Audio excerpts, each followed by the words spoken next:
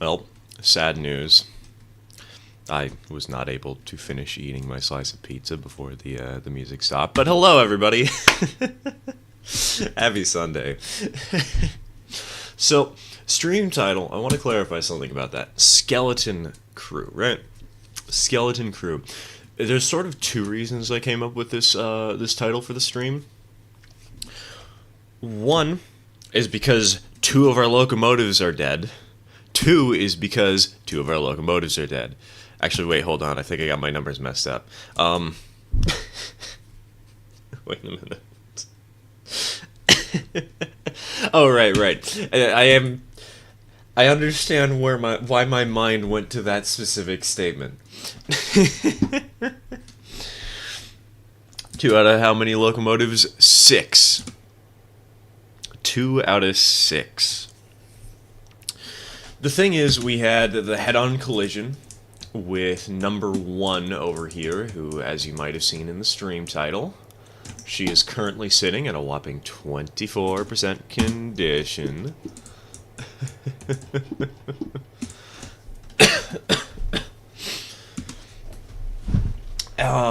But we also have the big...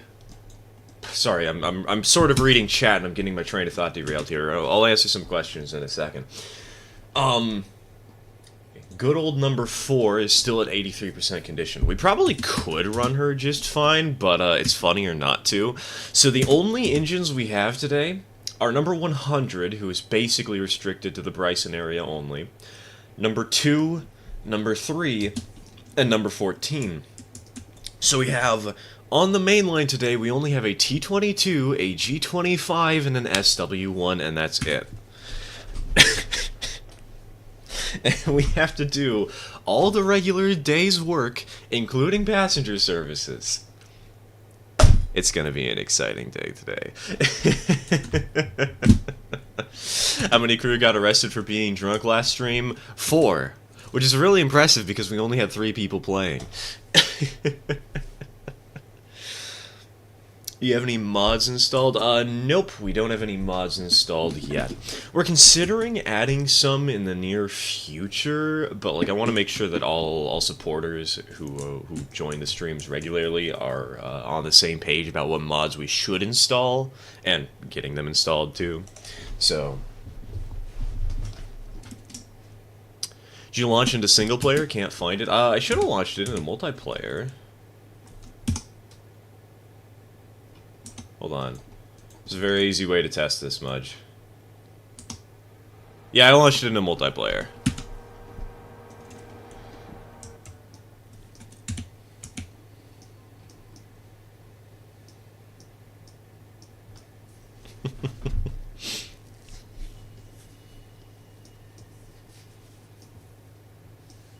Tried to have pastries for lunch. Not only were the pastries disappointing, but they left me hungry. Oh, I know that spirit well, TK. I had Kit Kats for lunch yesterday, along with Skittles and a packet of mini Starbursts. I gotta say, the mini Starbursts kind of sucked. Not gonna lie. Like, I was expecting something a little more exciting out of them. I don't know.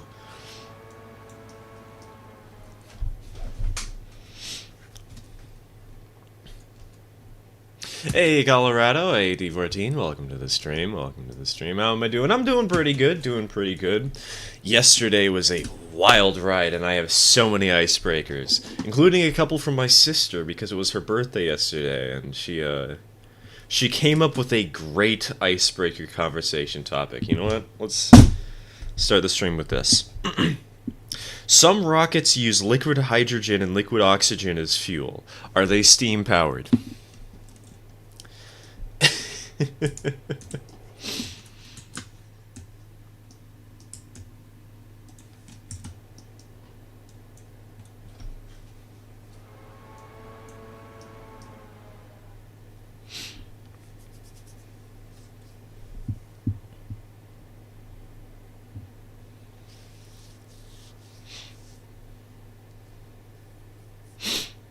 Hello, Jack. Welcome to the stream. Yes, Andrew, there are mods for the game. There are tons of them. You can add... Recently, actually, earlier today, Mudge, who is currently in-game,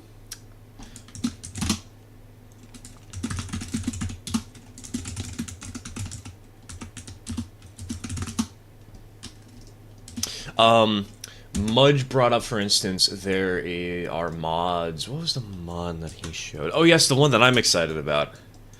There is a mod for Nantahala that adds a turntable and a little engine shed to it.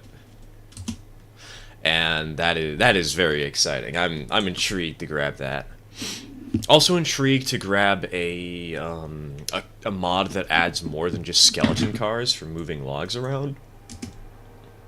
Because skeleton cars are cool, but I really don't like them on the main line as much, you know?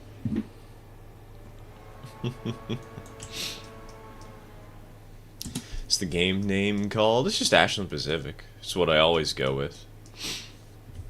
But it's only available to Tier 3 channel members or Tier 2 Ko-Fi supporters.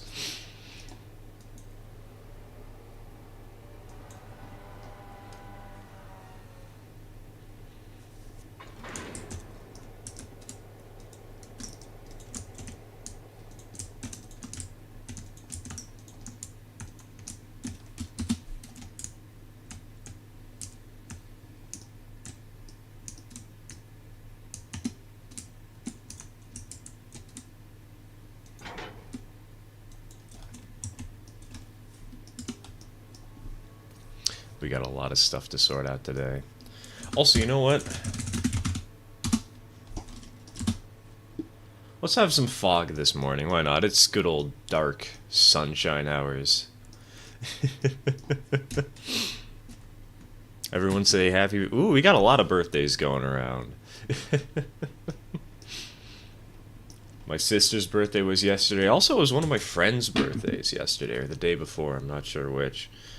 Kind of haven't talked to them in a few years. I probably should. Happy birthday to your grandma.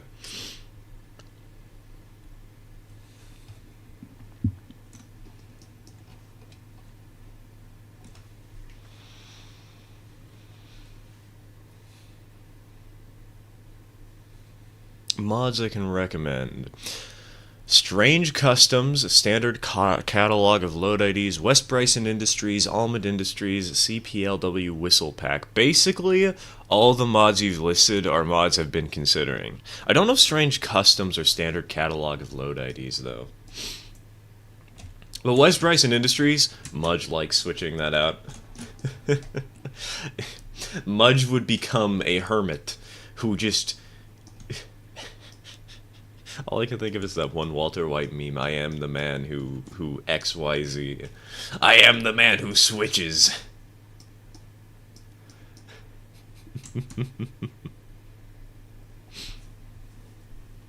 Strange Customs is required for most mods, so... Oh, okay. Happy Father... Oh, it's Father's Day today! Wait a minute! You telling me I... You know, we had a good Father's Day gift yesterday. We got out to see cool garden railways.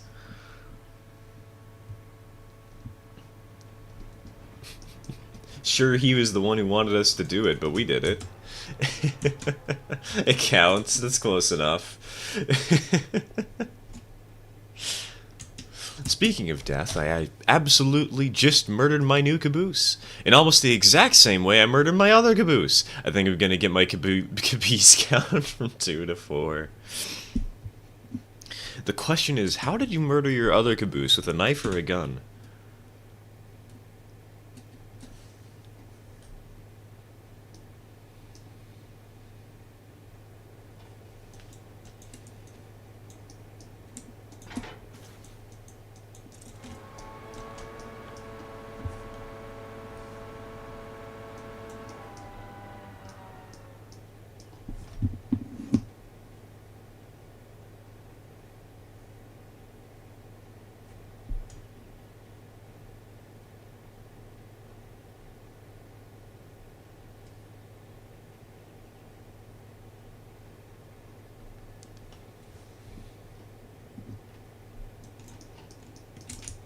Assuming you folks on the server can agree on which mods, one person should be responsible for updating the pack and the folks on the server with installing it. That shouldn't be too hard to do. I'm sure Mudge would be eager to do that.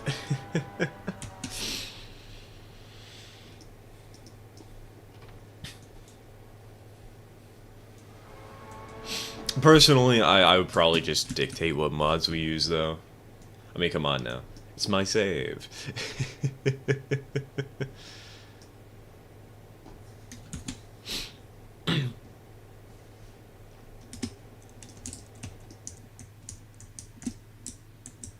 Some other mods that I would consider getting include...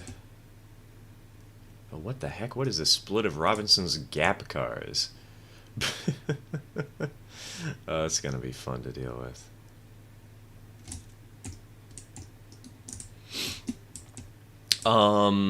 F units. F units would be another fun mod or two to add, because I know that it's the B units and the A units are separate. You know how funny it would be to actually have a setup of B units? Like, they had cabs in them. You can have a lash up of B units, exclusively B units.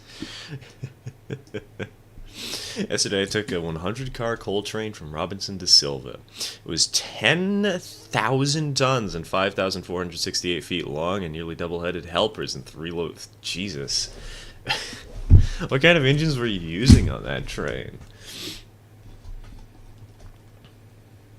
God, I can imagine how troublesome that would be, though.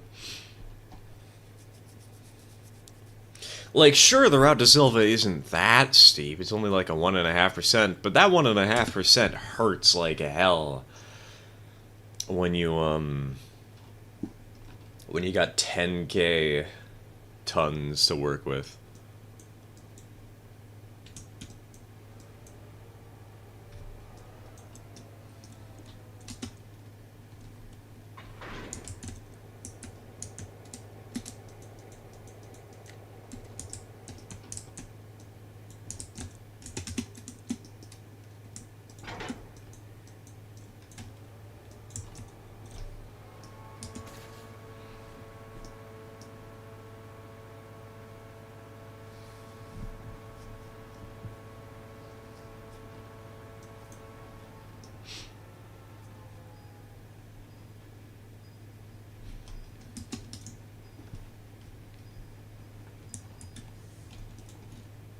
Wonder. Hold on. Well, let's look at the East Whittier engine service. How long is it going to take? 4 days and 12 hours? Good lord.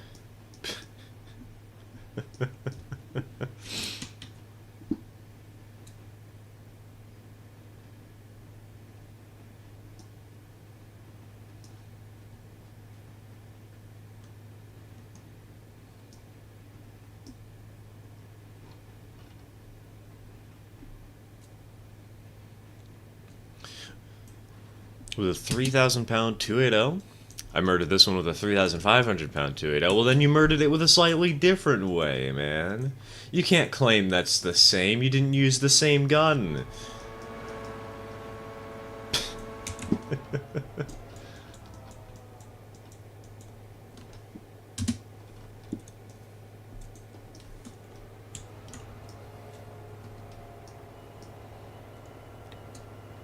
Said I'm no longer an uncle. He went, oh, I'm sorry to hear that.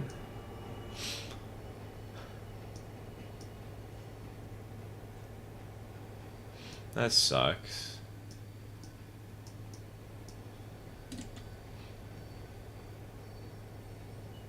You know, we got a lot of birthdays this weekend, but we also got a lot of death, apparently, because that's not the first death I've heard about in the past, like, 48 hours.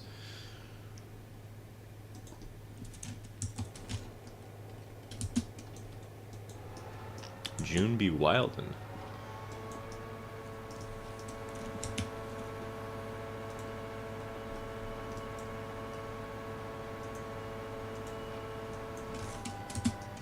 Had the Santa Fe leading, Big M a second, and then the most powerful 280, and then had 2 decapods pushing in the rear. Goodness.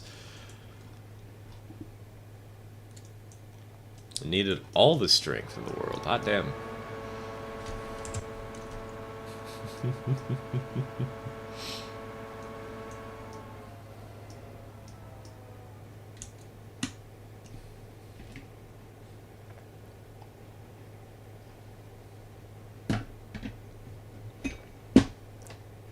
Grandmother died a month and a half ago. I'm sorry to hear that.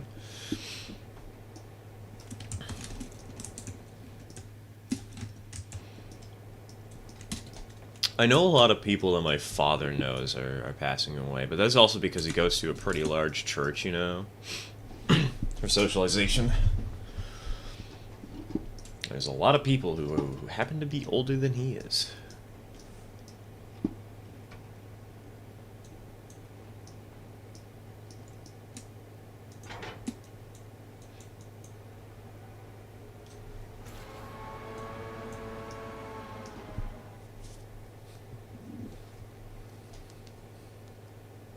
It's actually kind of a problem because it's slightly making me desensitized to death. Just how many people are passing away that he happens to know.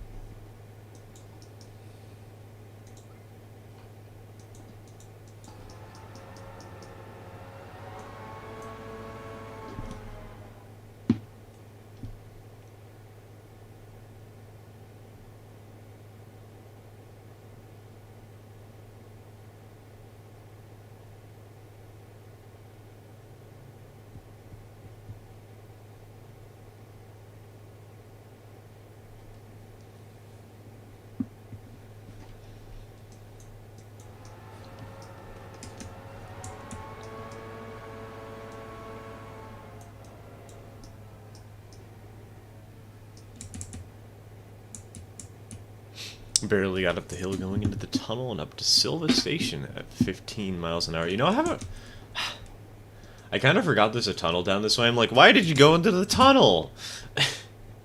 The tunnel's up at well, the tunnel I was thinking of was the one up at Alarka, because it's the one I've been going to a lot because, you know, we have the Alarka branch, we don't have Silva. I can think. I know how to think, Thonk.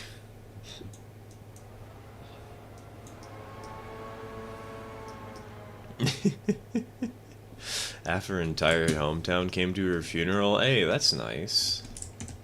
Got a good community standing behind her at the very least.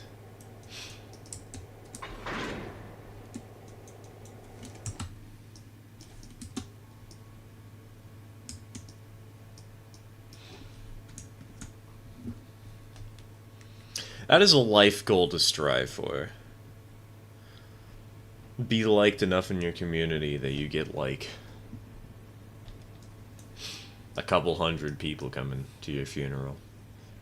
Actually, I guess that's more of a death goal now that I think about it. It's not like you're gonna be alive to see it, but, whatever, details.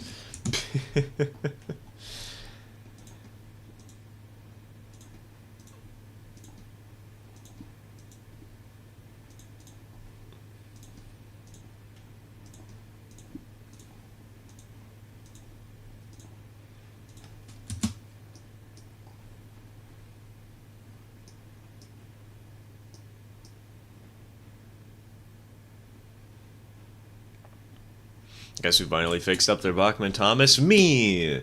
I did. I didn't. I'm blatantly plagiarizing here. Hello, JHR. Welcome to the stream. Welcome to the stream. I'm just relieved it wasn't going the other way around the horseshoe curve. You know, oh god, no. If it was going up the hill, you would have needed like 2 more engines to handle that. That 2% would have murdered you, like, several times by the time you,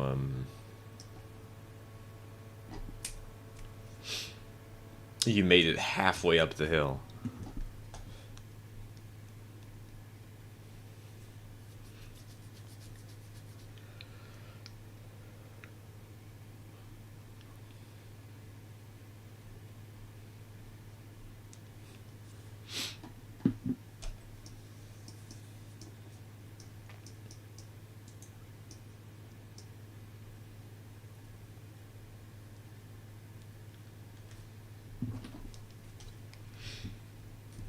Speaking of Thomas, we did actually see one out in the Garden Railways at the tour yesterday. We only found one Thomas, though, and it was sitting in the back room.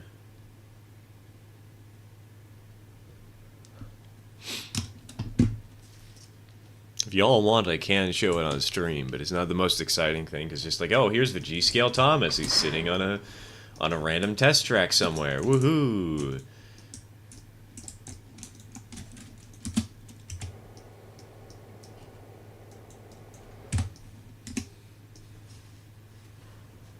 Thoughts on the E2 tank engines? Oh, I saw that argument in general the other day, where one person adamantly came to try and defend them.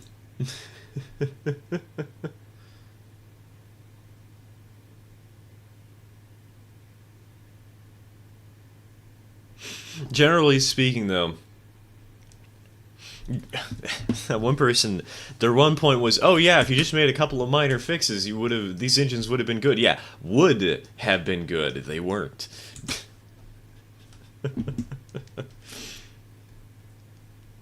They were all right, probably. I'm not somebody who knows steam engines well enough to know if they were truly bad, but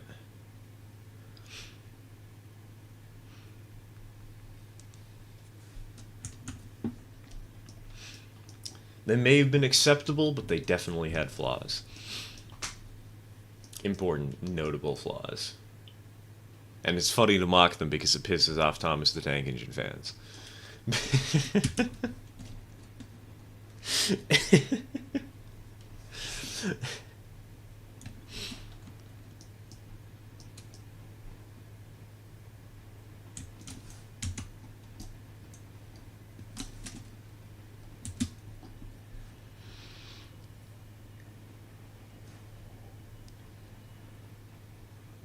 Helper track that they have there, I always have the most powerful 280 on standby at all times, just in case. On that track, personally looks like a Reading locomotive before they became the Team 1. Which helper track are you talking about? Are we talking about, like, over going towards Silva somewhere? Or are we talking about going up towards Alarka Junction?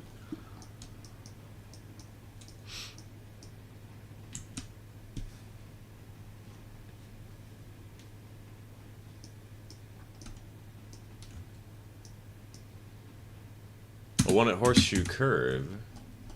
Well, you mean this track? That's a pulpwood spur. I mean, you can use it as a helper track because nobody uses it for pulpwood, but it is a pulpwood spur. That's on the big boy. I don't really have any. The only thought I can really think of for it is add it to video games in the worst way possible. Just make it the ugliest thing ever. Make it so it's still clearly the big boy, but it doesn't. It's just off in all the possible ways because there's so many fans who just want more tractive effort and a big locomotive and nothing more. Aside from that, though, I don't really think about articulated all that much.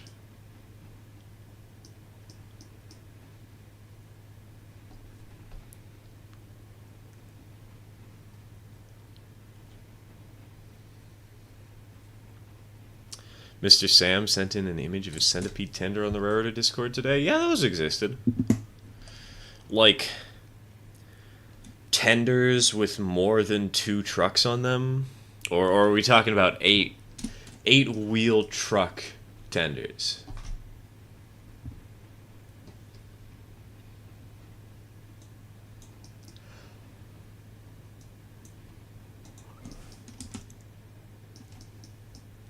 Also, I just realized I screwed this up.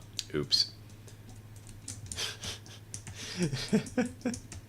I was supposed to hook up to the car that's already over here. What am I doing?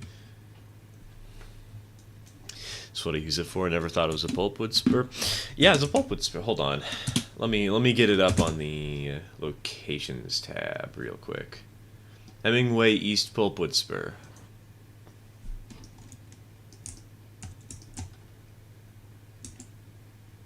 It's honestly kind of disappointing that it's a pulpwood spur because I feel like it just doesn't produce enough pulpwood, you know?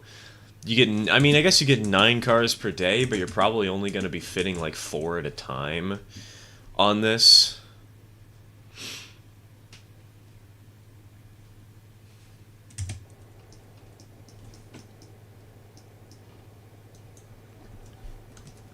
That'd be cool to have a mod that turns that into an industry that you can serve contracts to. That'd be fun.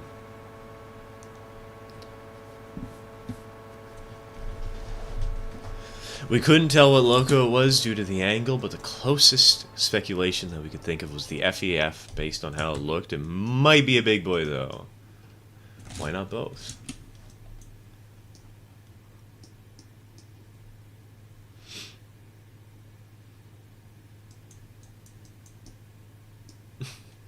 It is simultaneously a big boy and an FEF.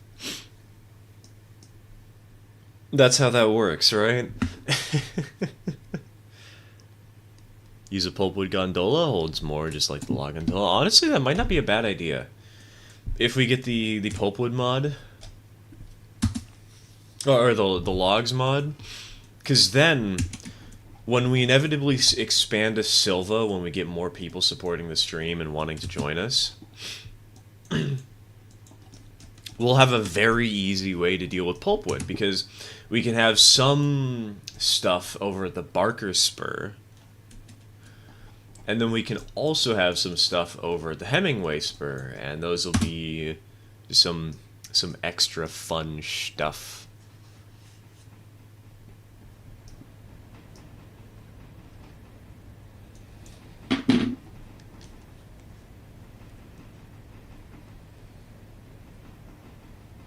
It's missing a few details to be a DM and IR at Yellowstone, and the bottom of the tender wasn't the right shape either, but Sam did say they might add the handrails later. Oh, wait. When you said... You're telling me this is a model that they're making for the game? Or like maybe a model for a mod or something? I would hope for an FEF in that case, but all things considered, I would 100% expect a big boy.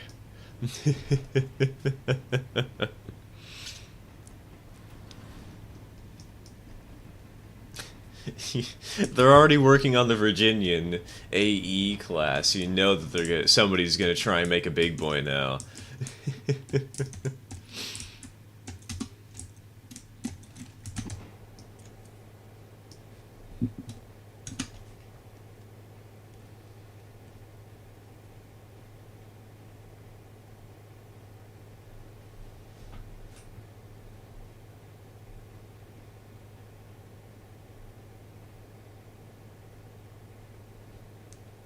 Rest of your streams, and I wouldn't mind hopping in and helping out a little bit on the railroad.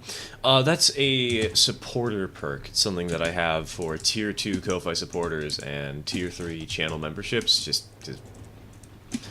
supports the channel at the same time. Also makes it so we don't just have literally anybody joining and destroying the save out of nowhere. We've had some griefing incidents in the past.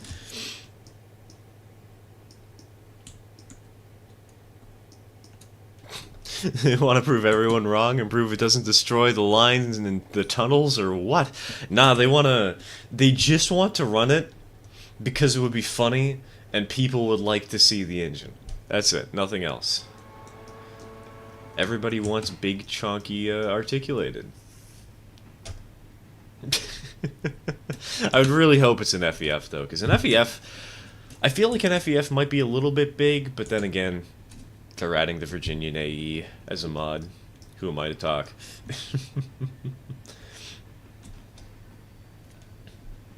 It's closer to engines we already have in the game.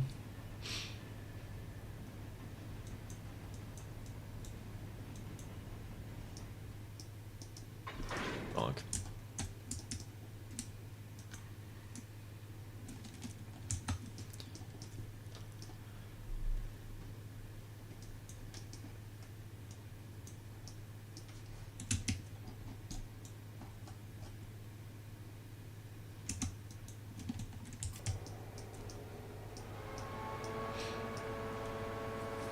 To make the 484, they should have made the N and WJ. The non-streamlined version?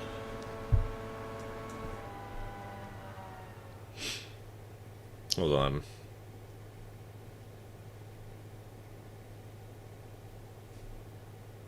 Oh no, the J class is actually the classic dildo liner, as they like to call it. Honestly, if we were to get a engine in this game, I would prefer not to get a streamlined engine. Like a 484, I'd prefer to get something more like a, I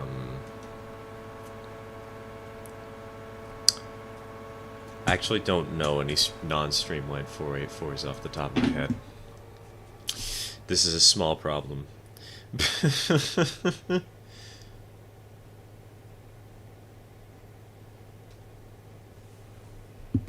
Oh, the Santa Fe ones would be fun. Right. Forgot about 3751.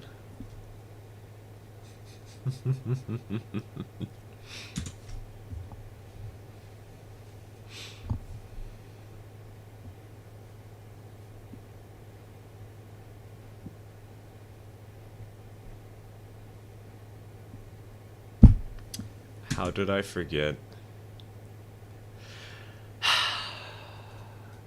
How did I forget about the Spokane, Portland, and Seattle?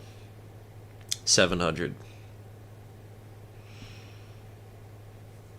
It's the other engine in town that everybody overlooks, including me. What have I done? Timken 4. Ooh, Timken 4 Aces could be a fun one to have.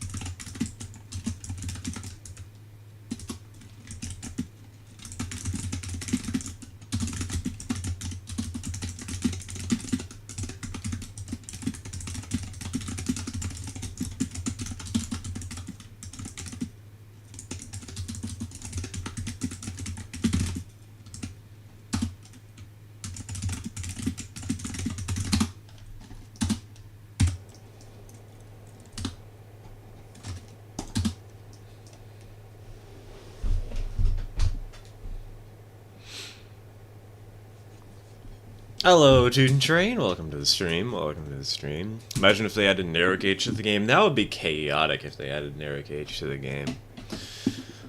They'd probably need a whole new map for it.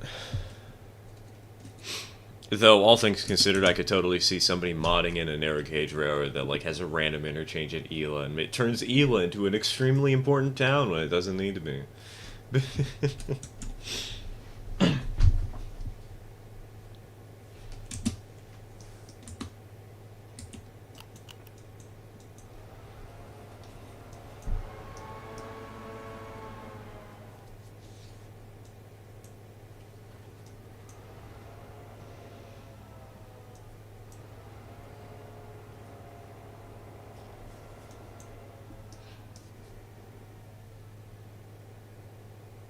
The NNWJ also has all roller bearings, keep in mind. Roberto, I think you mean bear in mind. Tish. I'll show myself the door.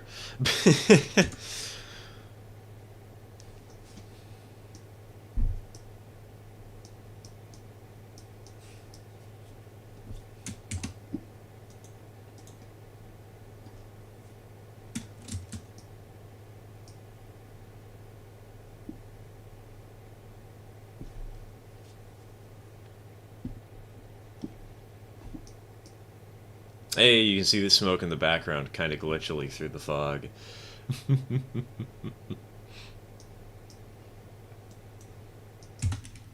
Oh, could you forget the T1? Simple, I live on the West Coast.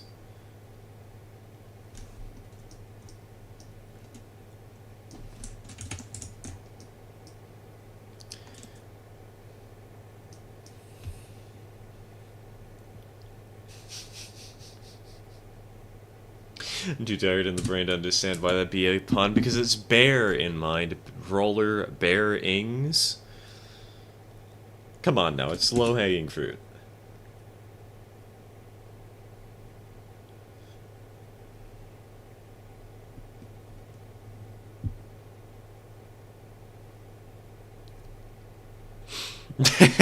There he goes, now he understands. Having to go notch 8 just to start moving trains is kinda crazy. Yeah, it is kinda crazy. But, we have a crazy day ahead of us. Just you wait.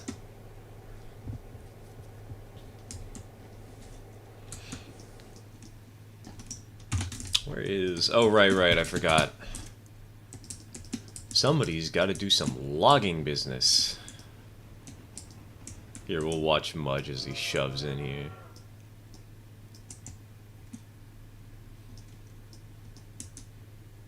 I like to see them add E or F units. It's right for the time, and I want to make a Rio Grande F unit in the game, damn it. There is the mod. You can always get the F unit mod. It's one of the mods I'm eyeing for when I plan to transition into a slightly modded game.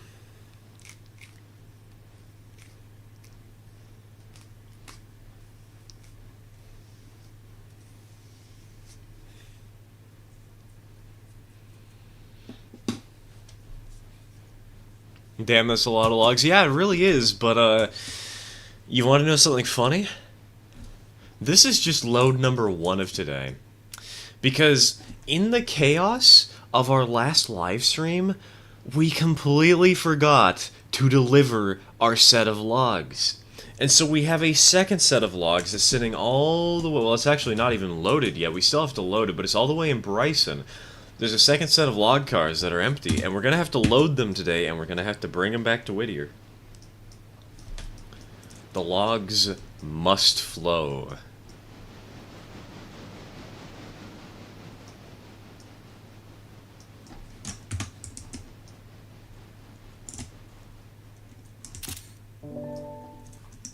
That was a good picture. I like that one. That turned out pretty.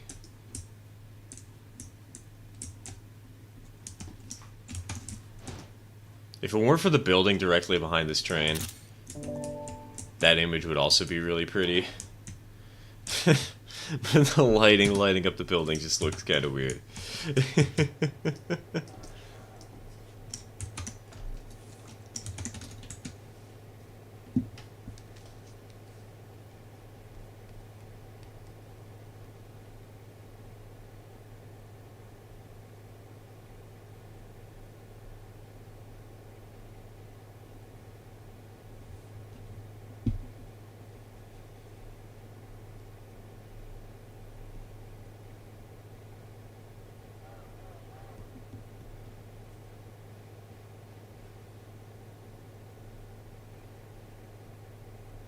Pretty train pictures are the best. 1000% agreed.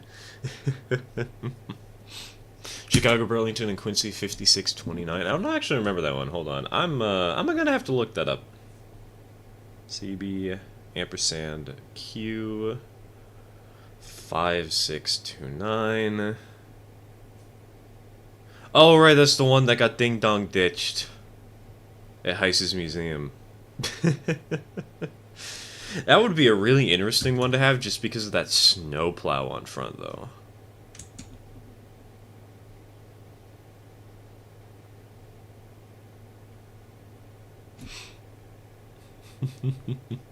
Hey, Liam, welcome to the stream. Welcome to the stream.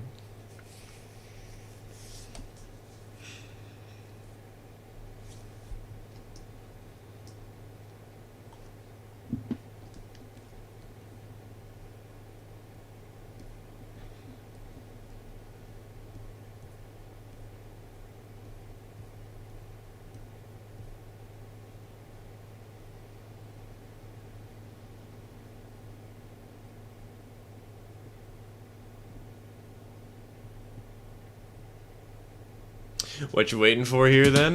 This little locomotive right here. We're gonna be doing a double header today. It's gonna be jank. Hello, Mudge.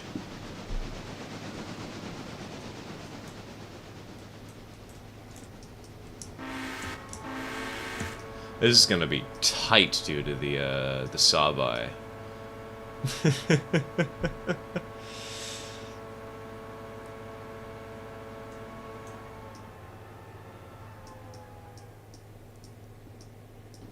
A particular Michigan engine was also 5629?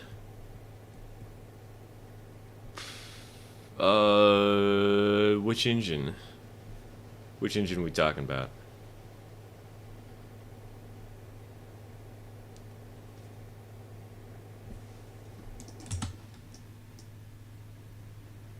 Grand Trunk Western? Okay, hold on, let me... Is this another 484?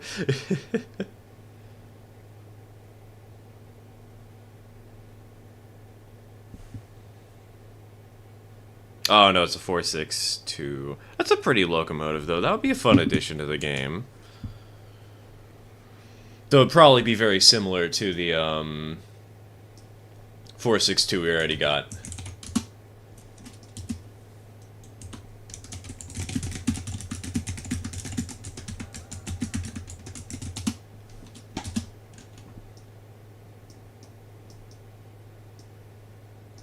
I think it's so funny how they blocked a highway just to get a steam loco into a museum. I wonder if they held up any traffic. Oh, of course they did!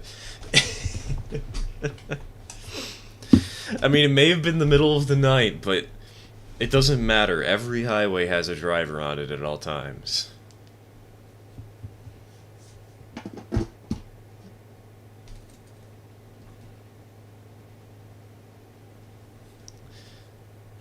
Oh, the bike will ride away from the Durango and Silverton. Get tons of great pictures. Got some of DNRGW 476 in the rain. I go there. It's too much, but it's worth it. That's a mood. I go to this train place too often, but it's okay. I'm just selling my soul to the railroading devil.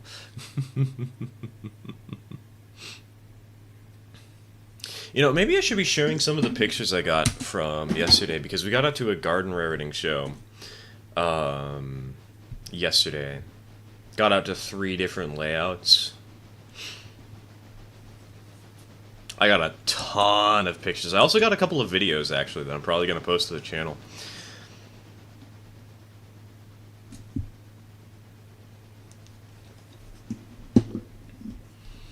I think... The funniest thing that happened at one of the layouts is there's this giant hill on it, and I was trying to estimate how steep it was, and my father's like, oh, it's probably a 2%. I'm like, no, that looks like a 4%. That's absolutely a 4%. And we talked to the owner of the railroad, and he told us it was a 4.3, and we're just like, ha-ha! I called it. And then he immediately asked me, what do you think the hill on the other side of the mountain is? And I said, I honestly didn't look at that one, I don't know. And then he told me, they have a 6% grade, a 6.5% grade on their garden railroad.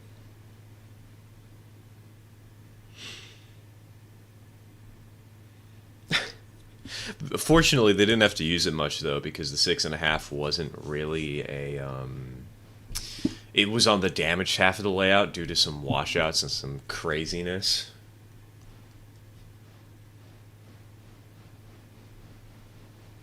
A 6%? No, 6.5%. Gotta tell you more about your recent garden railroading outing. I didn't even realize the railroad was that well known, man. My father really wanted to go out to it because the layout, well, it's been closed for a couple of years because of a washout that happened. And so this was the first year that it was open. He's like, okay, we gotta go out and see this. I know there's the other layout in town that's also really cool. That's the indoor barn layout that goes from floor to ceiling, but like, you have to see this railroad.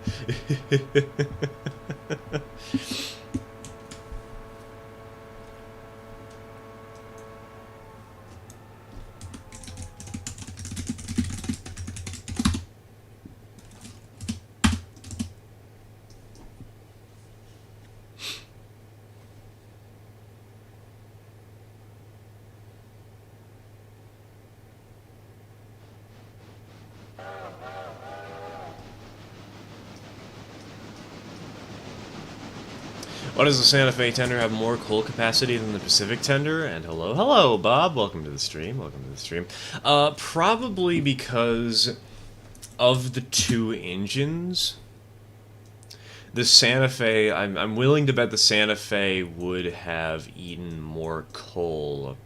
Hold on, where's the engine? There it is. I'm willing to bet the Santa Fe, being such a strong engine, that she would be a little more coal hungry, and the Pacific would be more water hungry in prototype.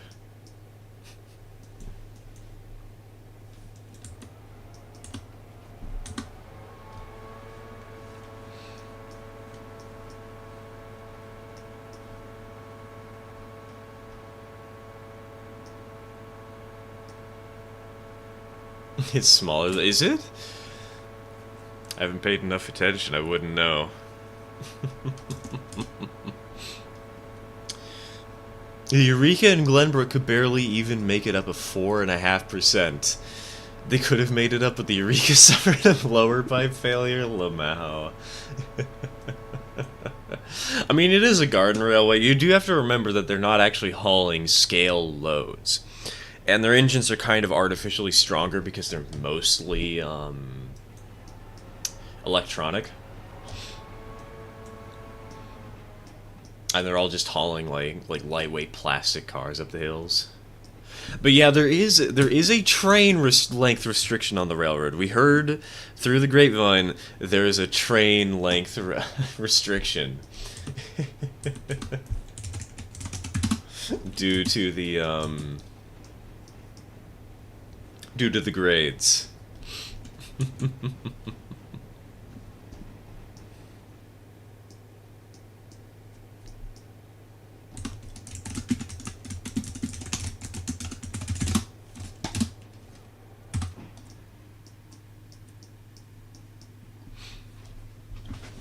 Hello, Magnus. Welcome to the stream. Welcome to the stream.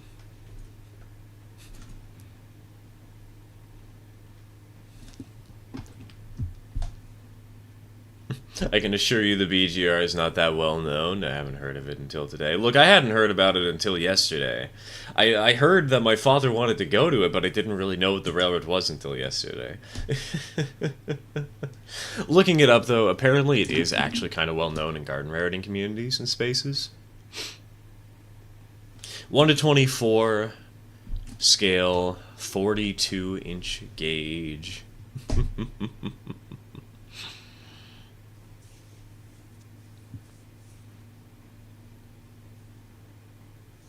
Speaking of layouts, I tore down my layout over the past 2 days. 200 plus pounds of solid oak table, Jesus, will no longer be my problem because I'm switching to modules.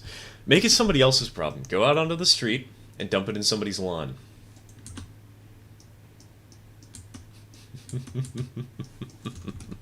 Been confused by the Santa Fe and Pacific tender problem, but according to the prototypes, that is the correct amount of fuel for them to have. So, don't know why, despite the Pacific tender size. Interesting, okay. So, this is a problem people have noticed, except it's also not a problem? Huh. Also, hello, Nina, welcome to the stream, welcome to the stream. And hello, Adam, welcome to the stream, welcome to the stream. Things are going pretty good today.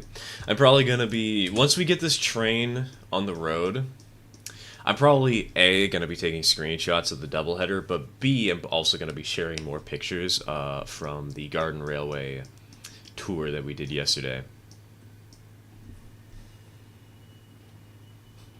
An acquaintance of mine actually has a Colorado narrow gauge themed garden railway that tackles a 3-meter height difference.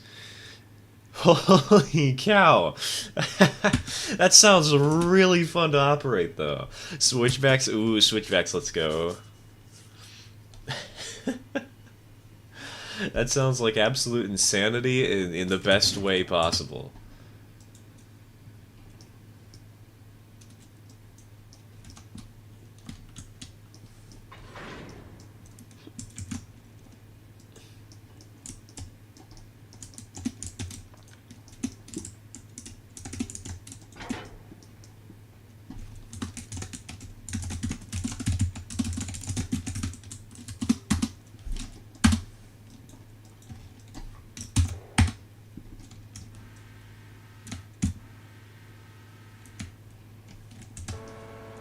Goodness, this train is having. Honestly, seeing the layouts yesterday, though, has made me think that I should get into a little bit of garden rariting myself. Not much, you know, just like a simple loop of track and and one locomotive. The only problem is, oh my god, the engines are so expensive. You can get a DC locomotive for $200?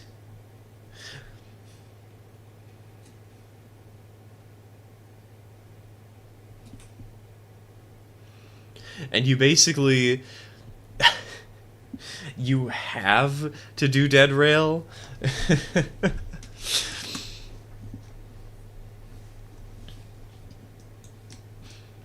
I may or may not have spent the entirety of last night looking up CVP products so that I could understand how I could get into dead rail for G-Scale.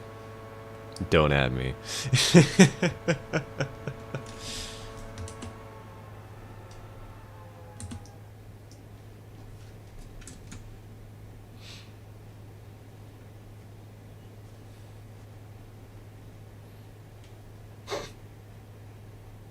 What even is dead rail? Dead rail is battery-powered locomotives.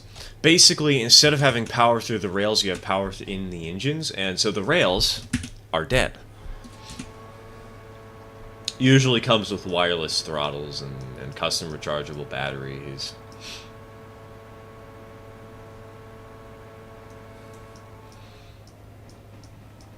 Closest thing to that is an operationally connected HO and G-Scale layout I operated at SoCal Ops last weekend. Wait, there's an operationally... How did that work? Operationally... Well, oh, okay, I guess it was probably like there's just a sort of interchange point and you just have to say that the cars are interchanged at that point. That's kind of cool, though, actually. Keeping people involved, whether you want to do G-Scale or HO. I like that idea.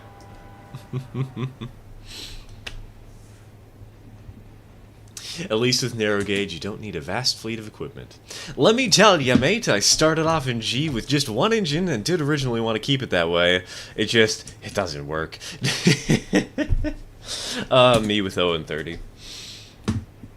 Yeah, I expect that I would be like, oh yeah, I'll just buy one engine and then I'll buy like 70.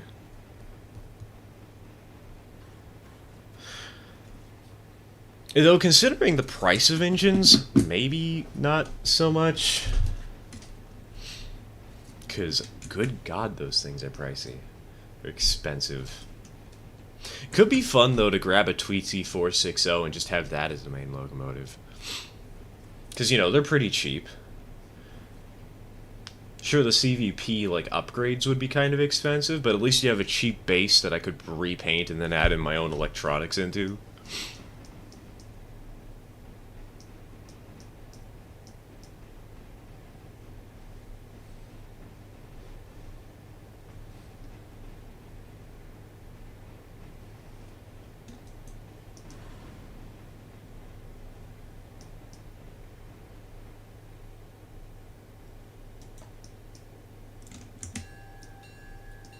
Alright, boys.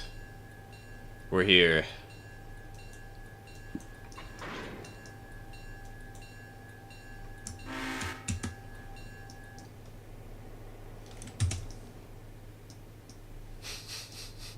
We have 39 cars, 1.5k tons.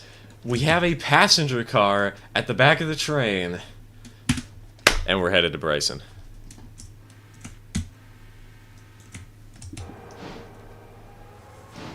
Actually, we probably should stop off at Whittier first.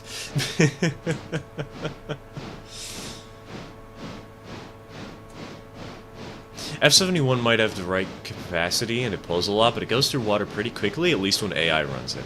I went farther with the C-55 despite having 1,500 gallons less water capacity. Personally, what I find is that the AI is most efficient when you're running at about 20 miles an hour on road mode.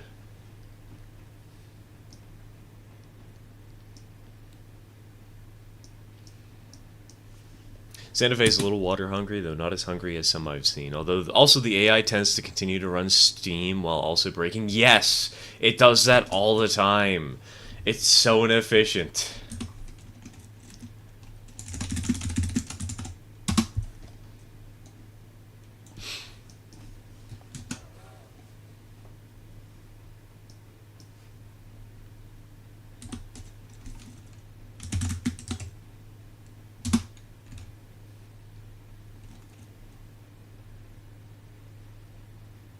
I overshot that estimate.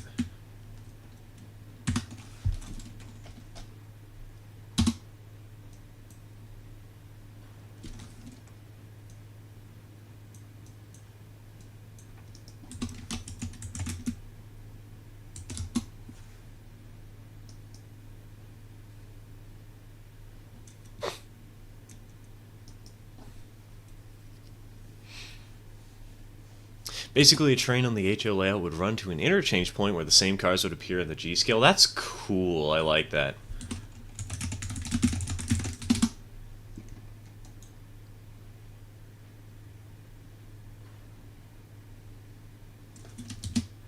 Being real picky about prototype is a good way to keep costs down as well. See, that's one problem. I'm not picky about prototype. I can... I will buy... Well, admittedly, okay. I probably would be picky about scale. I would want my scale to look good.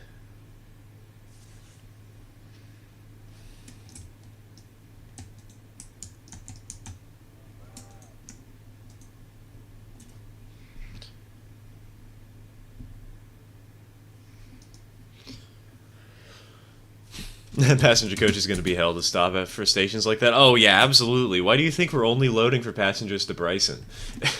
We're not going to get anybody going to Ela. We're going to leave them all behind. Screw those people.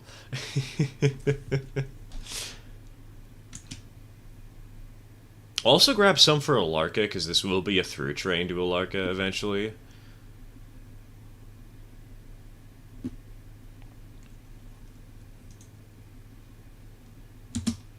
Alright, while we're waiting for the passengers to load, let me get some photos from the event. I sent a lot to my sister, so I have a lot that I can open in my browser. We'll just have to do that awkward thing where I just show my browser to show off pictures, that like how we did last stream.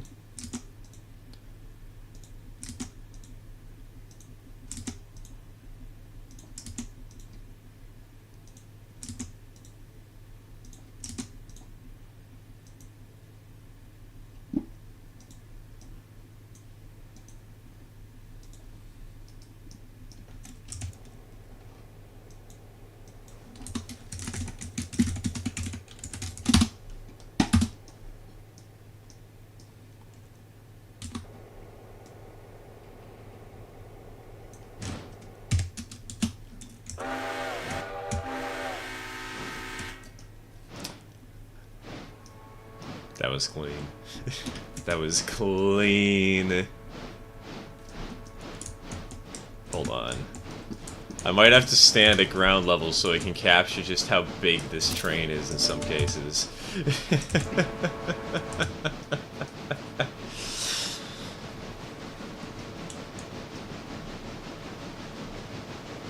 Alright.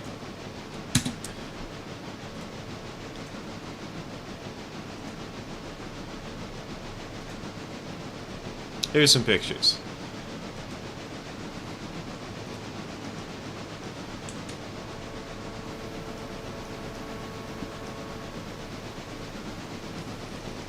You'll just have to have random train noises in the background. You won't be able to see them.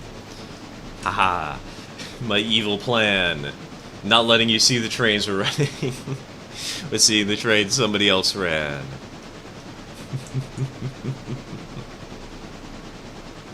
That 280 was beautiful. It really was, dude. It was the only... You know what's really funny? It was the only engine on the railroad that was actually labeled for the railroad that was running today that we got to see. Every other locomotive was just an engine they had.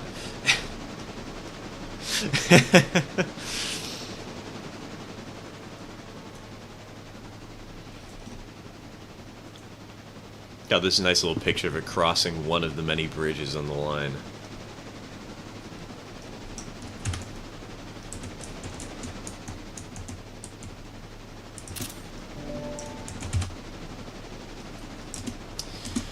Picture number 2, same engine. These pictures are absolutely out of order. This was actually earlier on the line. PNG tuber's not working correctly. This was actually a little bit earlier on the line from where that first picture was. This is bridge number 3 or 4 on the railroad, but it's the first big bridge as they begin the climb up the hill.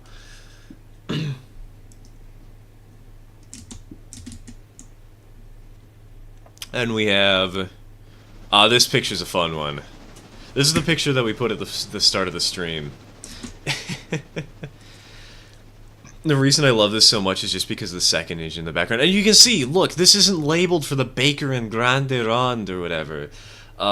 It's labeled for the Denver and Rio Grande.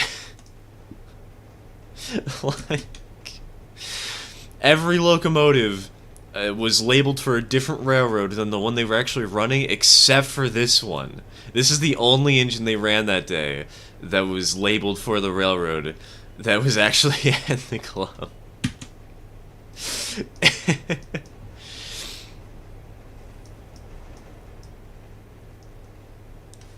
Oh man. Hold on. Starting to reach the early morning where we don't need fog anymore.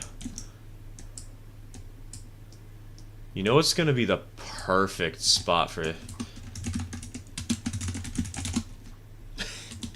If anyone knows the perfect spots to grab pictures, it's gonna be Nina.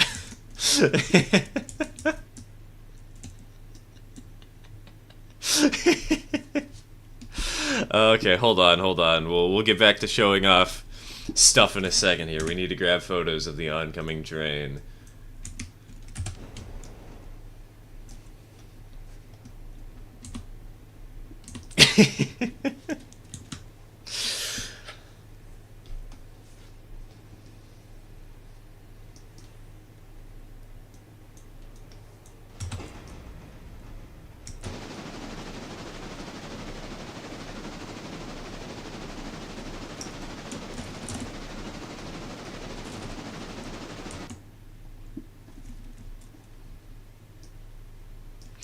Mudge, if things go horribly awry while I'm taking screenshots, let me know and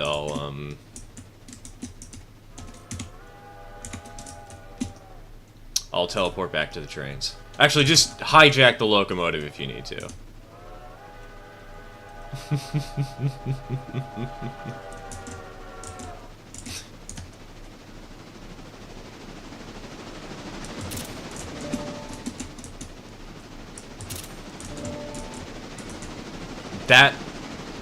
That picture might be the best one we've had so far this stream. That was absolutely gorgeous.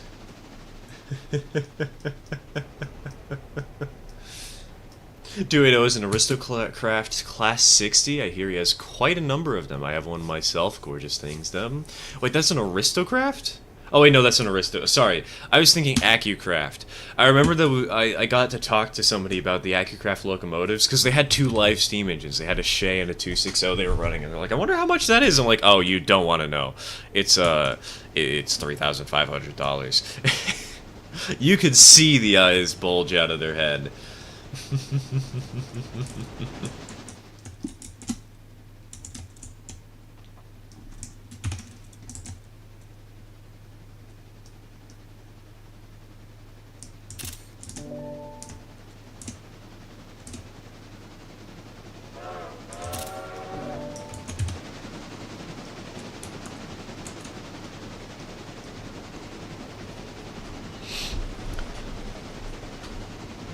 Most likely an engine unknown law. Exactly.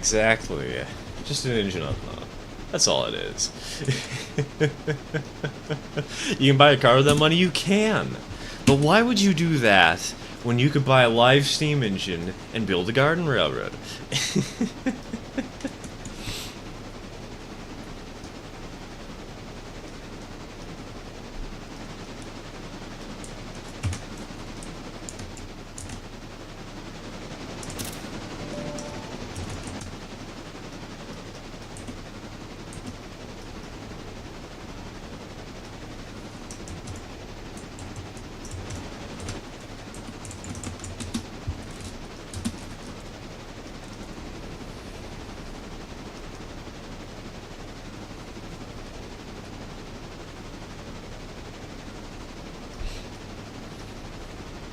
Craft had tons of live steam engines. They did a live steam K37 at one point. They're still selling live steam engines, actually.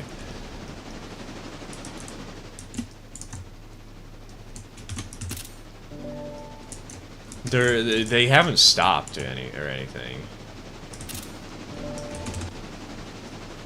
They only sell them in 1 to 20.3 though, and so the thing about the Baker and Grand Rand or whatever, I hope I'm pronouncing that right. I'm probably not.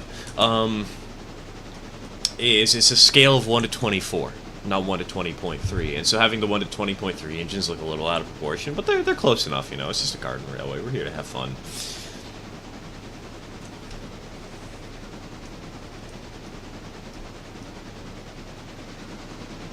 There was this one locomotive that was absolutely stunningly gorgeous. It was a 260. It's the one... I only got a few pictures of the 260 because I was frantically trying to get recordings of it, but it was such a pretty engine.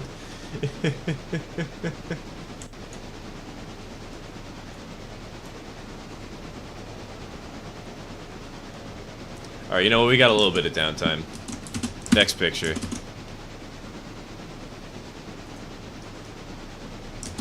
This one was a fun little picture, looking down, because there's a little river down here. You can kind of see the water, and it's just below the train, and it runs along this little crevice. And so I was taking the picture up from the top of the hill and looking down. There's a little tunnel over here that the train sneaks into. You can kind of see a little bit of the tunnel portal.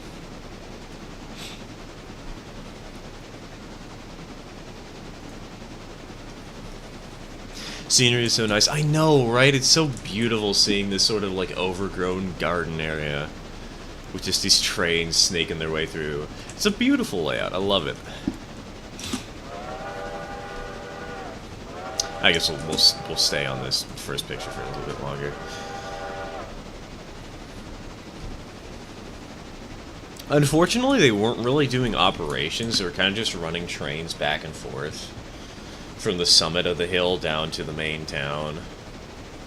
So that was kind of lame, but there were a lot of meets, you know. There were 3 locomotives going between, like, 1, 2, 3, 4, 5 town scenes back and forth. It was pretty cool. Especially because the summit was so complicated to handle.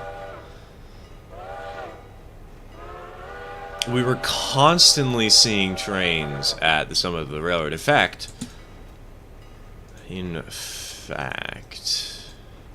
I think I have a picture of 2 trains. Oh, I don't have a picture. Hold on.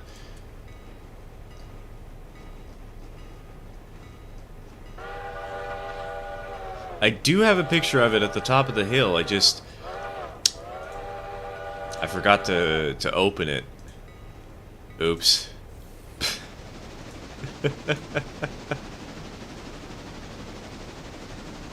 There we go. Yeah, here's 2 trains meeting. The passenger service, which the passenger service is pushing this train backwards down this hill in the background. Because right over here behind this hill, you can't see it obviously, but the end of the line was there temporarily because they haven't rebuilt all the tracks for the railroad.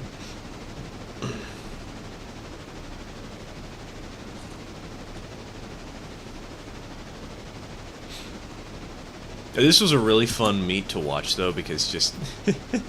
you had 2 people back-to-back trying to throw all these switches and get everything sorted out and just... I don't know, there's something special about it. There was something a lot of fun about it. I've been watching Smiling Friends Seasons 2 for a while, and I want to see an episode where Pim and Charlie try to cheer up a Thomas the Tank Engine-esque steam train and find new purpose. Get Mattel's licensing.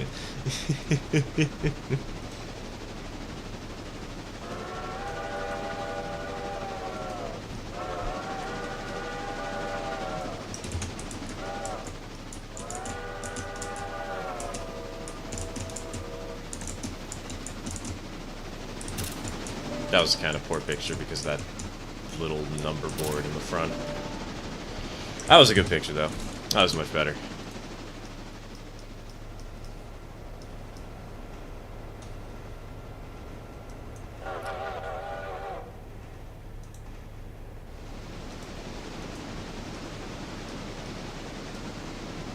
We got this. We're safe. Well, you ever doubt our ability to stop?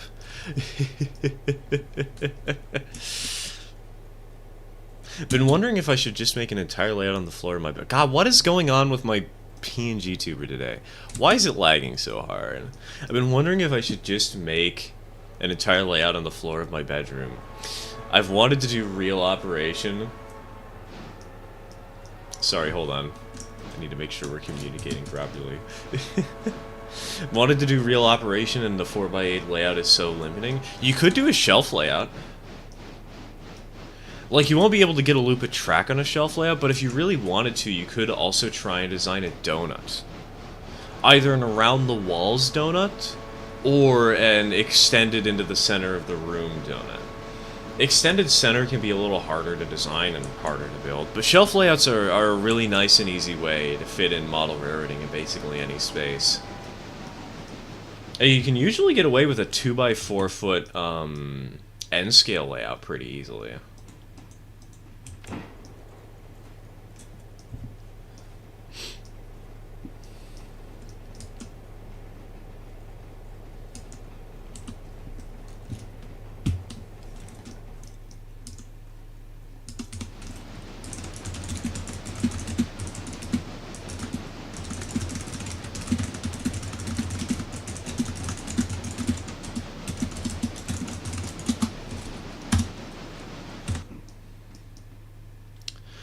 Debating setting up a shelf layout L in my front room since I can't get a loop.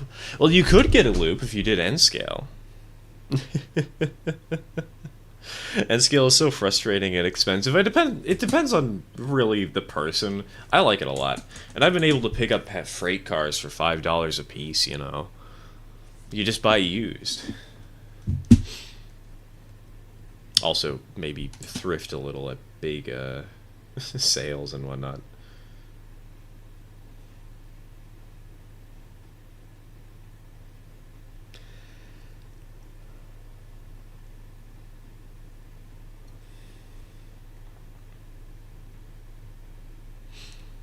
Have you ever heard of War of the Worlds by H.G. Wells? I have, but I haven't read it or anything.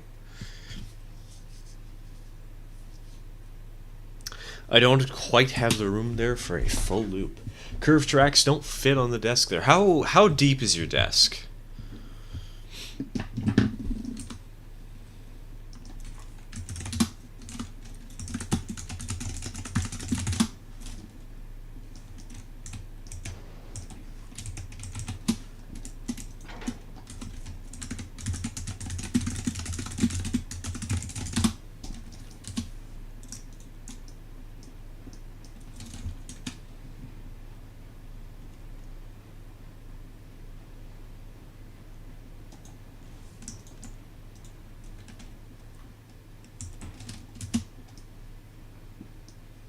You know, I'm actually really impressed with their locomotive. I just realized.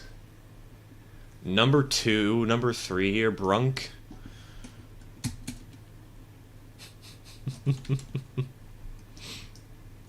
Brunk is hauling the dead weight of the extra diesel and the entirety of these 33 cars with ease. Maybe 2.5 foot deep. It's about 6 inches too short to fit the full curve from the tightest corner track I have. What scale are you working with? HO, I assume?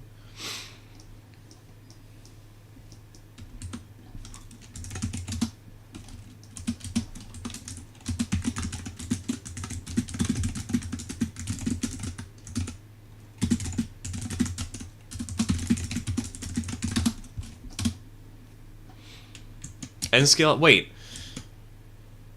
2.5 foot deep, but it's 6 inches too short to fit the full curve from the tightest corner track? What curvature do you have?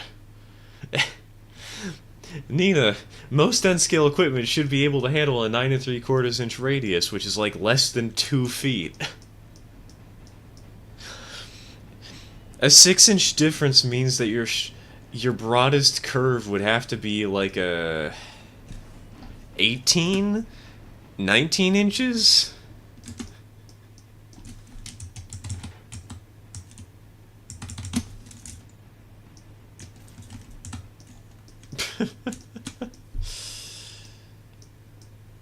It's either your curves are too big, or your 2.5 foot estimate is wrong.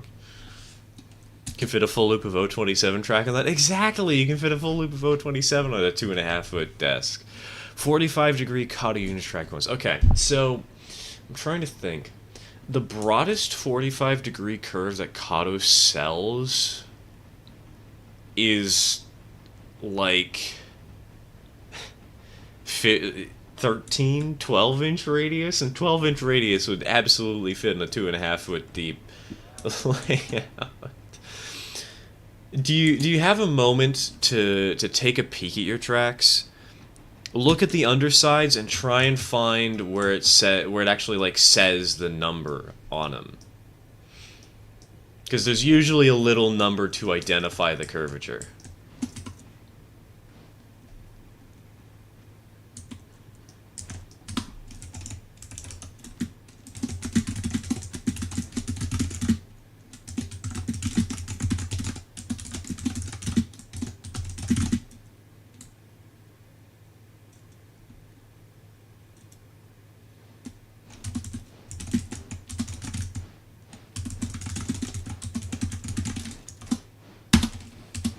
Give me a sec, we're just in the yard anyway. Take your time, take your time.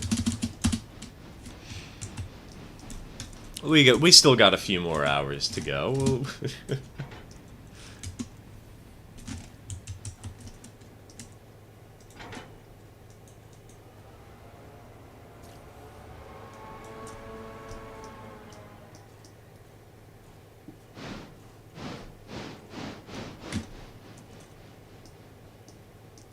Alright, I'll set up the train to Robinson's Gap real quick.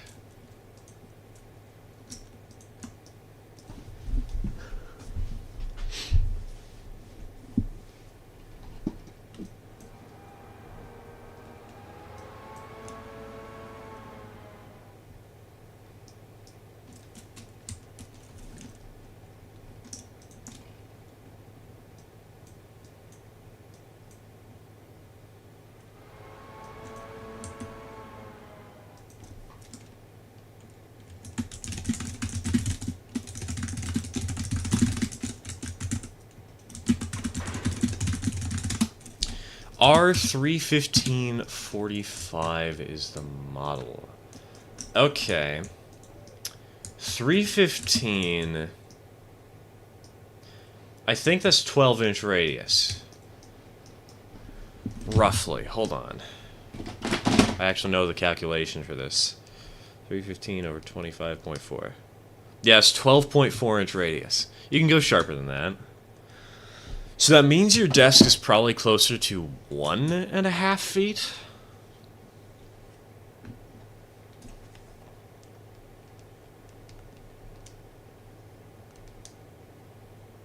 So you're looking at about, what, 18 inches? You probably do want to measure your desk, because there are actually 2 curves that Kato makes that can handle sharper quarters. I didn't know Unitrack had sharper, I guess. Yeah, no, Nina, Unitrack can go down to 4.5-inch radius. Actually, 4 3/5 to be precise. You can get sharp corners with Unitrack. Can anything run that kind of a sharp corner? Probably not. Can you do it? Absolutely. Don't know if I want that sharp. Oh, absolutely not. With curvature that sharp, you actually can't run most locomotives. I've had 4-wheeled locomotives struggle on those curves.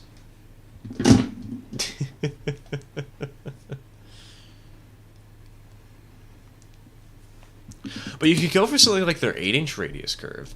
Their 8-inch radius curve might be able to fit on your board. Or you could go for the first compact tier, which is 7 inches. The 8-inch will more realistically handle your big diesel, though, so...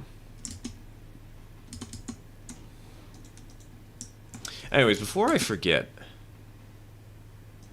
more garden railroading. Get one of those 80s N-scale B&O C16 040s and run 2-inch radius. Lol. You know who has one of those? You know who was considering doing that?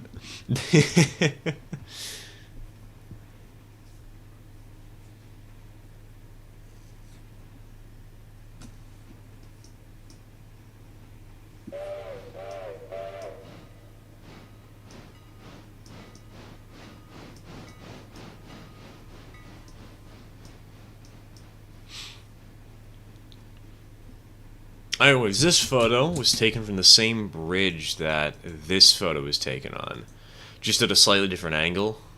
You can kind of see it in the background. You can also see this model railroad has stub switches. The madman who made this hand-laid stub switches. Legitimately crazy. Here's one of the live steam engines. This was the Shea 1 to 20.3 AccuCraft, running with a small mixed consist, running up the big bridge. This is one of the most impressive parts of the layout right here, this giant bridge.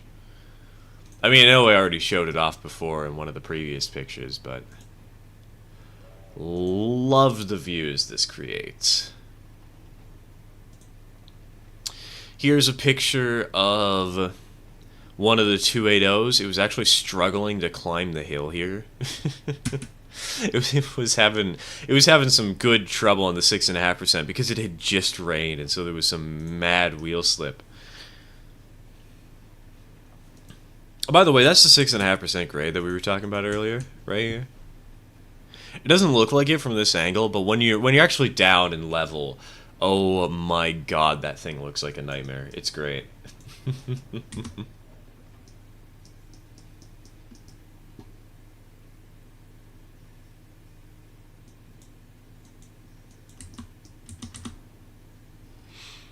Alright, next on the list we have this picture. This is one of the first towns outside of the main building. Actually, did I take any pictures of the interior of the building? Did I have any in this little slideshow I'm showcasing? I should check. This is a really pretty town just because of this little dividing river and the dam that's right here. Though, this switch throw is kind of annoying to look at. I'm not gonna lie. We didn't actually see any trains meet here, though. They kind of just continued on their merry way.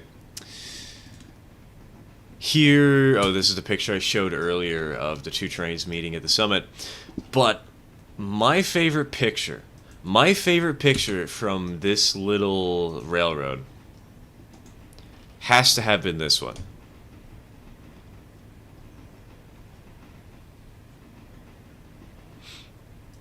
It's just something iconic about this angle of the locomotive as it curves into the bridge, and there's somebody down here taking a picture of his own. 2 pictures in one, baby.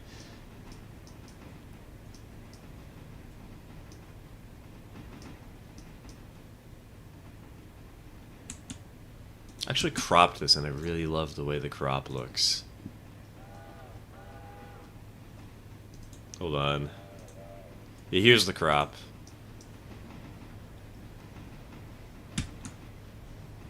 This just feels like it perfectly captures the essence of railroading, you know?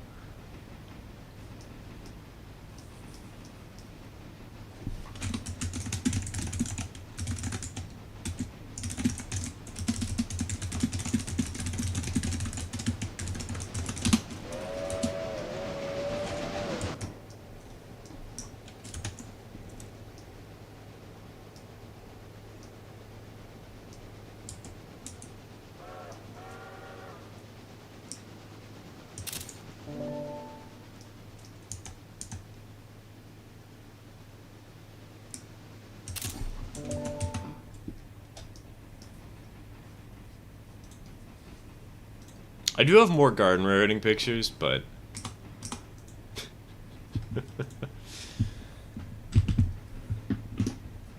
if I were to go into detail on literally everything, we could be here all day.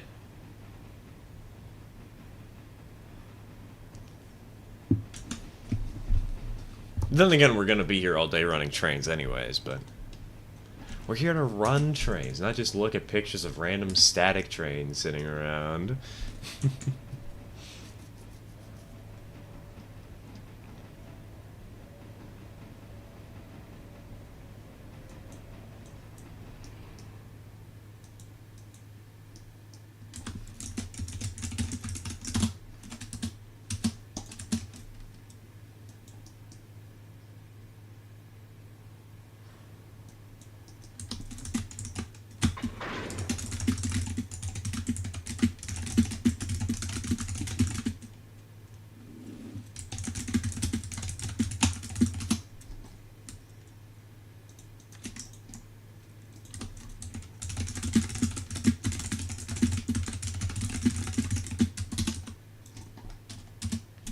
Oh, this caboose is at 92%? What the heck?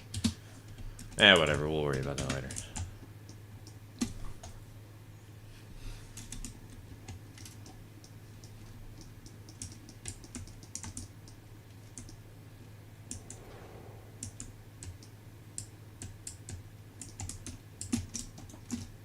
I have a bunch of floor space for a railroad. I use green felt as grass because it's easier, and you can make gills and hills and other stuff. And I use easy track because I have to make all of my railroads temporary.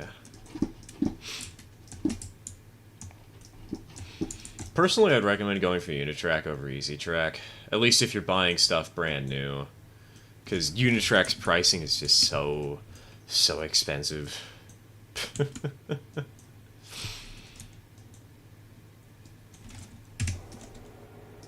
Wait, hold on. No. Wrong engine. I don't want Sky. I want Connie, who I'm going to select from here on out.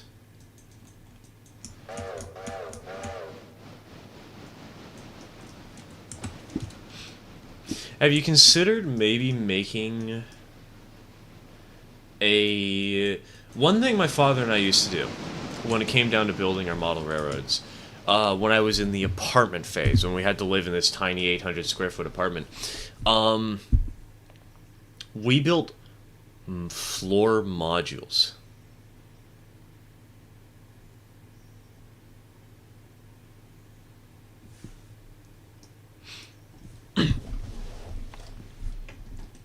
Sorry, the brain is stumbling around a little bit. We just set up a whole bunch of like 1x4 foot modules, and we just laid track on top of those on occasion. And we had some basic buildings and some basic decorations. So one thing you could do if you really want to is make some very basic modular system that you can like hide under your bed or maybe put on a shelf or something, and then when you want to run it, you can take it out, put it on the floor, plug it together.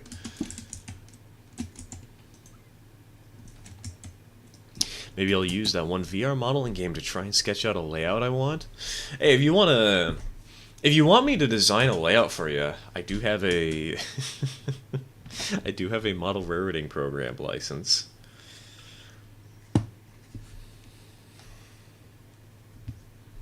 I like designing layouts.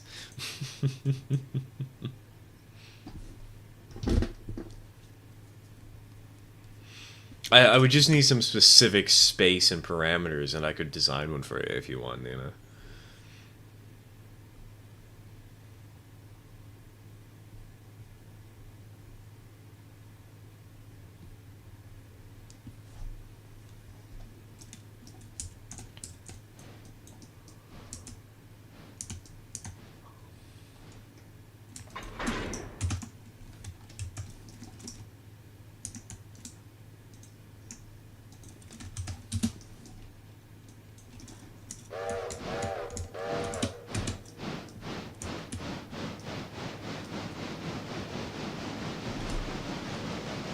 Having a layout under my bed is also an option, but hanging my head is not ideal. Well, one thing you could do, Toon Trade, is build a layout that's designed to roll under your bed. Because, like, it doesn't need to always be under your bed. Like, I have a... I'm not gonna lie. I've moved my wardrobe to under my bed with one of those IKEA rolling shelves or whatever. Not really shelves, but under bed storage compartments. And my wardrobe is so simple that I only use half of it. I'm really tempted to use the other half to make a small model railroad.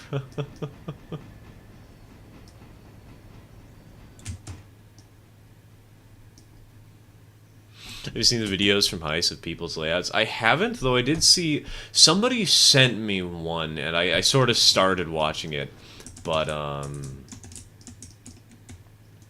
didn't get around to finishing it. It was the one of the N-scale layout where there was 3-foot clearance in the attic, and they had to use rolling chairs to fly around. And hello, Locke, welcome to the stream, welcome to the stream. We've been doing some fun shenanigans so far. We've had 2 doubleheaders so far today. One of them is still running, actually.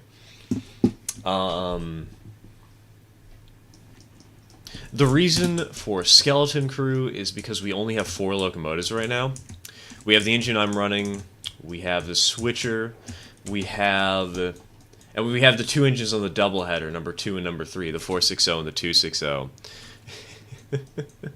Because number 4 is currently out of service. I mean, we could run her, but her condition's a little low and I want to repair her. And number 1 is currently sitting at a 25% condition. We're not going to be running her for a while. We've also talked a little bit about some garden rareting. I'll probably post a couple videos about the show I went to yesterday. G-scale trains are crazy. Oh, absolutely. Why do you think I want one?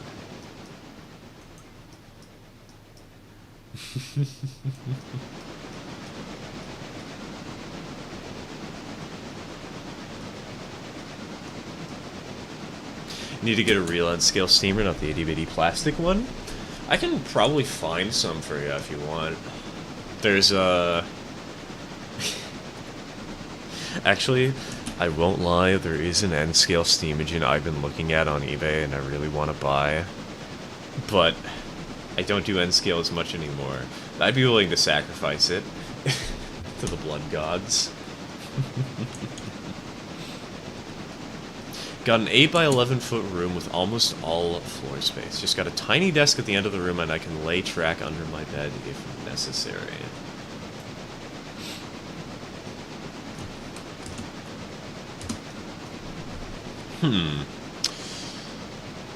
Trying to think. Tiny desk at the end of the room and I can lay track under my bed if necessary. You can make a pretty fun little layout with that kind of space. I mean, yeah, sure, it's a layout on the floor. Be careful not to kick the trains, and it does look a little cheesy, but who cares? You can have so much fun with that.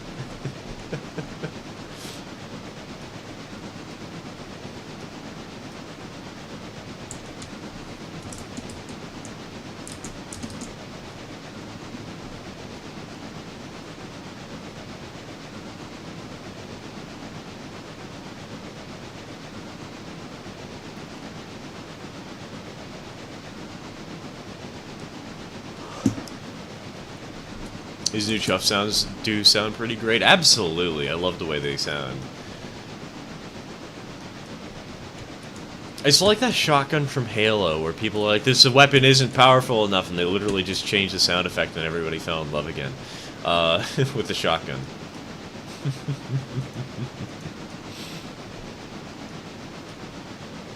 Except this was a train game.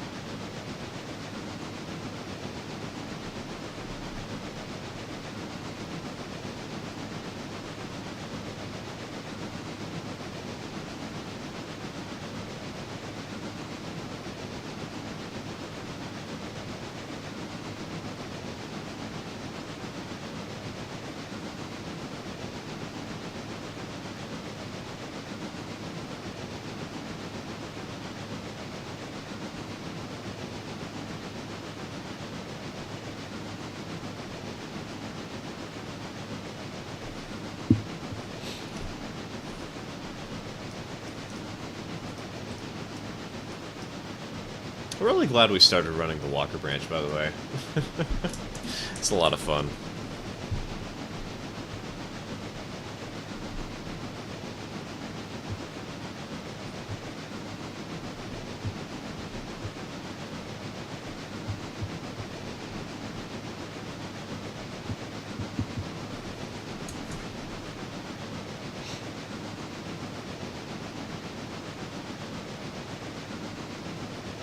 Really short person, and I never have problems with stepping over tracks, and I always put my trains away anyways. It's always my family coming in and stepping on it. I'll just make it so you got like a little removable section near the door then, so that they have a clear path into the room. Told you Walker was fun, didn't I? Did you? I don't remember. I'll be honest, my memory is fuzzy here.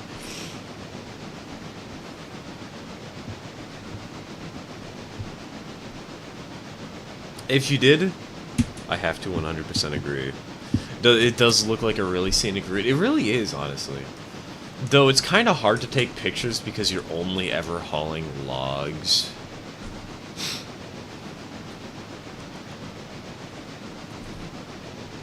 Oh, well, small sacrifice you have to make for glory.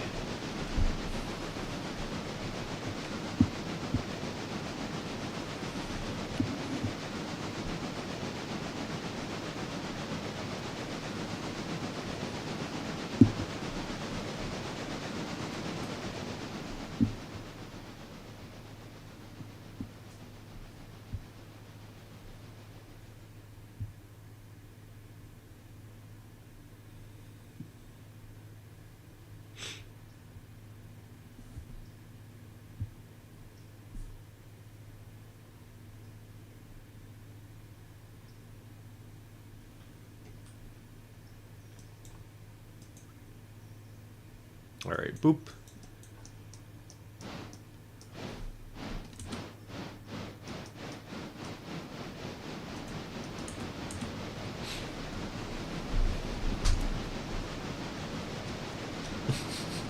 Chonk-ass, the tank engine was going backwards up the hill with an empty train.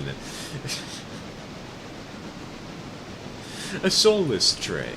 They were only skeleton cars. They didn't even have faces. Little fucks. I really like that name for a Thomas the Tank Engine ripoff, though. That's so stupid. It's beautiful.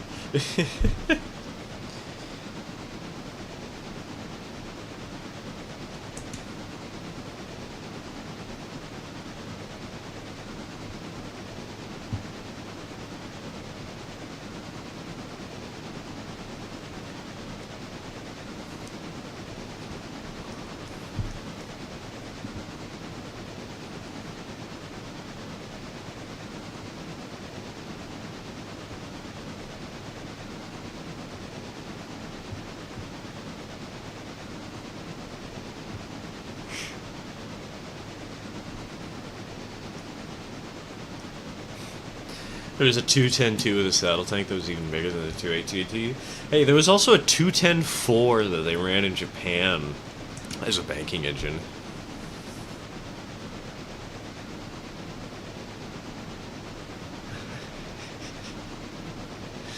I love imagining what George Carlin would have sounded like if his Thomas narration was like his stand-up. Chonk-ass the spank engine.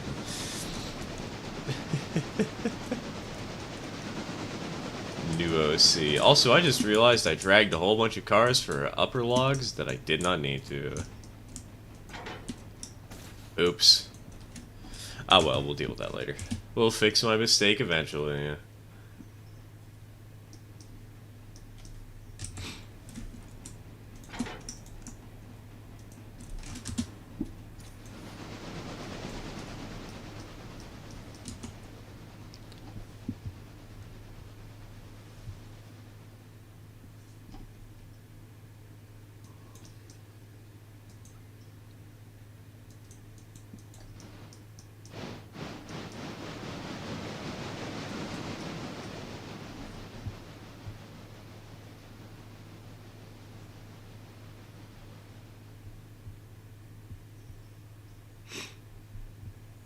Oh, speaking of Thomas, while I'm thinking about the Garden Railway show,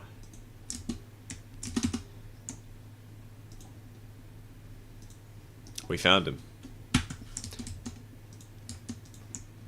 We found the man.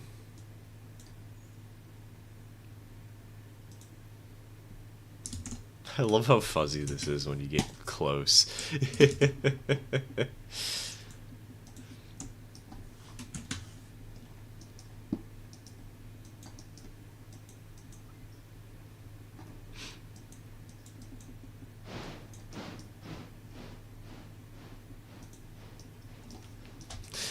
Chungus the garden engine. You know, that's the first engine we're gonna buy. We're gonna buy an LBSCE2 and we're gonna turn it into Thomas the Spank engine. That's what we'll do to start the Garden Railroad addiction on the channel.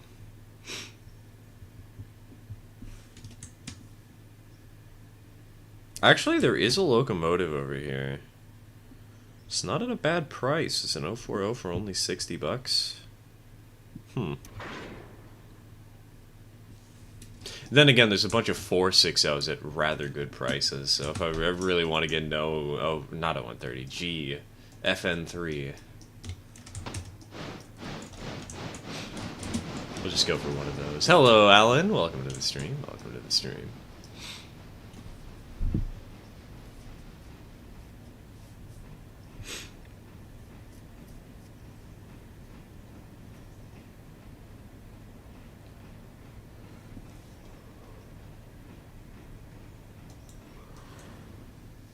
Someone actually built a 5-inch gauge live steam E2. That's not too surprising to me. Live steam, you'll basically find most any locomotive in live steam. Not literally any, of course, but look around long enough, you'll probably find a live steam engine that somebody managed to cobble together.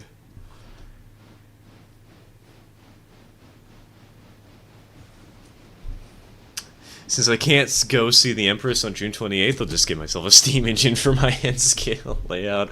That's the spirit. I'll give you some ideas in the super secret chat once we're done with the ops session. When are you going to fix those broken engines? They're currently being fixed. The 2 broken engines include number 4, who is currently in Bryson. She's at 85%. She's actually doing pretty well for her repairs. She'll be repaired by tomorrow, probably. Hold on, actually. Speaking of repaired by tomorrow, how is it Bryson engine service? Yeah, no, she'll be repaired in 18 hours. She'll be repaired by the end of the day. In fact, she'll be repaired so fast, we probably could move the 440. Because the 440... Eagle has seen better days.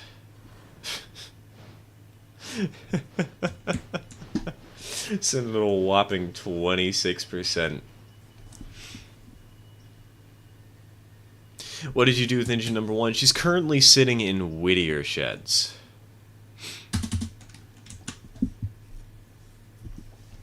Currently being worked on, repaired. She got the worst of the damage between the 2 engines.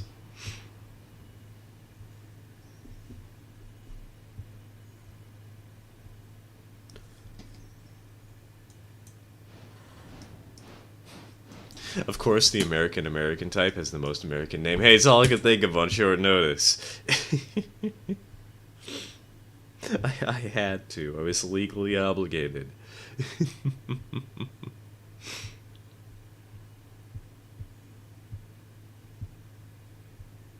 Big engine versus little engine, who wins? Big engine? Well, it depends. Did the big engine bring a cannon to the fight, or did they just try and do a head-on collision? Because there's a very big difference between if the little engine has a cannon and the big engine doesn't, versus if they're just ramming each other at full speed. This is an important distinction.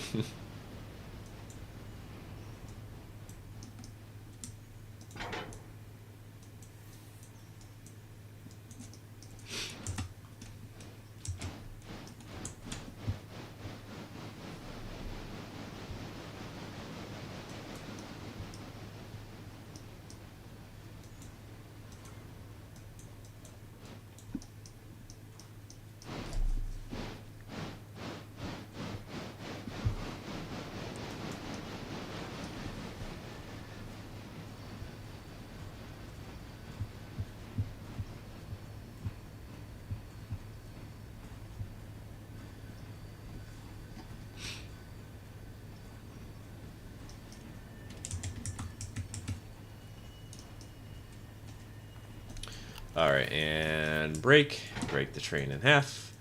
And let's go to upper lugs. Woohoo!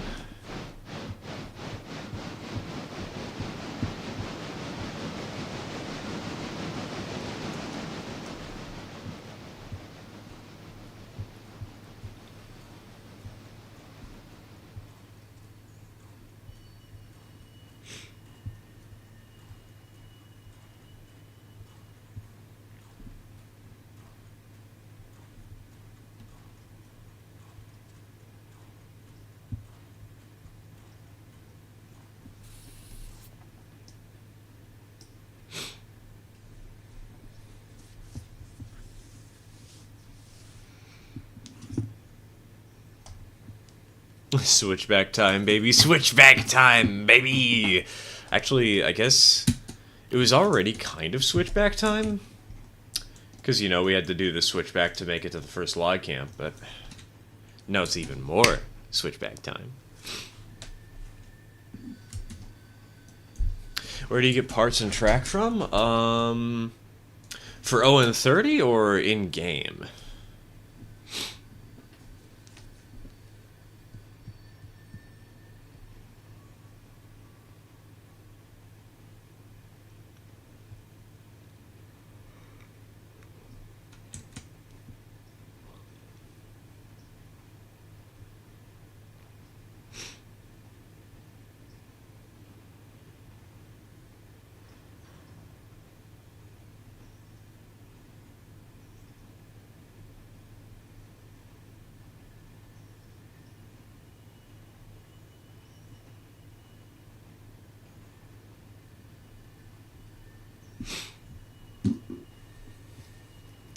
For like HO or N or G scale,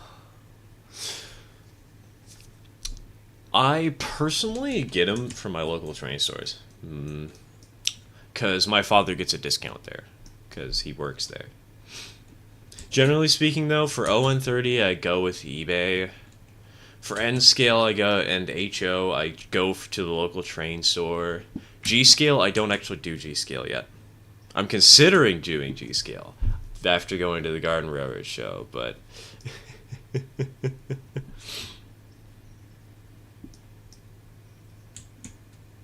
a good number of pulpwood cars to have in game. I'm thinking enough to have 2 sets to fill any one of the available sightings. So, personally, I ran 10 cars previously, but I think double that, 20. When I ran pulpwood, I don't really run pulpwood anymore because we don't have the route to Silva, but when we ran pulpwood on the previous save, I would use the Connolly pulpwood spurs at the end of the line. And there was enough space on both of these tracks to hold 6 cars at a time, so I split them up 5 on one track, 5 on the other. And then I bring them all the way down to Silva, where there are 2 tracks at Tier 3 that you need 5 cars per day each.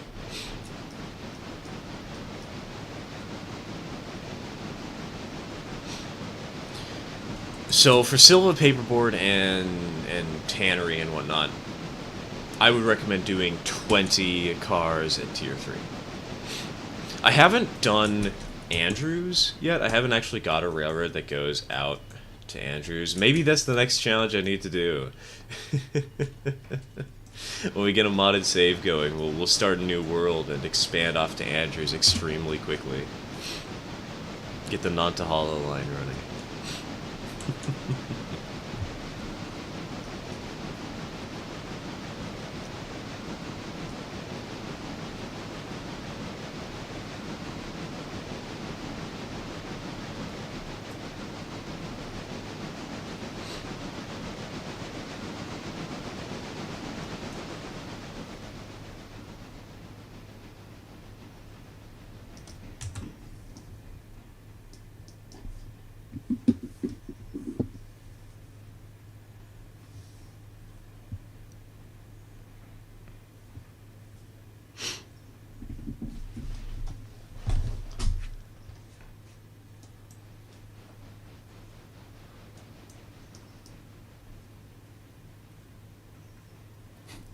I know exactly what I need for a steam engine for my N scale. I need the K28T basis.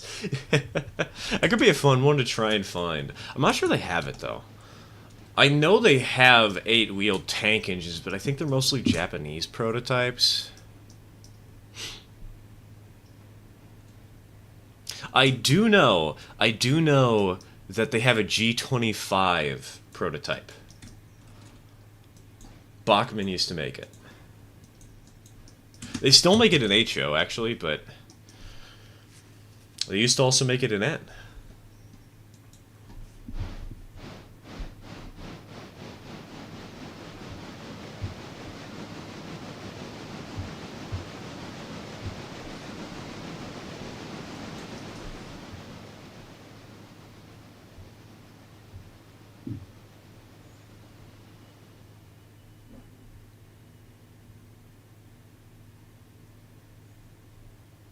Currently wading through the dozens of challenges in Big Boys. I'll get you a link, hold on. I'm also gonna have to use the restroom in a minute for the record, chat. Nature is calling me. Very suddenly. I was not expecting this, but...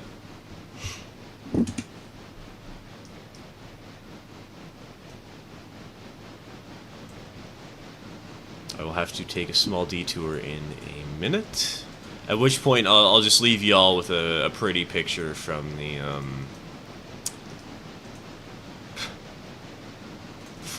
the train show the other day.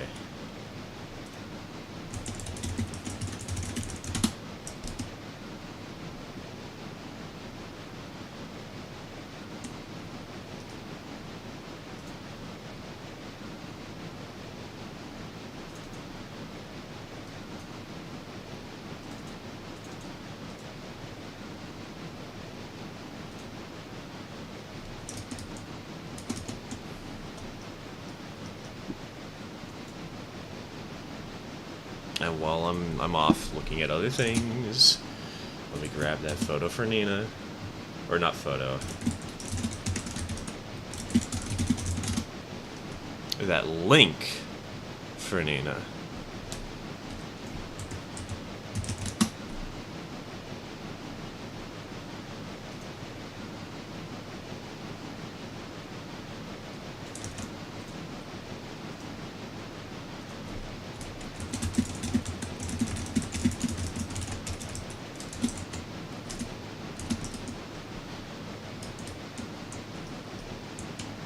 Hope one day that we get some British stuff for Rarity, really dense network, maybe more commuter focused with some freight runs between. Hey, you can always mod the game.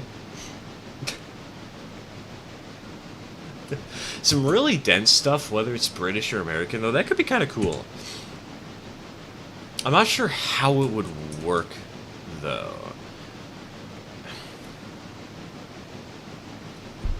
Because when I'm thinking dense American stuff, you know, I'm thinking heavy duty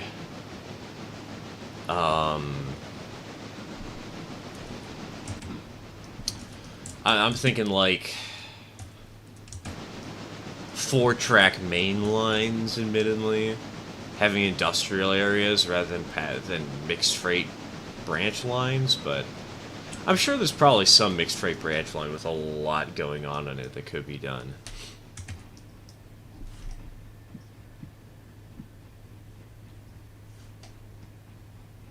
I had an idea for my save. I'm going to make the main town Dillsborough.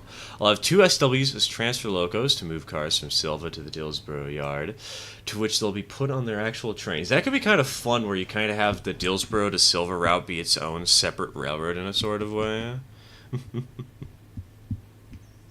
Me, personally, I'm looking forward to Geared Steam. Geared Steam would be nice. It'd be awesome to have, like, a Shay hauling logs up this little branch line here. Especially because geared engines were actually used in the region. In this area.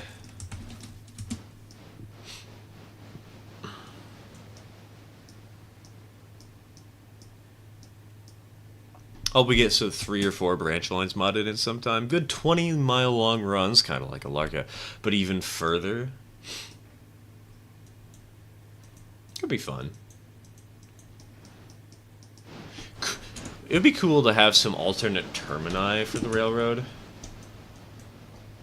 More than just the Alarka branch being a little offshoot you can run.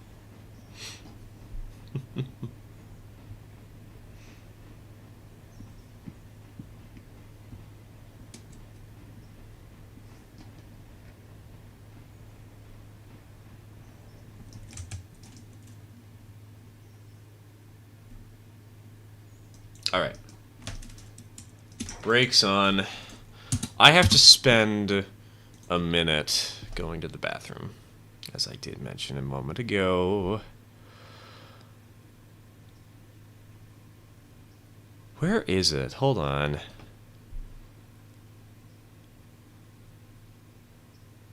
Where's my...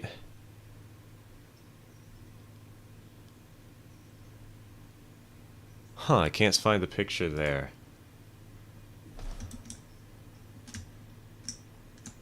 Eh, whatever. I will leave you all with the, this picture. I'll be back in a few minutes. BRB.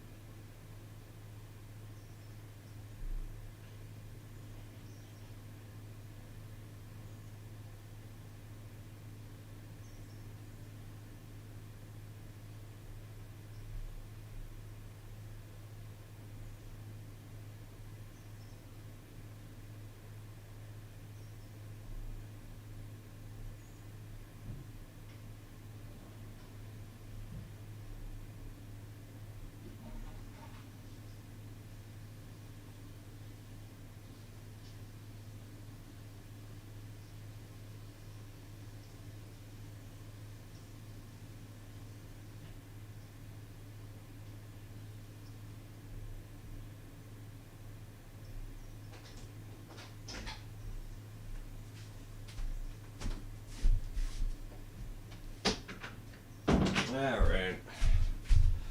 I return. Quick derail all the trains. I see where your allegiance lies.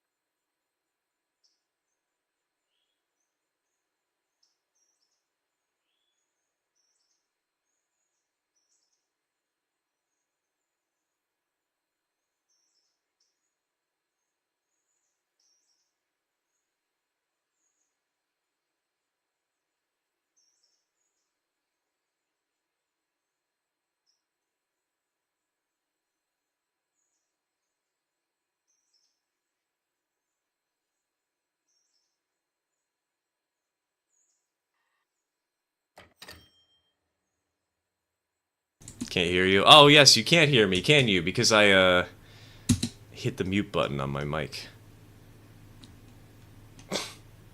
I don't remember doing that. But apparently I did. Which is good because it's the responsible thing to do, so you don't hear me clambering around the house trying to run to the bathroom. Don't worry, I wasn't saying anything too important. Just talking about how we have to get the train back to Bryson so we can do Bryson switching.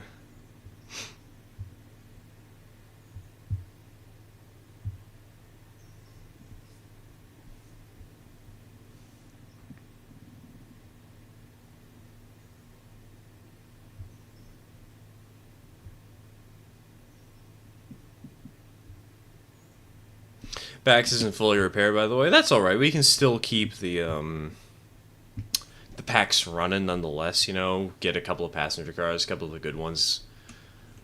Get them hobbling up and down the line. Because packs is money. The passengers must flow. That's right, we're gonna blend them all into a fine paste. And we're gonna make them flow through the world.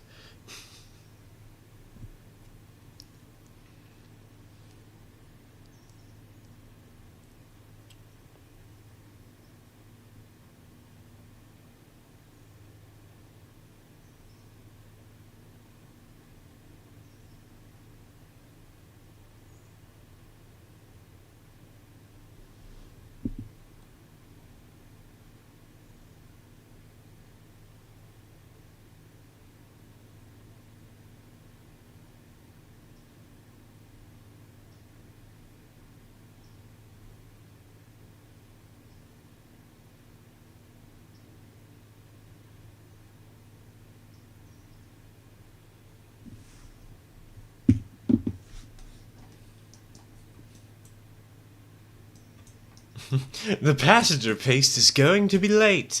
If we don't get this soon, the ice cream will melt and then we won't be able to reconstruct the bodies for the insurance money.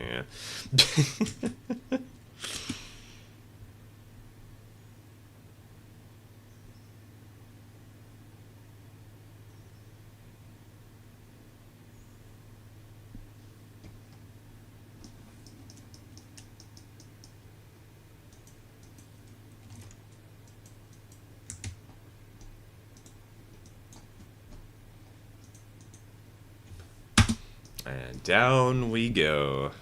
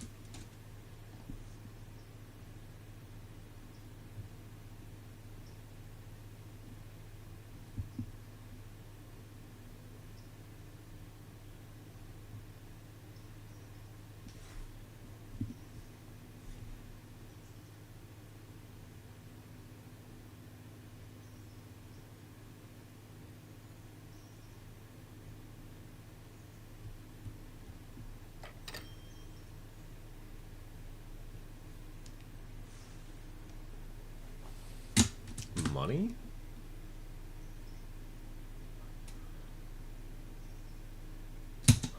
Oh, did I miss a money delivery? Because I was in the bathroom. Considering I have a bunch of UP passenger cars in N scale. That's right. Make the paste. Blend.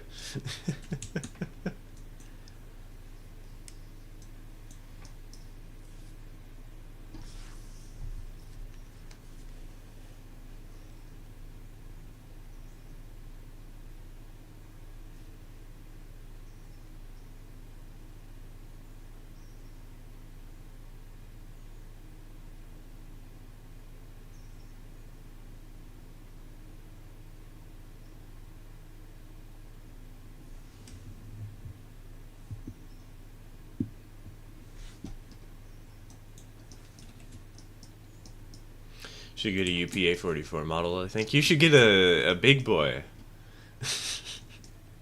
You could get a UPA 44. Kato makes them, still sells them, I think.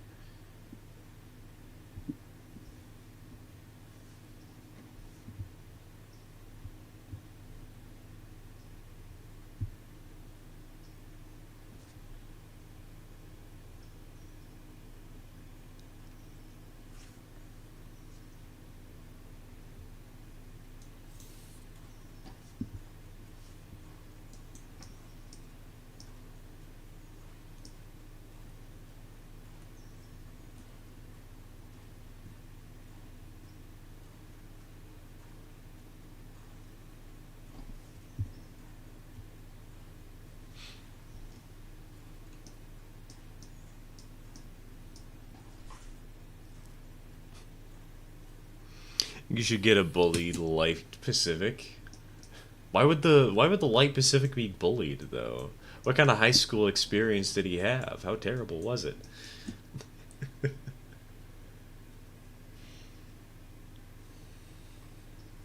Thank you for the videos and live streams. Hey, no problem, man. It's fun. I'm enjoying indulging in my obsession that most of my friends just glare at me weirdly for, in a place where I can make friends that won't glare at me weirdly for it.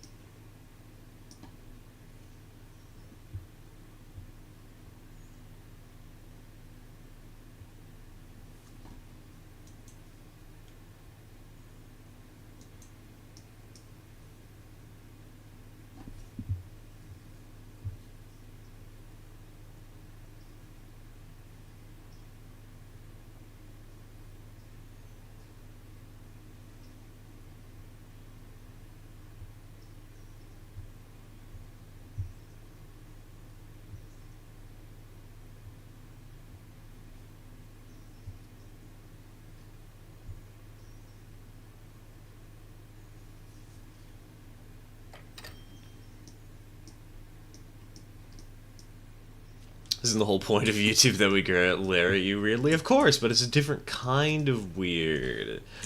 It's a less judgmental kind of weird.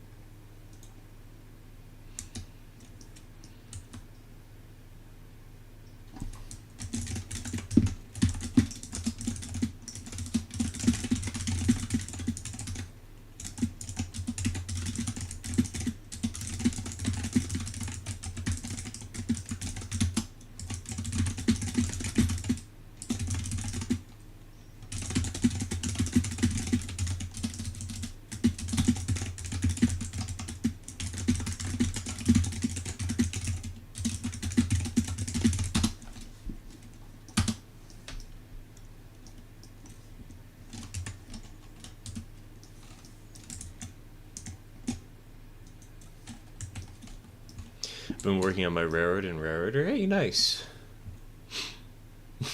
That's always fun to do on the live streams because you get the background noise of us running our trains, and sometimes it confuses people. Like, which is that coming from the stream? Is that coming from my own game? What's happening here? Hey, welcome back, Roberto. Welcome back.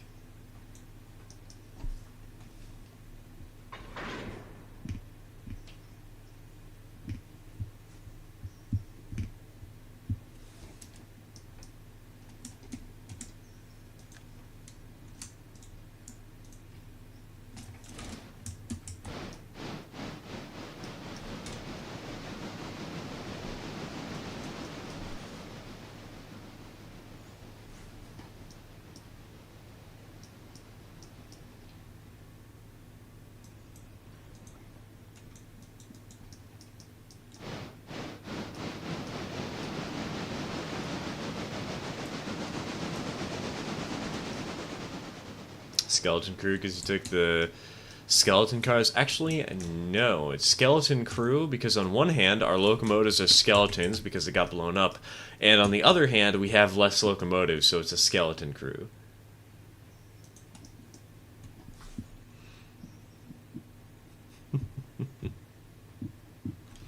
Realized I have a history test tomorrow that I have to write essays for. I've been doing that for the last roughly 2.5 hours, and it's 11:15 p.m.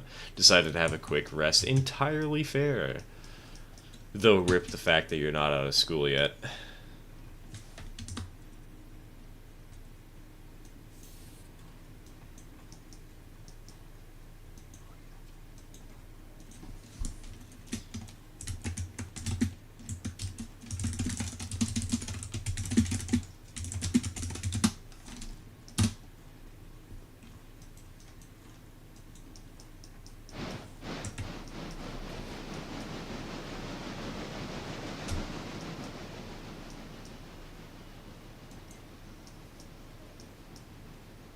Locomotive bones. What would locomotives bones even be? This is an important scientific question.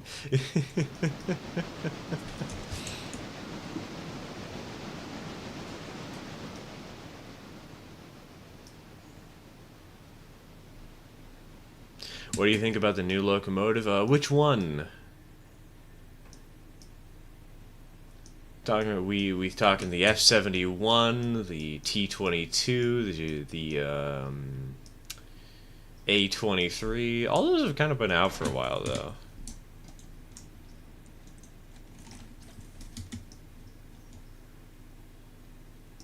Okay, we have hardwoods, standard oil, repair track. So the only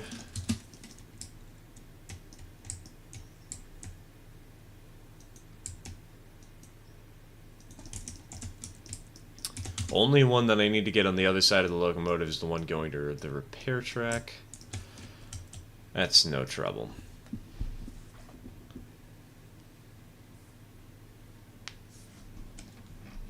If it wasn't for the government deciding to extend winter break 1 week because it was cheaper than heating the schools, really, that's the reason winter break was extended? Wow. School would have been over by last Friday. At least my birthday falls on a school day for once. Hey, you can use that as an excuse to skip. Let's go. All of them? I really like the A23 and the T22 for looks. T22 feels a little underpowered, and it's definitely just because of the fact that it should be the T21, while the T21 is actually the T22, like if you're actually keeping score. But I like the way it looks. Definitely feels like maybe it should be a little bit stronger, but like the way the A23 looks, like the way that runs. That's a perfect passenger engine for early to mid game. And the F-71 I actually don't like all that much.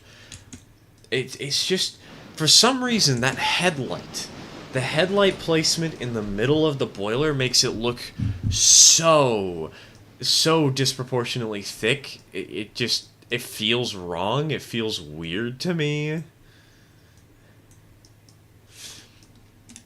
Like, it's cool to have. I really like the fact that it's got a new wheel arrangement, and also I love the fact that we got the A23 as a new wheel arrangement too. But the F-71, just, I don't know, something feels off about it. With specifically the centered headlight and thick boiler.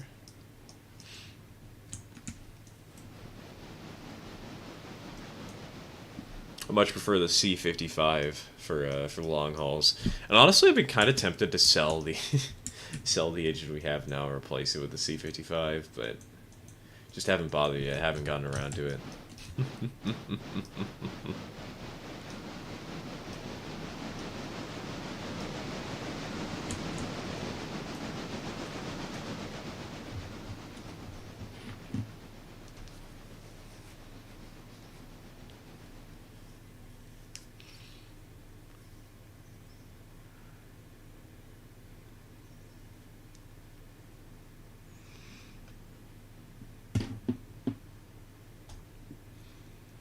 C55 with a tender swap makes a great road loco, even without it. Yeah, even without it, it makes a great road loco. What you talking about? I really like the C46 and the D46 too.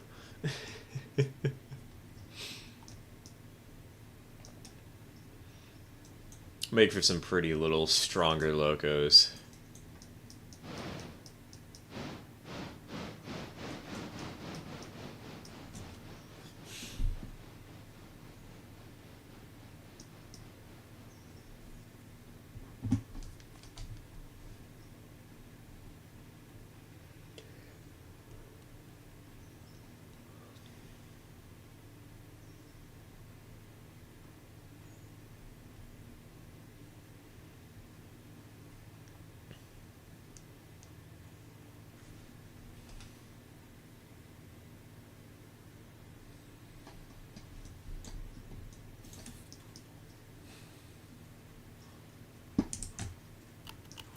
And bonk.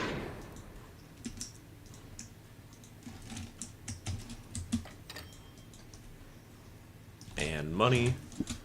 We don't have enough cash to repay our loan. We should be able to repay our loan pretty soon, actually, now that I think about it. Might be able to get away with... oh, wait, no, we're not going to get away with repaying our loan. We're going to have to take out another $9,000 loan. Because we're going to get all these cars unloaded with repair parts and whatnot.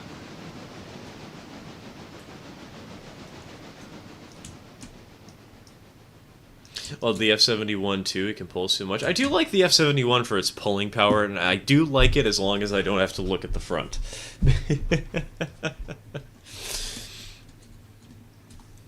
Or I should say, as long as I don't have to focus on the front. Because looking at the front is fine, you know? Looking at the front's okay.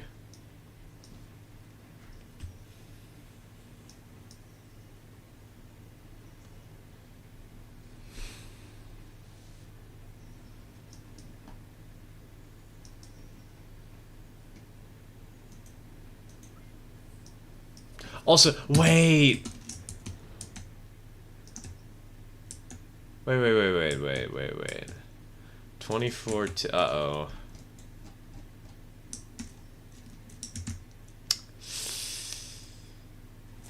We forgot to bring 3 cars of logs back to Whittier! Woohoo! This is gonna be such a problem to deal with later.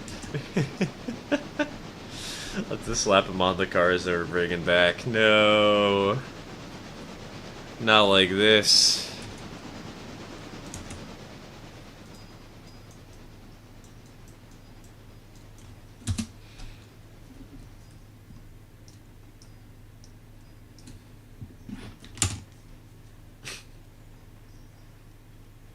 That's my fault. Hey, I'm not pointing blame at anybody. Doesn't matter whose fault it is. What matters is how the heck we fix this problem. Which shouldn't be too hard to do, to be frank, but...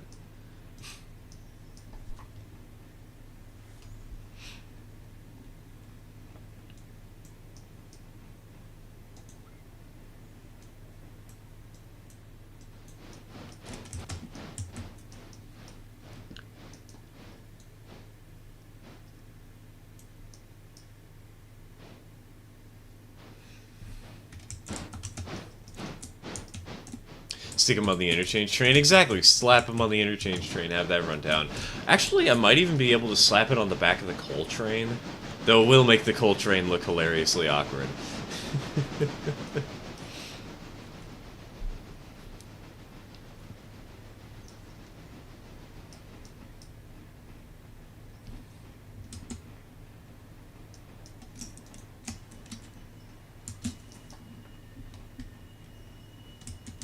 Speaking of coal train, departing Robinson now. I might as well speedrun then.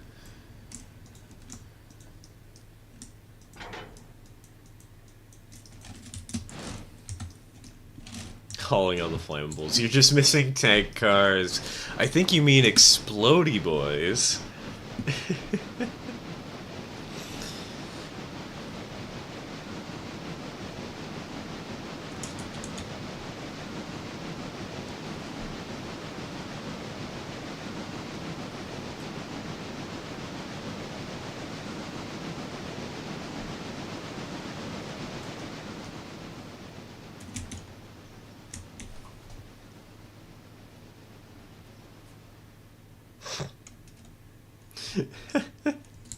Immediately starts talking about model railroad and follows it up with "I must go, bye." Take care, Jack. Take care. Thanks for tuning in, man.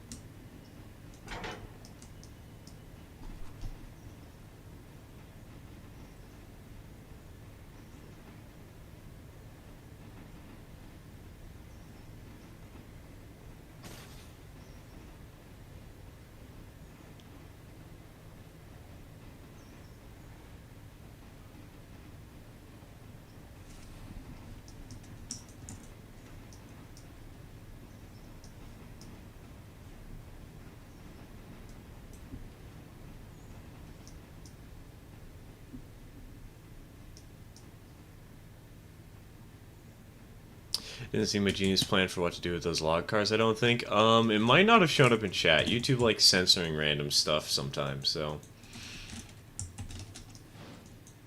YouTube might have nuked that post from orbit, for all we know.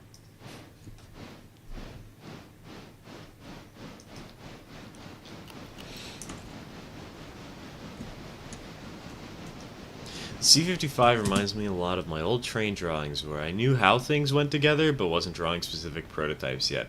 Except I drew everything with red roofs for some reason. Hey, it's because the red roofs look cool. Do you need any other reason?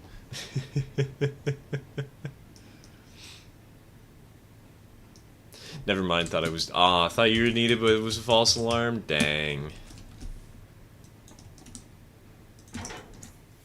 That's always so annoying whenever that happens.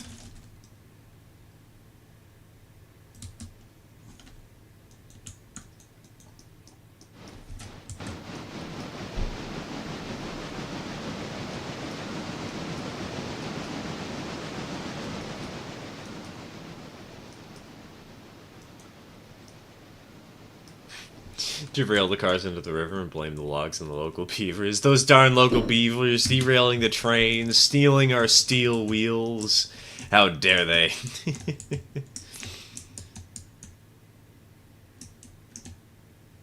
Actually be a really impressive beaver if it stole your steel wheels. Just saying.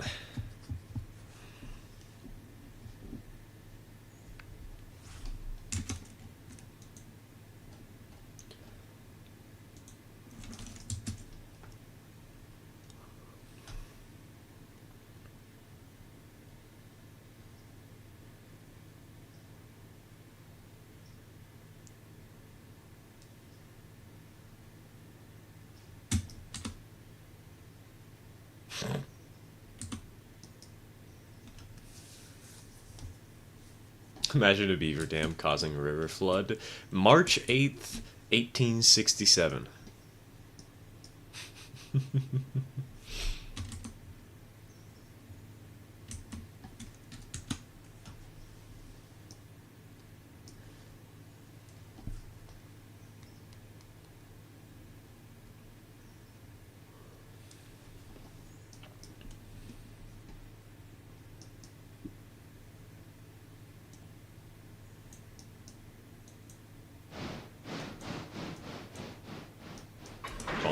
Bonk, bonk, bonk.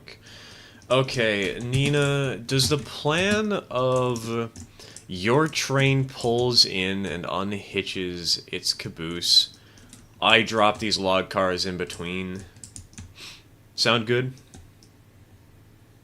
Actually, wait, hold on. You can just stop your train, I can grab the caboose, put it on these cars, bring the cars back, put it on the end of the train. Never mind, that's a better plan.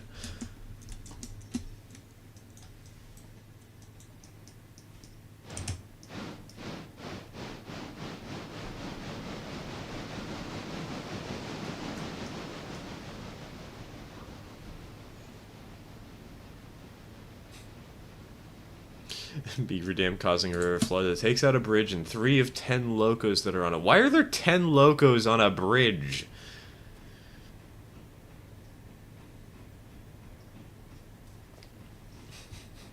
And those two stay in the river 70 years, and two of them are the last of their kind. Why do I feel like this is based on a true story?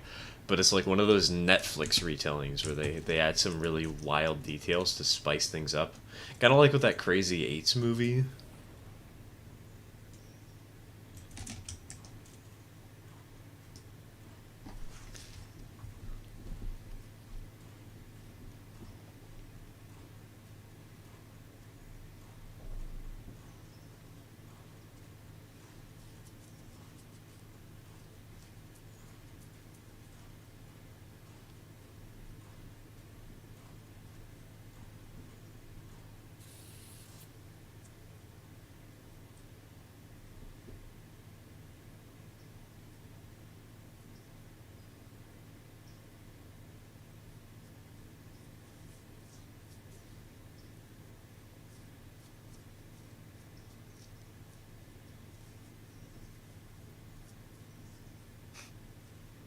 Kaw River Bridge at Topeka, Kansas, July 13th, 1951.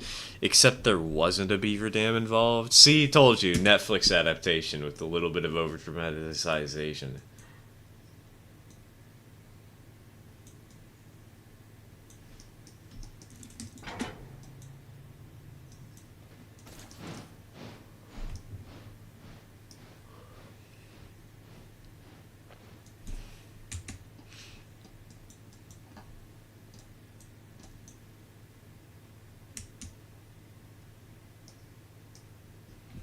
Oh, you know what? I got a while else to wait. I can start switching out the,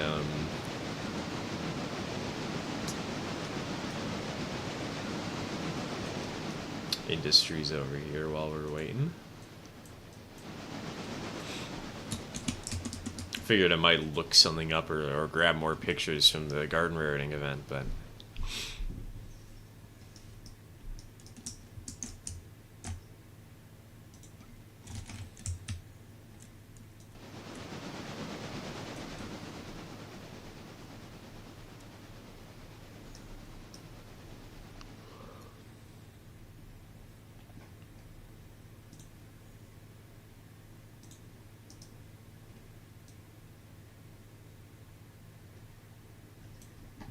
Anyways, someone wanted to bring the railroad back as a short line railroad that also ran steam tours, so the Jefferson Hill was born. Nice and simple introduction to a railroad. Modern era.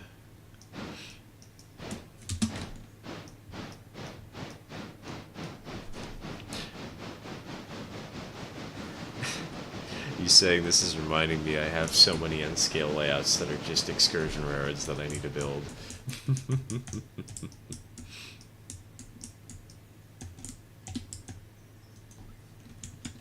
How much stuff do we have to take out? Literally everything but one car. Okay. I got a plan for this.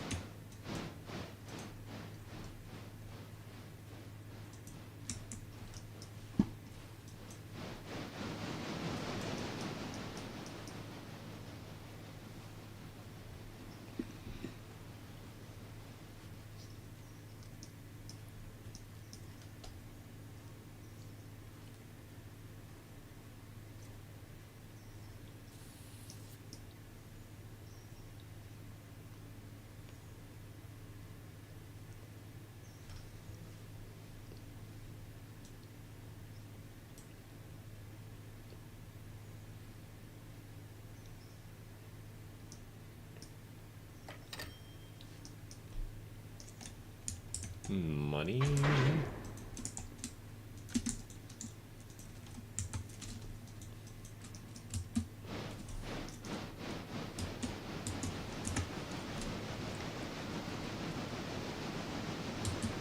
We're almost at the point where we can pay back another small portion of the loan.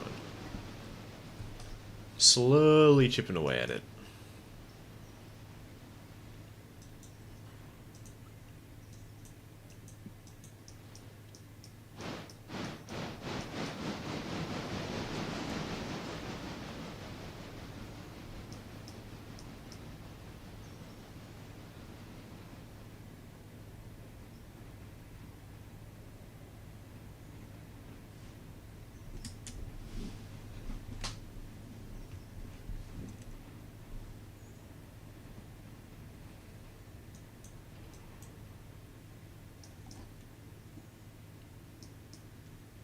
And bonk.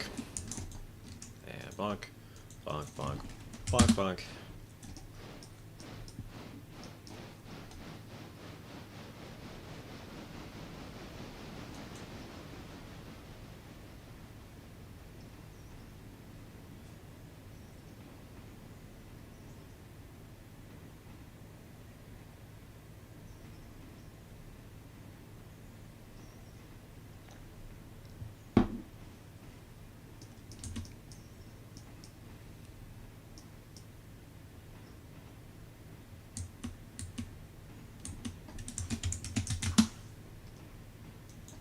Oh, if Nina is just past Hemingway, I should probably prep myself emotionally for the oncoming onslaught of a train.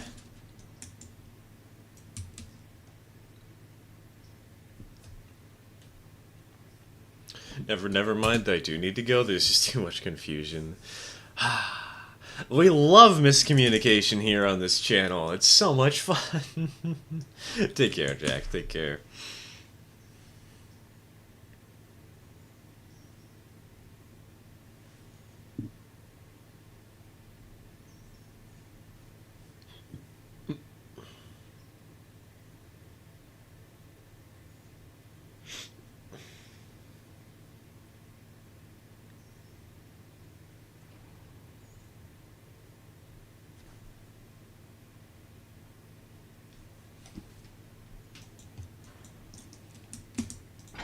Alright, we'll leave this here because we don't have much time to set this up.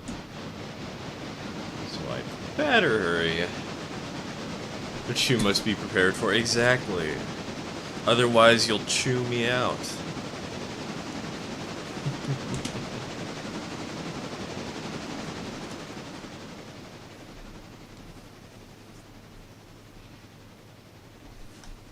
I'm gonna have you lined for track 2.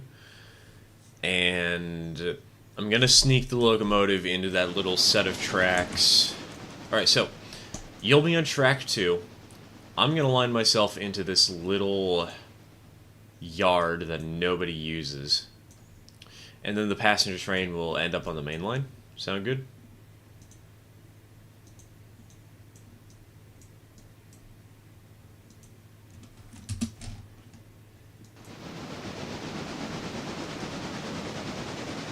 Perfect, perfect.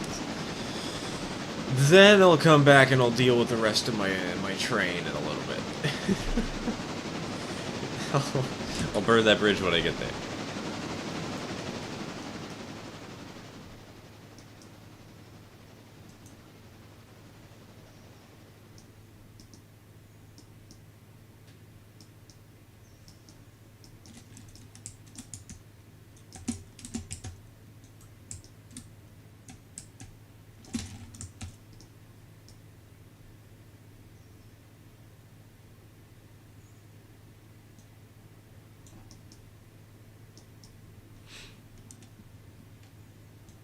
Let's not ram these and have more cars we need to worry about in the engine sheds that need repairing. Not again.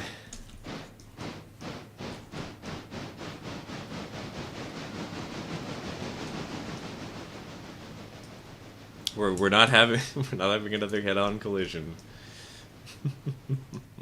Probably, maybe, hopefully. All right, you're line, Nina.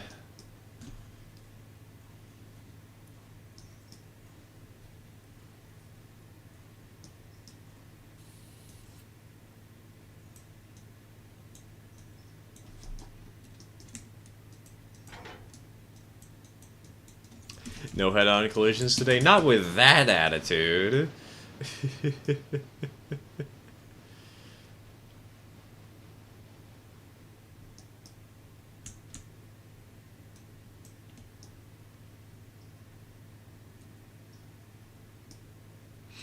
No, I'm info dumping right now. Hey, info dumping is part of these streams, man. It's just part of the crowd.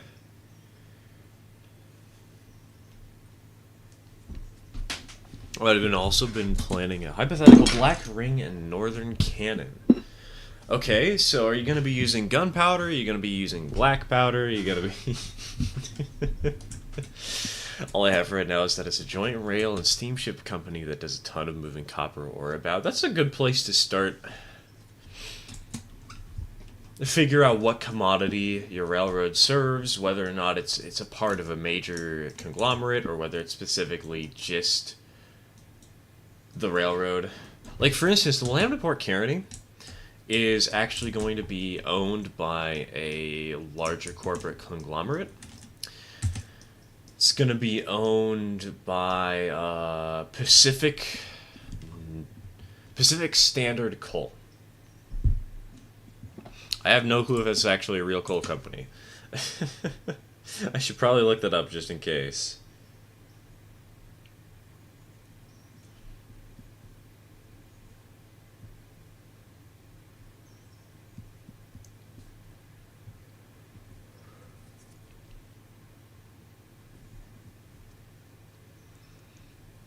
I miss model railroading. It's fun. It's a lot of fun.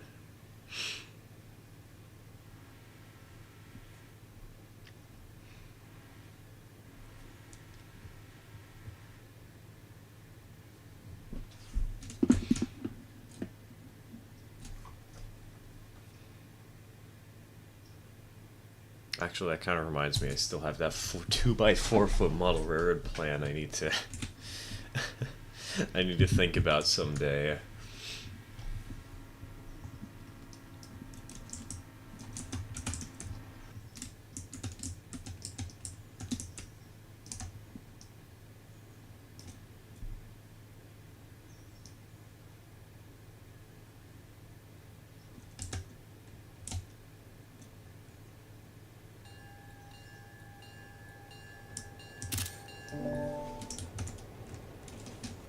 Can't do it anymore because I can't close my hands. Ow, that sucks.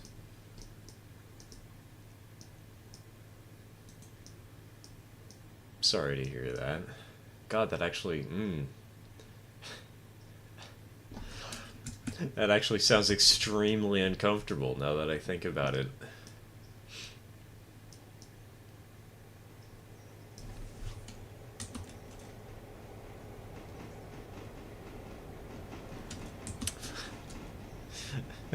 If only it was close enough to start clipping into Nina's train. That would have made this hilarious.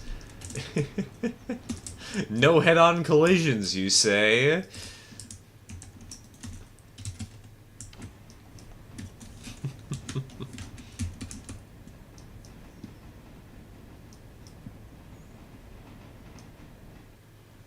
You got about 3 cars to clear. Actually, I just realized that this doesn't matter because you can't even hear me talking, and you're probably just using third-person mode to figure out where you are anyways.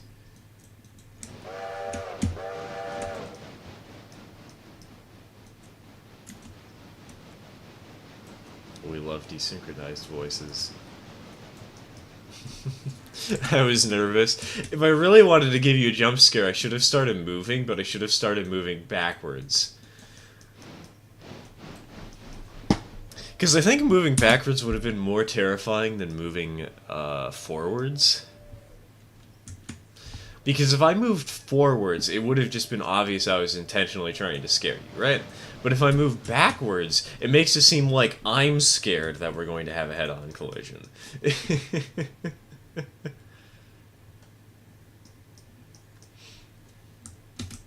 And then the panic sets in and everybody dies.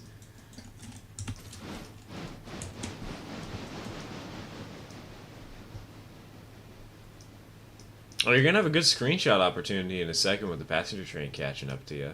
I mean, admittedly, you already had that opportunity in Hemingway, but...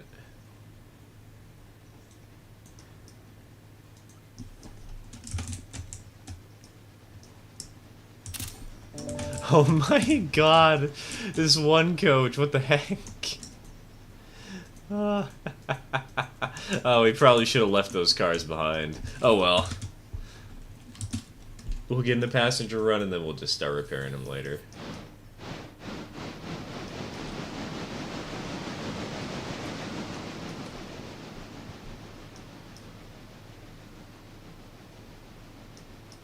Some people will just have to stand in those trains. The seats are broken, who cares? Not my problem. They're the ones paying for the tickets, they should be the ones paying for the seats.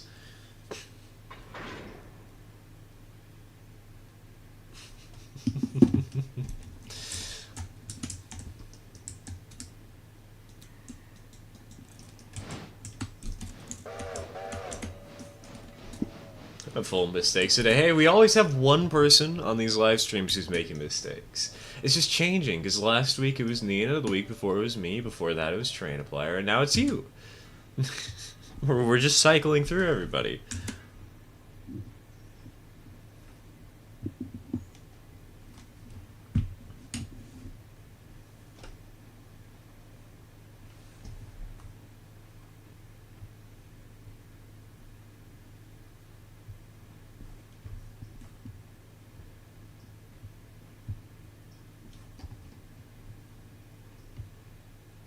Bonk, bonk.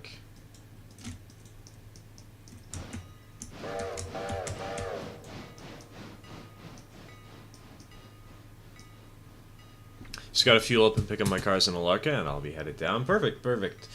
Hopefully by then I should have the cars for you to pick up in Whittier.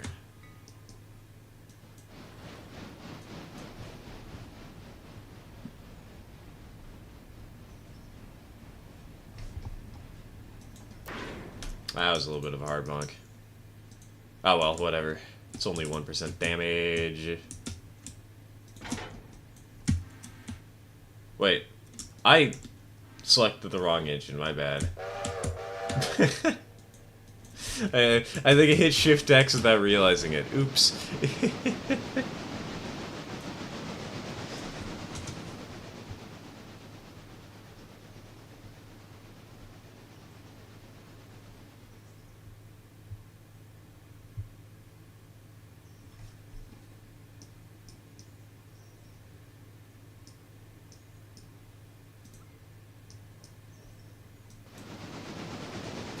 2020. Wait, 2020 tons? Really? Hold on, I need to see this. What?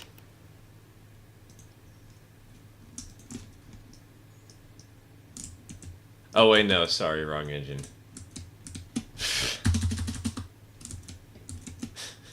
Oh yeah, she is hauling 2020 tons. Hot damn. I guess there's a reason we have a Santa Fe on this save.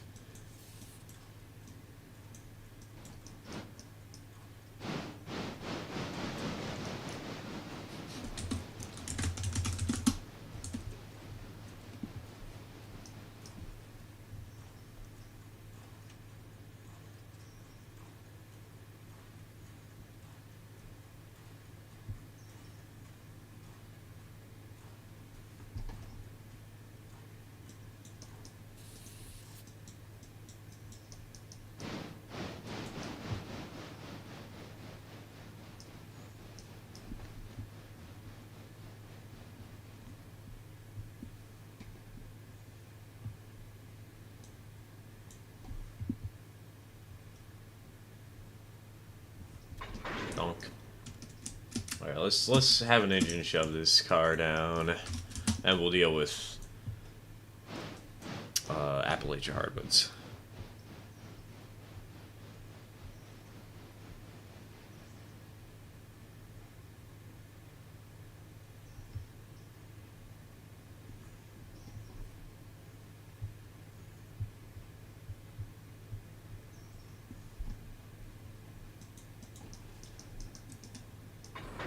That was a little bit of a hard mock, but we survived.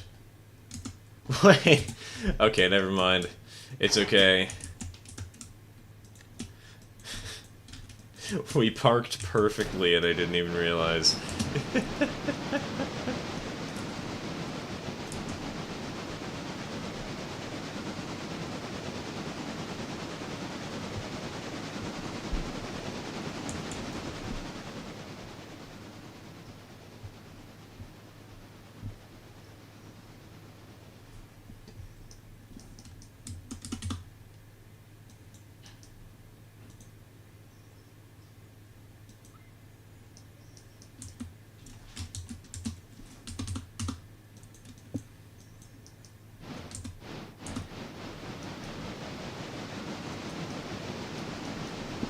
Alright.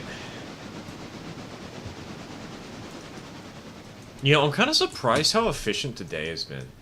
Like, despite the fact that we've had to completely change how we run the day, I feel like we're getting all our jobs done at a reasonable rate. Sure, we've also got some extra jobs we had to do on the side. And that's gonna extend the time that we have to spend doing today, but... not bad, not bad.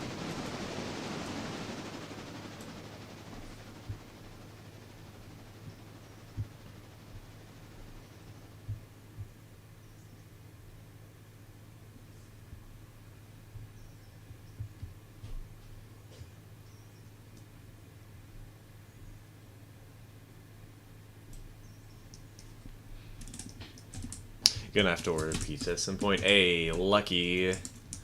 I want pizza. Says the man who had pizza for breakfast.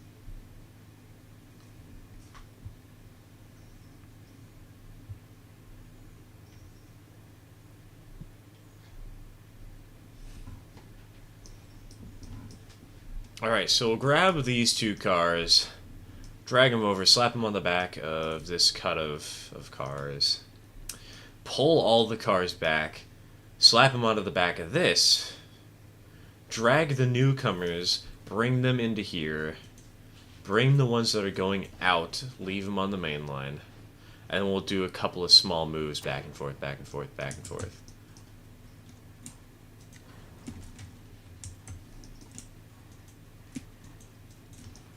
I'll get this to Whittier and get to work sorting stuff, but I'm nearing the end of my availability for today. No worries, no worries.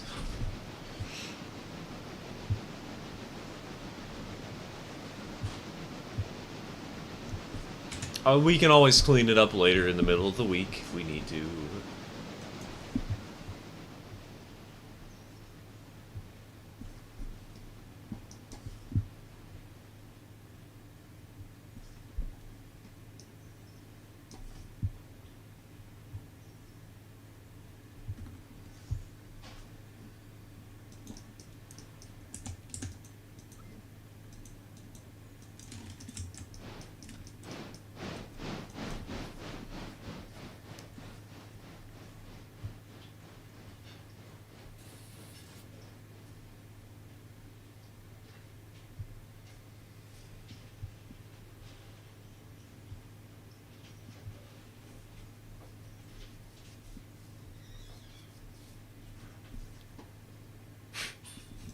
I'm watching you, passenger train. Don't you dare hit me. That'd be so funny if the passenger train actually overran a thing a signal, a flare, a fusee, and crashed into you, despite the fact that they have the ability to stop on a dime if need be. That'd be great.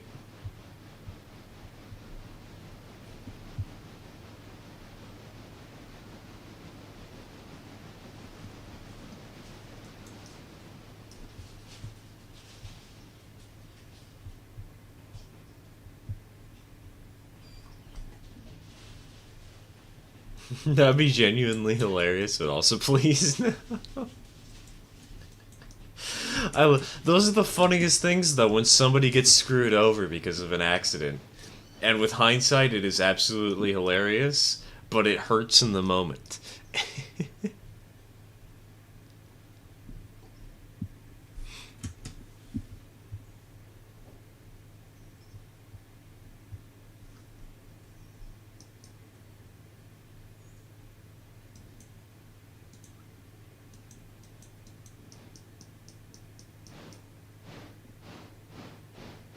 Comedy is tragedy plus time. Exactly. Why do you think it's absolutely hilarious that Julius Caesar got stabbed 21 times?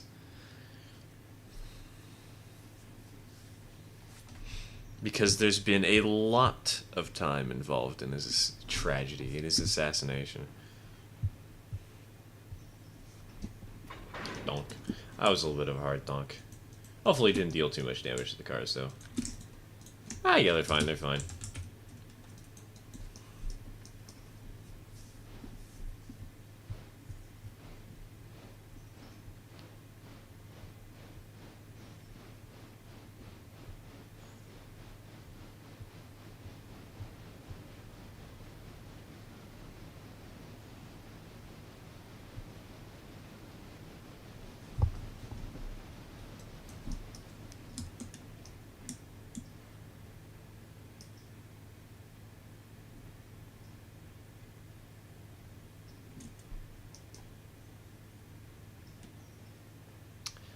Alright, so step one, hard left kick.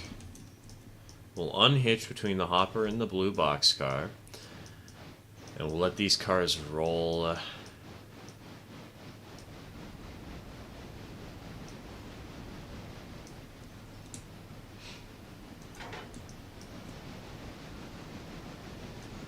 Into deciding. Then we'll kick these two cars. After hitting the handbrake on this sucker. Funniest thing about Caesar's assassination, even though he got stabbed 21 times, there are over 60 people who promised to stab him all at once.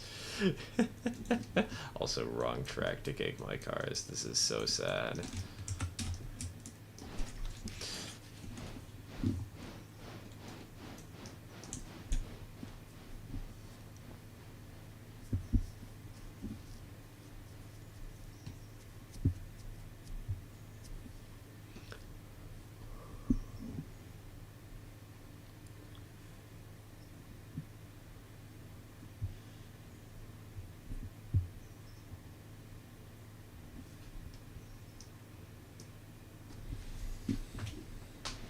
Just proof that group projects always have most of the group drop out and leave the work to the rest.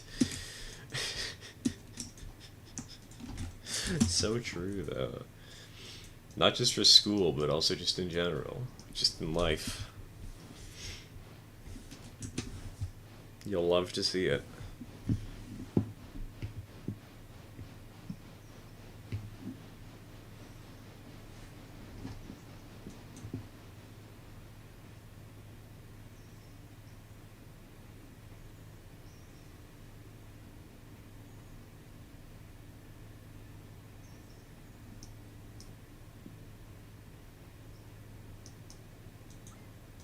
Alright, now we can kick the cars properly.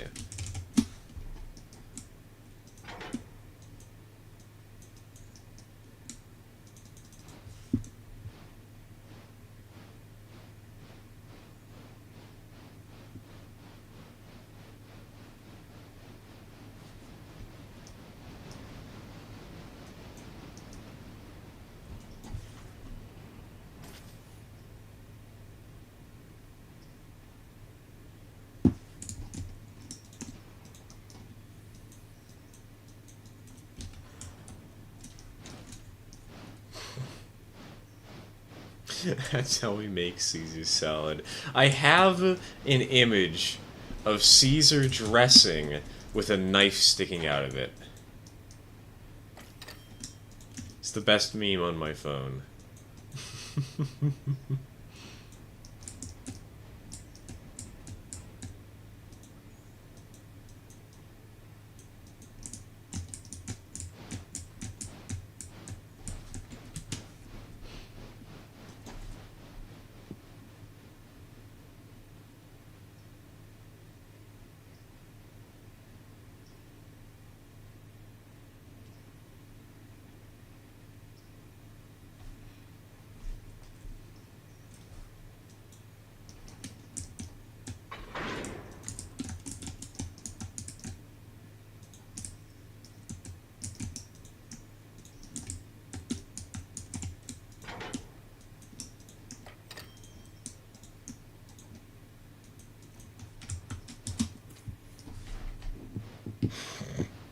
Well, I'm not the sharpest knife in the Caesar.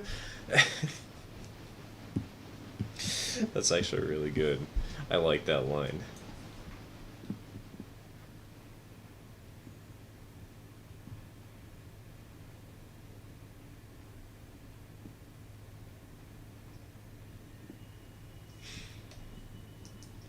Especially because it implies that the knives were left in Caesar.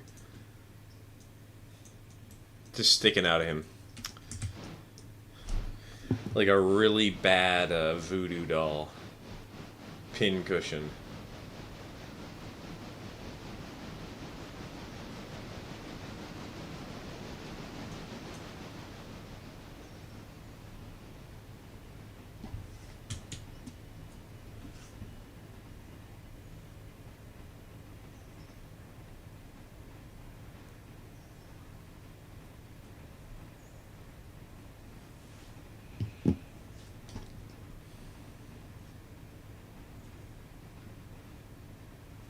Throttle's been on the ceiling, and this thing's only used like 4 gallons of fuel. I know, right?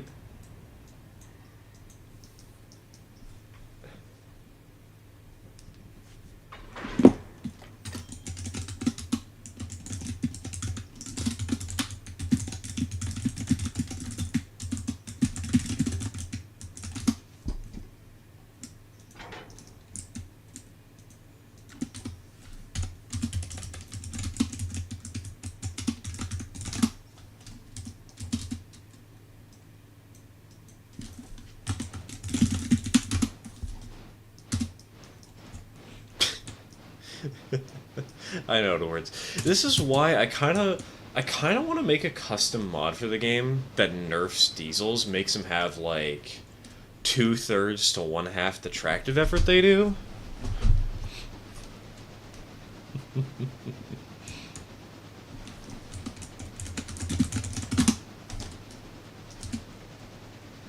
Because it would be actually kind of nice if there was a trade-off. Like, for diesels, you have to buy multiple of them to match the power of the engines for the price you're actually paying for them. Short term, but long term, their fuel efficiency is just so good that they might be worth it. If you're willing to take the time to set them up, you know? Because apparently it's not too hard to mod diesels. Put it back, you can't just leave it there. It has to be in the control stand. Did you never learn how to put your toys away? Your toys. Oh, whoa.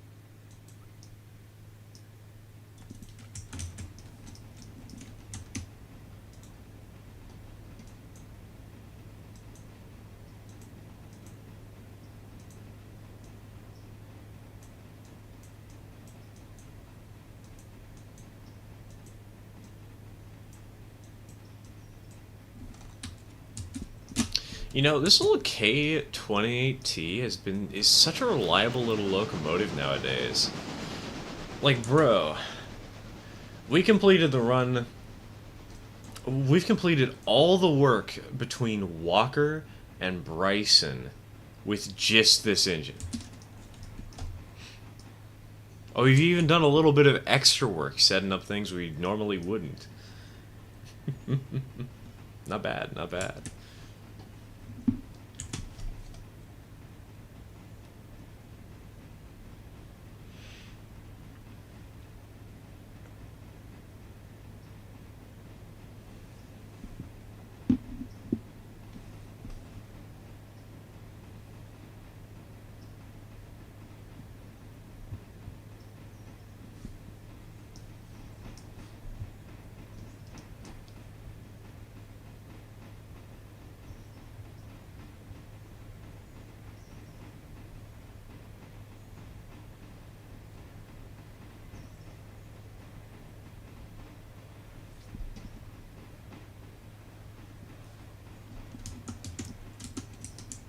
Oh, we also got these two cars to grab. Might as well pick those up while we're in town.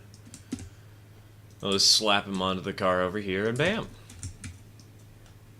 All's well that ends.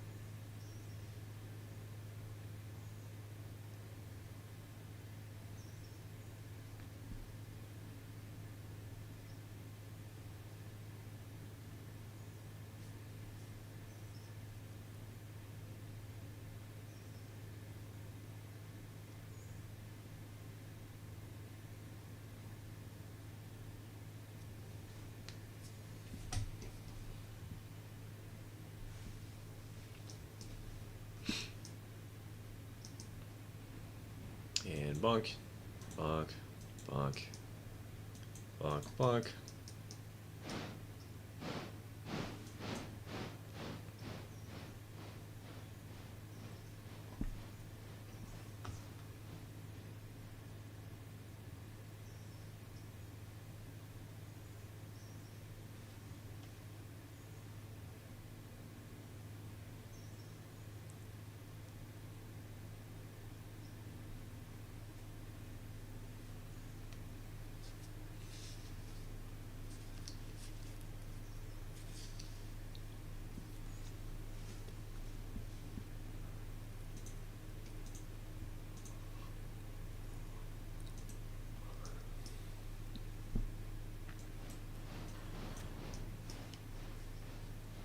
Laid back Sunday switching.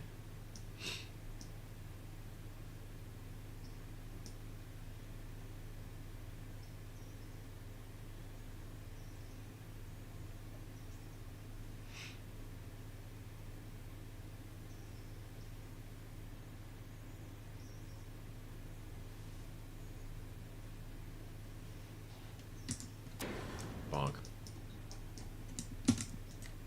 Alright, link, release, backwards. Note, 20 tons is maybe a bit much for the SW1. Just maybe. Those engines always happen to have some sort of trouble when it comes down to starting. Not been able to get her over 15 mph since Hila? Jeez.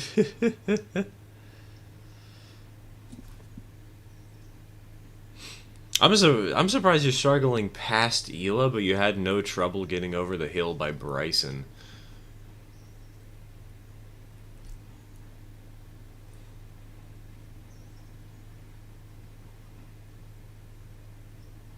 Hey, maybe the passenger train will catch up to you. Maybe we will have a collision.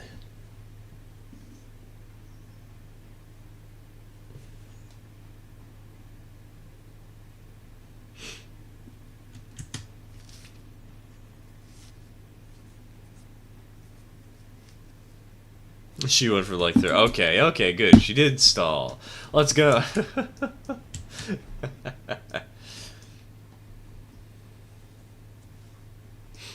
That's why I was yelling at the packs. And speak of the devil, I see it stack now. Let's go. Derailment. Derailment.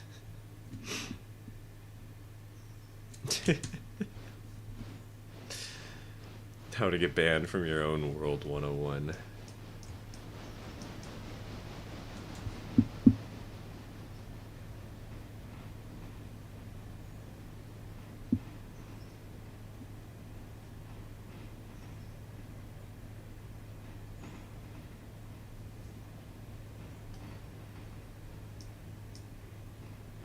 This is why you invest in emergency train rocket assistance. Exactly! Just go to space.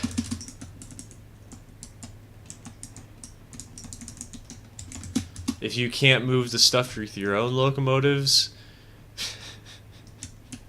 just convince NASA to move this stuff for you. Easy solution.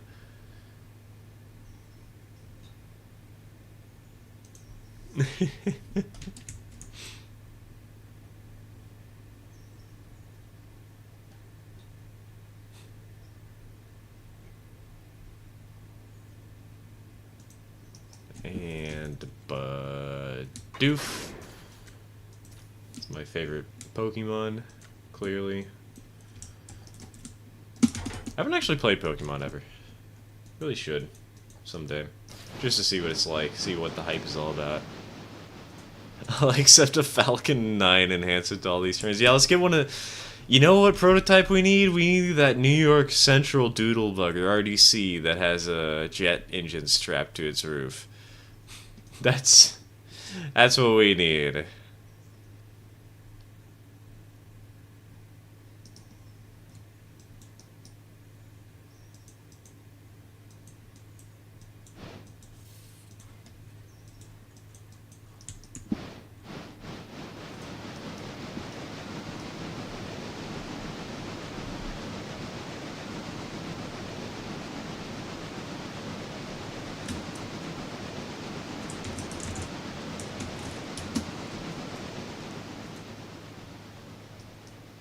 With low price of $100 million, we can get this SW1 up to 200,000 miles per hour. You know, I kind of want to see if we can get a locomotive into space now. That would be the best crowdfund to ever do. Get a steam engine into space.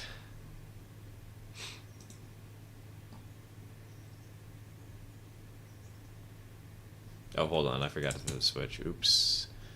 My bad.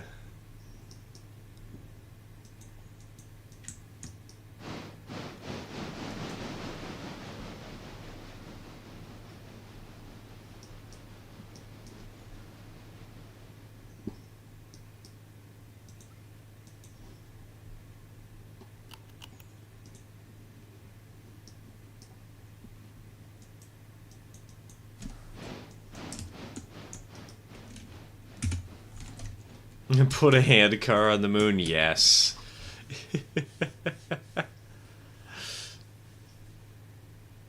I don't think anything we have right now could get that much raw mass to space.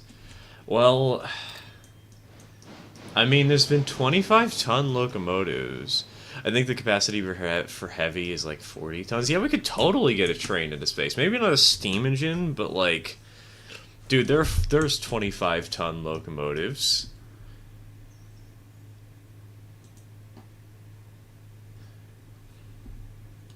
In fact, I know where you can buy one online. If you really wanted to own a little diesel switcher, I know where you could obtain it.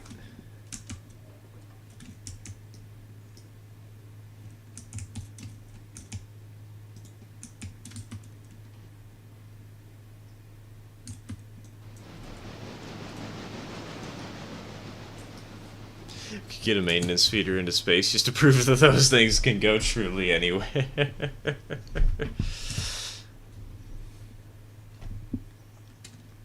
Just wait until you get a space elevator. Honestly, that'd be kind of cool.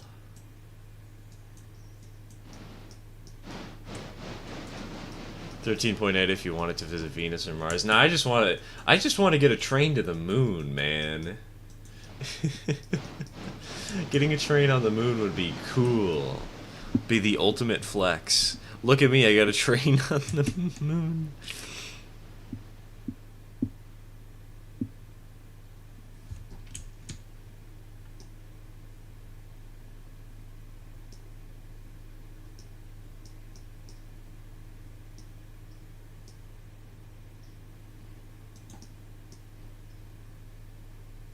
At least 50 to 60 tons at a distance. Perfect, perfect. So all it would cost is around $44,000, maybe even $33,000 to buy the locomotive itself. And then you just need to convince someone at NASA to put it on a space shuttle. NASA's actually researching the idea? Wait, researching the idea of getting a train on the moon? Really? Okay. Constructing a railway on the moon. That makes more sense.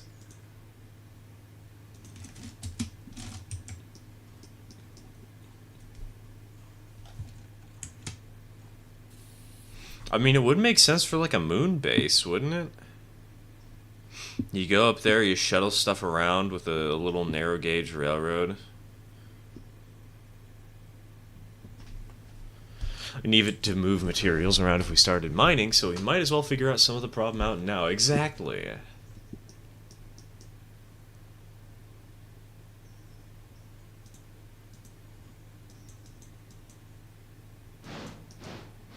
Moon choo-choo or space escalator? Dude, a space escalator would suck. So much. I would not want to ride that thing. Like, assuming that you could breathe on it or you could wear a spacesuit all the way, that just doesn't sound pleasant, not gonna lie.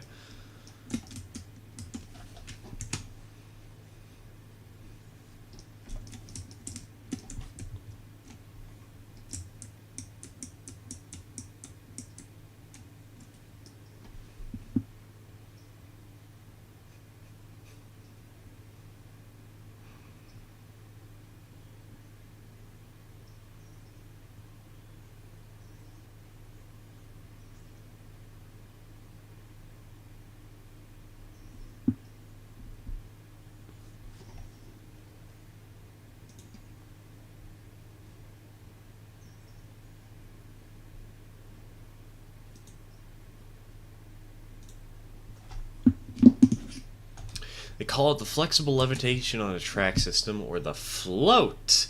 Honestly, I really like the idea of extremely high-speed sci-fi freight trains in me.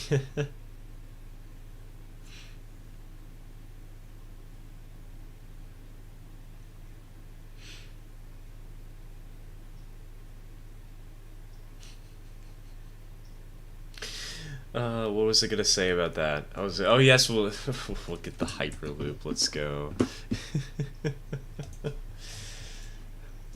I love how much of a disaster the Hyperloop has been. It's been hilarious. Have you guys seen that recent stuff about the people trying to make it so standard trains can run on, or maglev trains can run on standard tracks as a budget solution?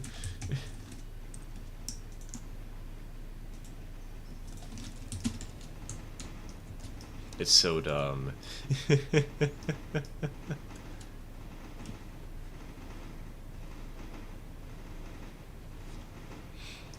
Ah, yes, because we're on a different celestial body, but we are still using the Stevenson gauge as reference. Hey, look, man. Cheap. Money. Budget.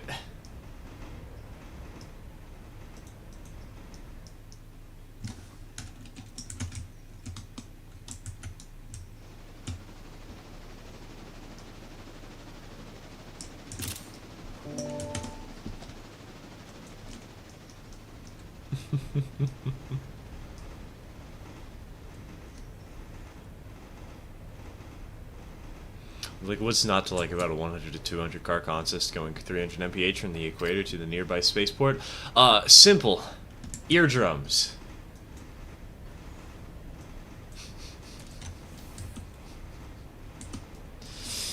Could you imagine how loud that would be if you had a house near the railroad tracks? Like, there's a reason that Japanese trains...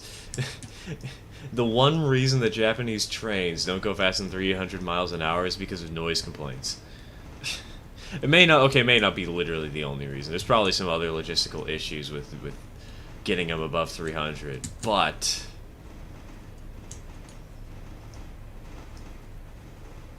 Or, sorry, 300 kilometers an hour, not 300 miles an hour, my bad.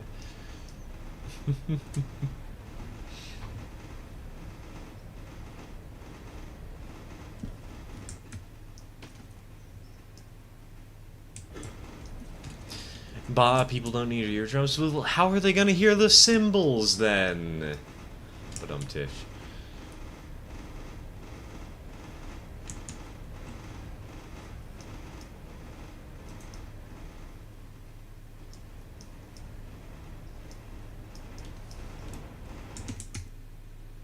Oh, wrong ending.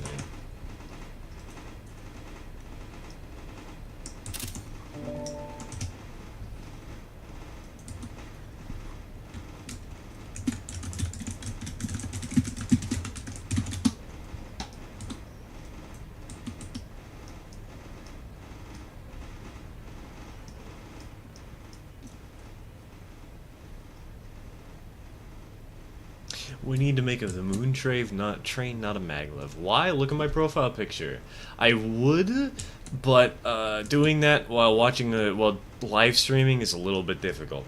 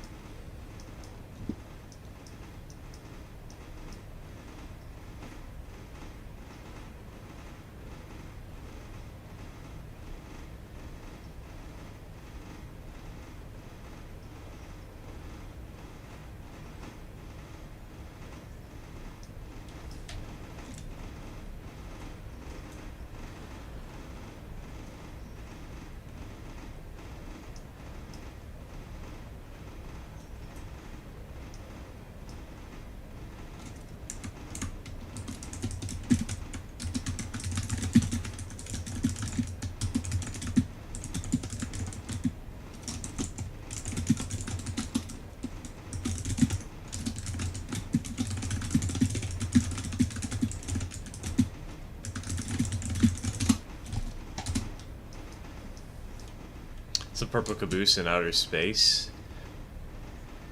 But what's the white part, though?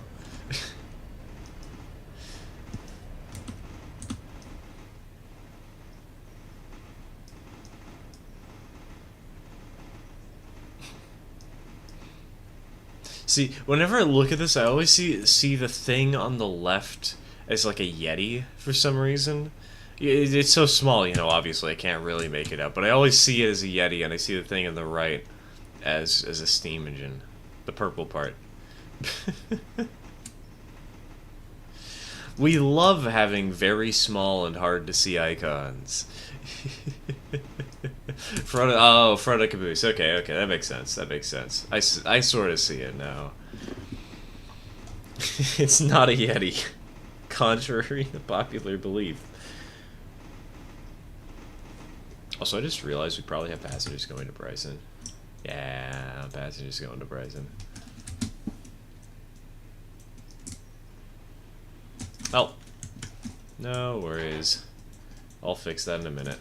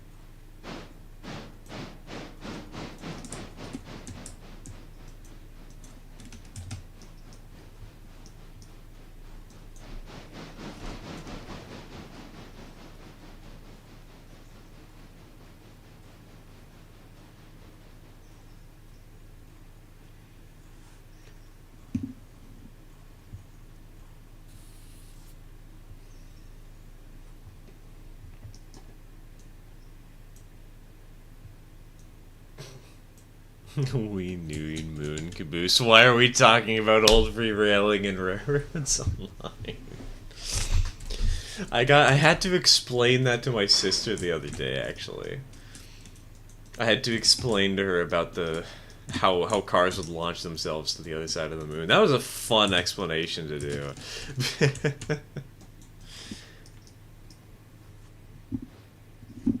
Oh my god, Mudge just peeking over the edge there.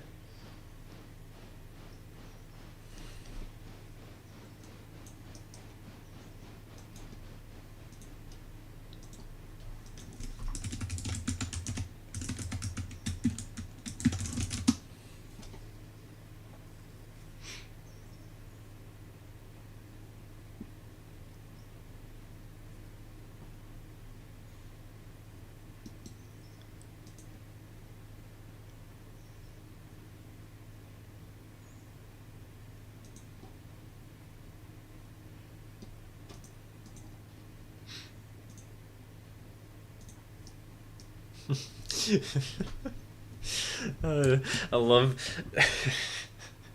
I love that due to Railroads Online, Moon Railway is not associated with a NASA project anymore, but instead with the fact that we can launch trains to the moon.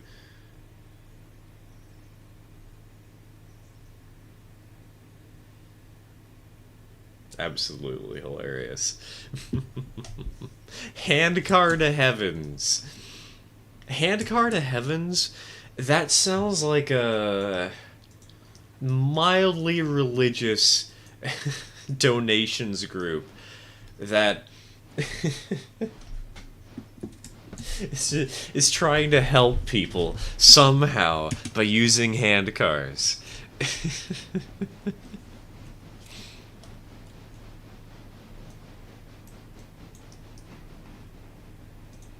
I love that. Handcars to heaven.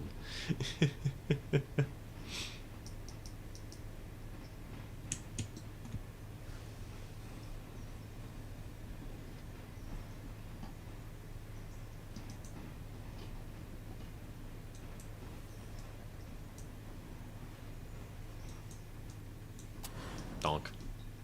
Okay, hook, line, and sinker.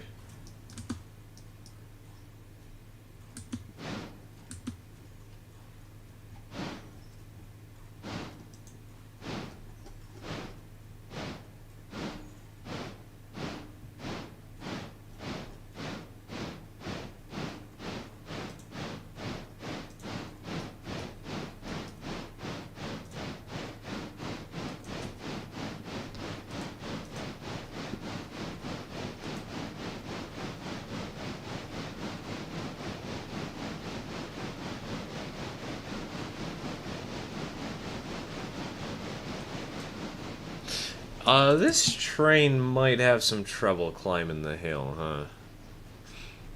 Or maybe I just need to ease up the regulator and then we'll actually gain speed. Handcar to the Heavens, the new perfect religion near you. The churches can come to your doorstep. Call now. The number is just 911. Even if you're in the UK or some other part of the world where 911 isn't the emergency hotline, it's still just 911.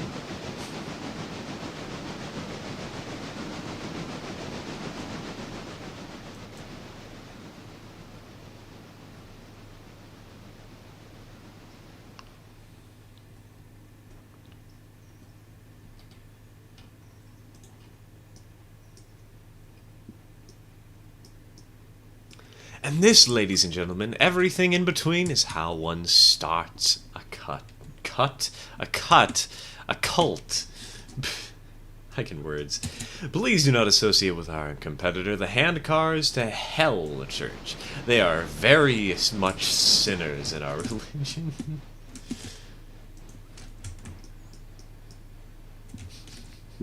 A cut colt? Yeah, let me just cut this horse in half real quick. Hold on.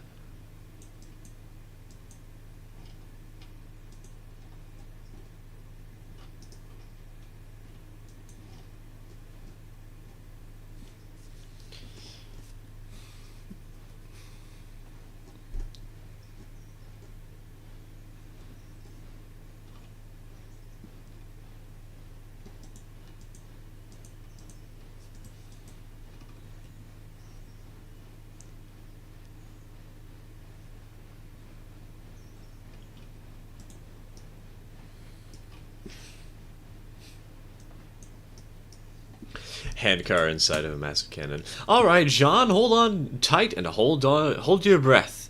Oh yeah, you may have no way of slowing down once you get to the moon. What? Cannon does cannon thing. Kaboom! Is that line from Dynamo Man? Is this safe? Maybe. Is this safe? Don't worry, a YouTuber told me it'd be fine. Dude, if somebody told me that, I would be scared senseless. Like, I guess it depends on the situation, right? Like, if we're talking about, like, yes, how do I solder joints together? Yeah, I'd probably believe a YouTuber.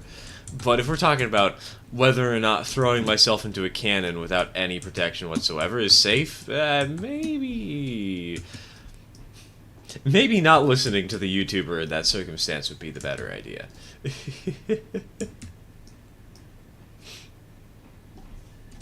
Sneaking suspicion.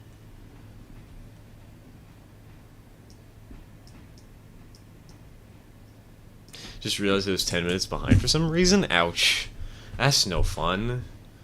I know that happens sometimes when people leave the stream and then come back a little bit later. It'll just start them back where they left off for some reason. Very annoying.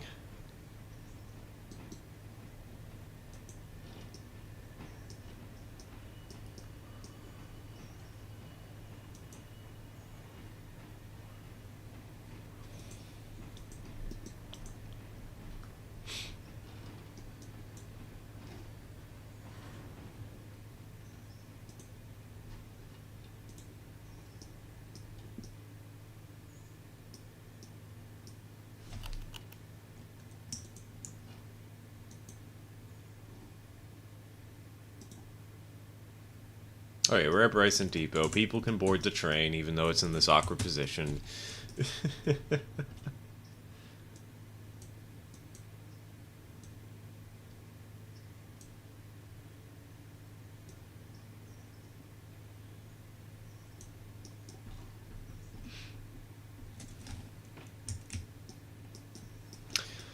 I tend to get desynced pretty easily, ended up 2 to 30 seconds behind after a while. Ouch, that stings.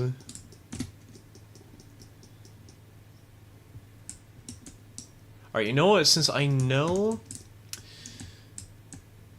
the passenger train is approaching, do you guys think I'll be able to beat it to Government Island, or do you think I should just let it come to Bryson?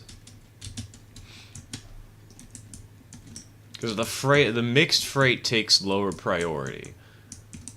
Personally, I think I'm not going to beat it, and I should just wait.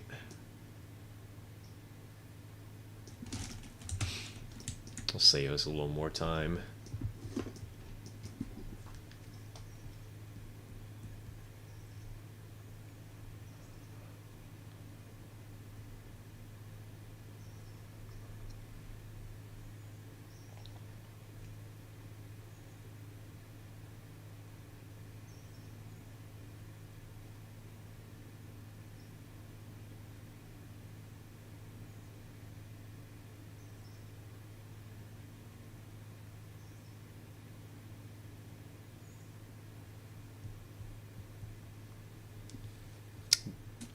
My username was from a Conduct Deluxe level name. I remember you mentioned this a while ago.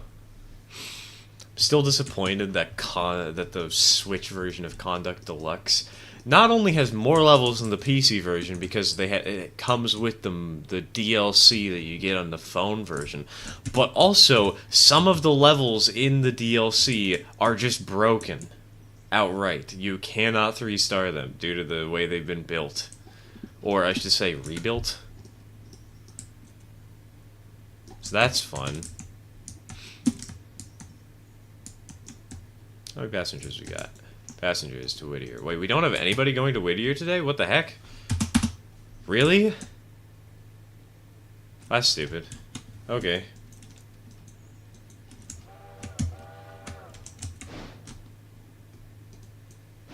We're not really gonna realistically beat the passenger train. We'll wait here in Bryson. Whittier is unpopular.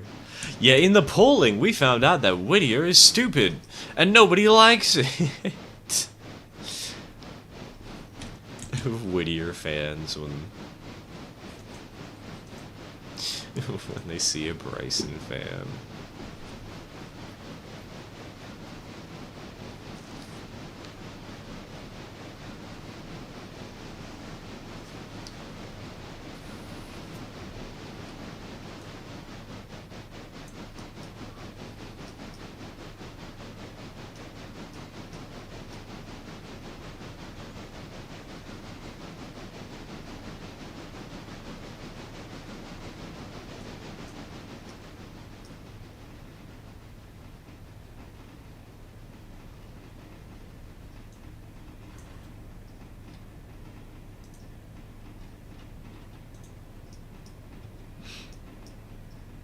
Bring her to a halt, because we're definitely not getting packs going to Whittier.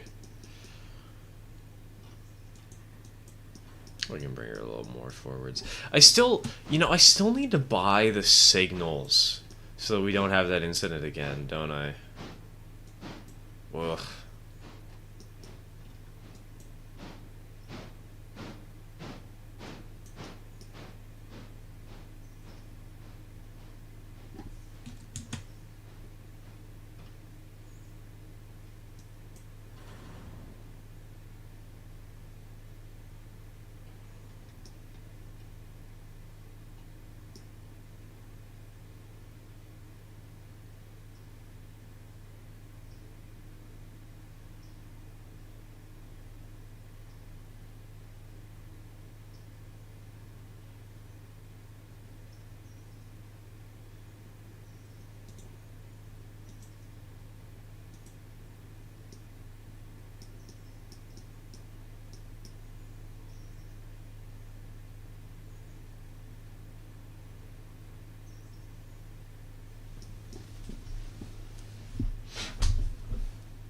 Well, boys, we're going to be sitting here for a while. Let me see if I've got more pictures of the garden rariting event that I can share that I think would be cool.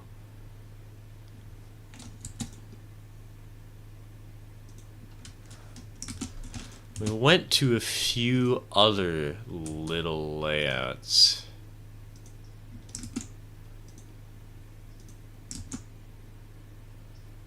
Nothing as special as the big one, but still were fun to see, you know. Got a few pictures of those I can share.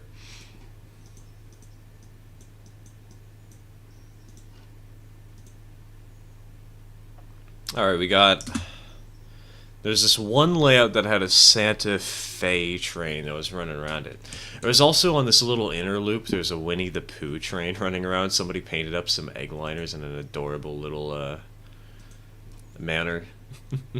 They also had some 3D printed freight cars that were shaped like egg liners. Those are really funny to see. It took up a very big portion of the backyard, actually. Like, there was not much space to relax, but there was enough space, you know? There was enough space to sit back, relax, turn on the radio. There's also this cool little fountain off to the side. And you can see that there's this little pathway here. You can kind of see it here, too, in this picture, along with the fountain. There was actually some bridges here that you could apparently remove. We never saw them removed, obviously, because the train was running across them, but it was cool. It was nifty. We also saw this other backyard layout that was built behind the garage. There was a garage, like, right here. It was very close to the layout. There was not much room between the sidewalk here and the fence to build the entirety of this guy's layout, but he managed. Had a lot of geared locomotives, lots of shays, lots of logging stuff, too. He really liked his logging. There's another picture of the climax as it turns into a tunnel that comes out over here. We only got to see this one for a few minutes, unfortunately. It was like, we got there 10 minutes before the show was supposed to end. So we didn't get to see it as much, and as you can kind of see on the roof of this boxcar, it was raining. We wanted to go home. That was still fun to see, you know, it was very inspiring.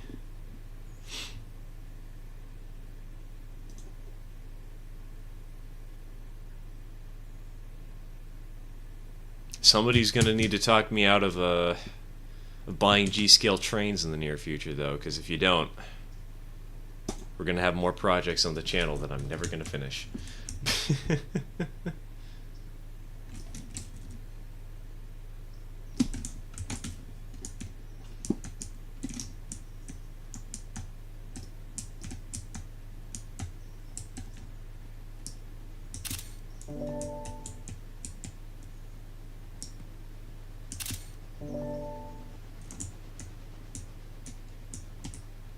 Right about here is going to be the good spot for a picture.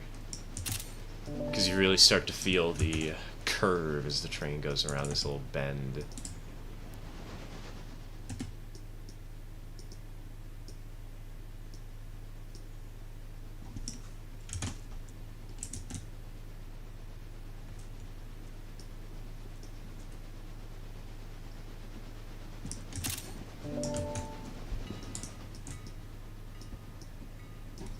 You know, we don't get very many shots of trains going away from the camera.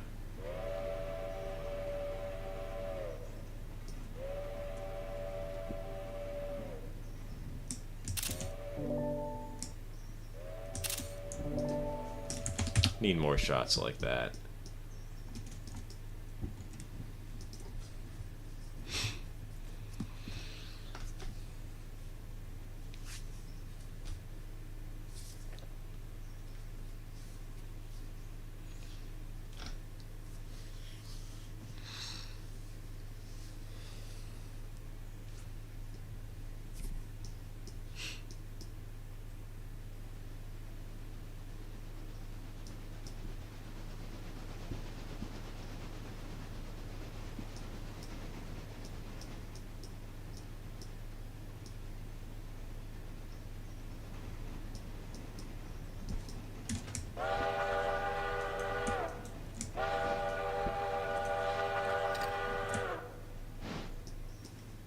Money? Money. Let's go.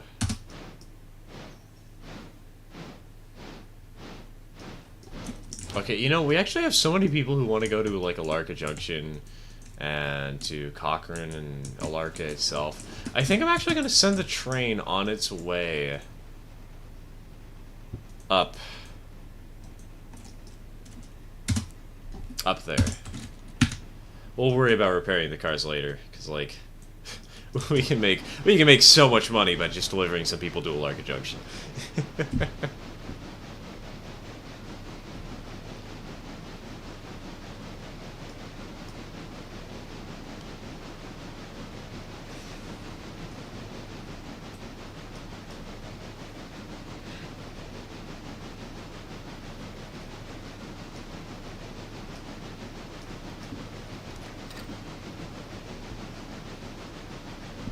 Yeah, switch lined against you.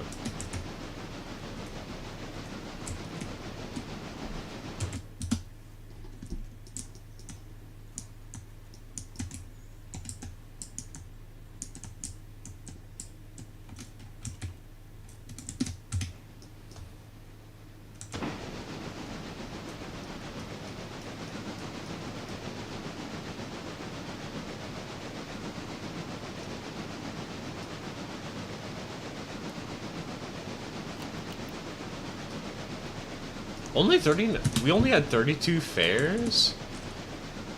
What? Really? Only 32 passengers going to Bryson? That's just sad.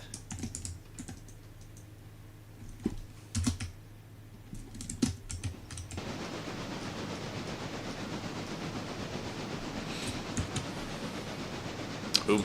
Hold on. Is chat not scrolling for me? Am I not getting messages because chat's not scrolling? Okay, it isn't scrolling. For some reason, the last message I see is, wow, Whittier is unpopular.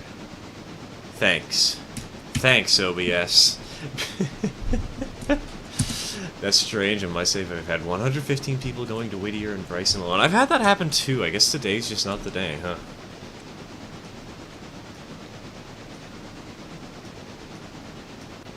Currently working on my last French assignment for the year, and you know what's stupid? There are two types of French verbs, aller verbs and être verbs, both of which is a verb itself. Aller is an aller verb, être is also an aller verb. That's funny. Need to wander off, got 14 on her way to the Whittier sawmill cars that need spotting. Got the ones that were in all delivered and sawmills set. Perfect. Perfect. Take care, Nina. You lasted almost the whole... Actually, wait, no, you didn't join from the start of the stream, but you lasted till almost the end, because I'm probably gonna call it quits once we get this train out to Whittier.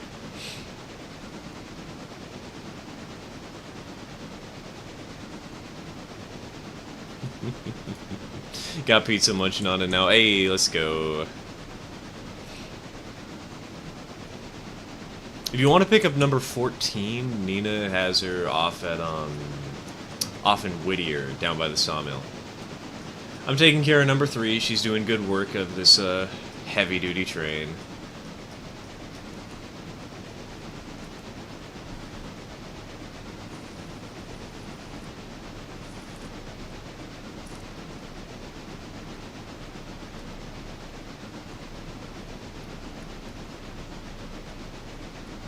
Though we are starting to slow down a little bit.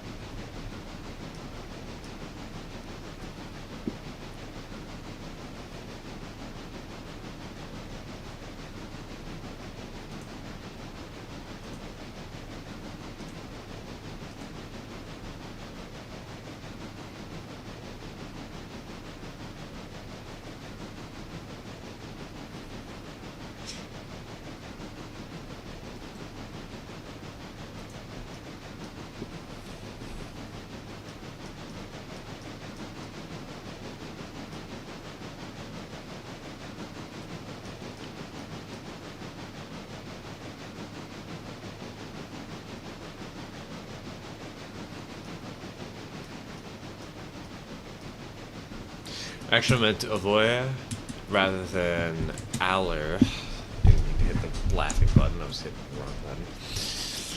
But just change aller to avoyer and it's correct. And really, realistically, to most of us, word. Just needs something to distinguish. It doesn't matter if it's the correct thing or not. You know? I think I'm barely passing this class.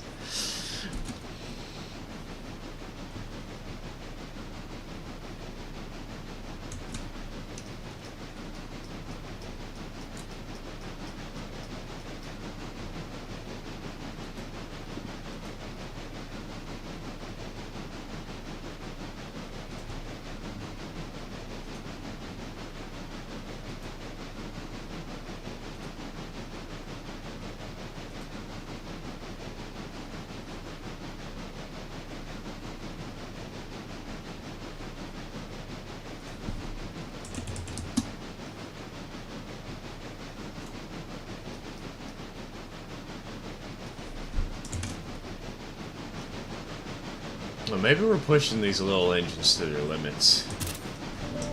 Maybe we're gonna need to upgrade these suckers sometime soon. Get a bigger fleet of engines. Just maybe. Just maybe. Okay, admittedly, I wouldn't be double-headed. I wouldn't be running this long of a train normally, because, you know, reasons.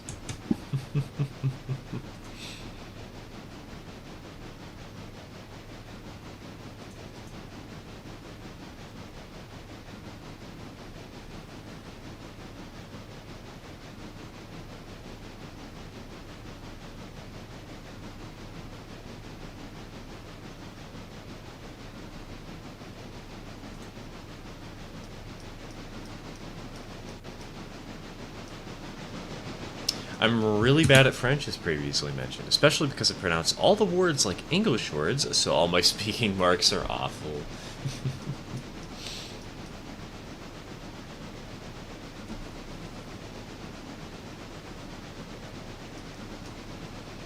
Me when it comes down to Spanish.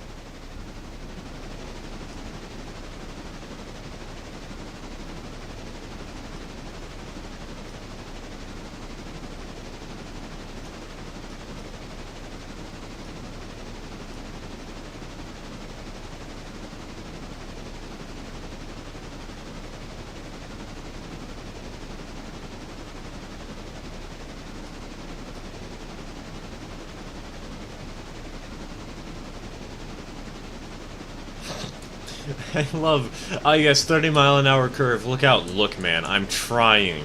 I can't even break 30.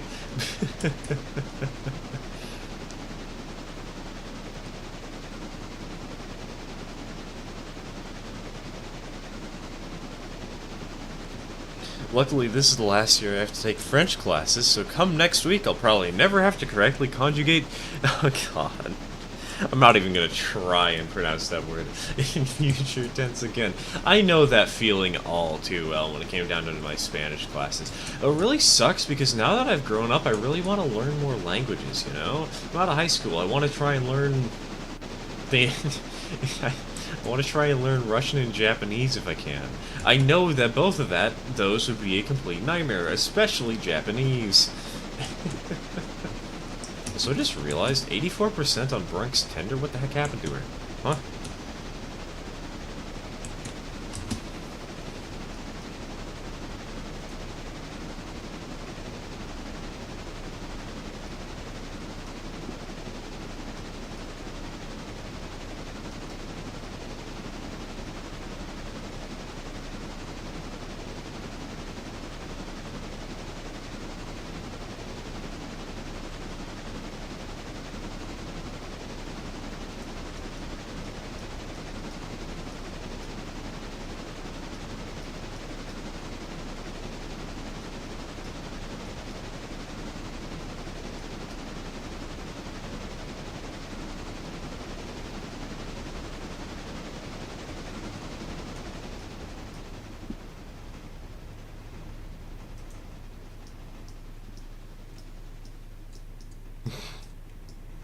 Take one look at Russian cursive and you'll reconsider wanting to learn the language as a whole. Dude, I've seen it before. It's beautiful. Russian scary language. Intimidation checks when it comes down to linguistics.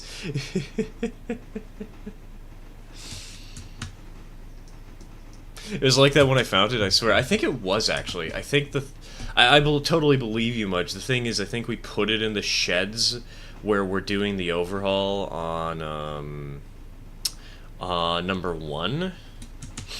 And so because of this, it hasn't actually been repaired because the sheds are all focused on number 1 right now, you know? Speaking of which, East Whittier engine service. Hey, we have enough repair parts to finish the job. Let's go.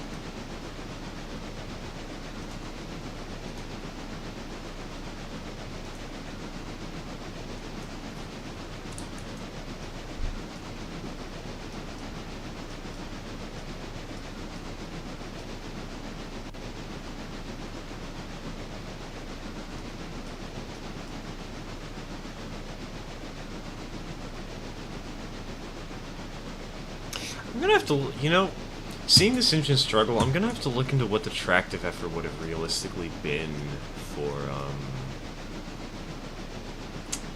diesel engines at speed, because I know they had higher tractive effort at lower speeds and on flat grounds, just, you know, starting up. I wonder what they'd be like more realistically. I wonder if there's any way to actually calculate that.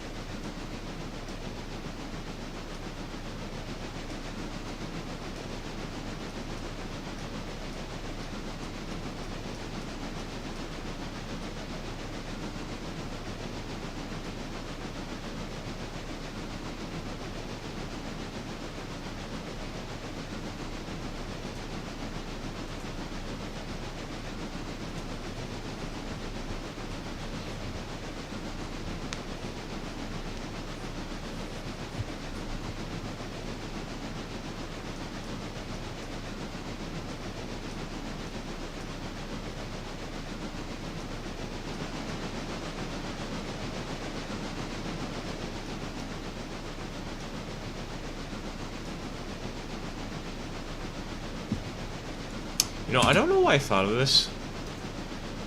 I want to adjust the tree density real quick.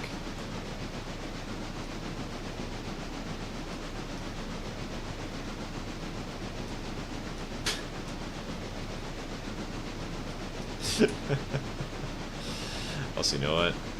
Oh god. Hey, it's just a bright summer's day now. Now it's just a cloudy, not so summer's day. I'll leave that at 1.0, leave the contrast alone.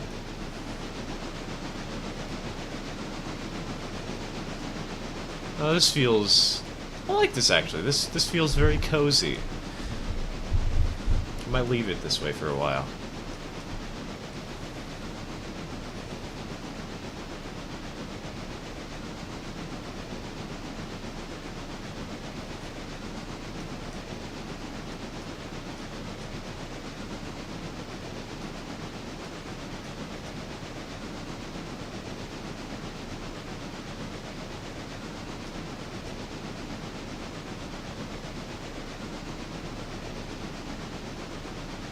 I warmed my game up, if you haven't noticed in my screenshot. So I've noticed.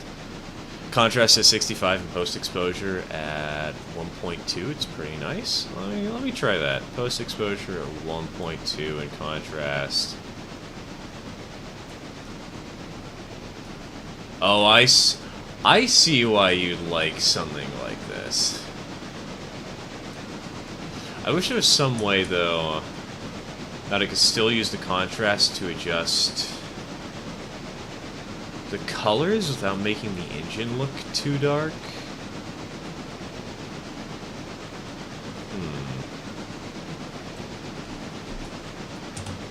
Maybe I need to install Reshade on this.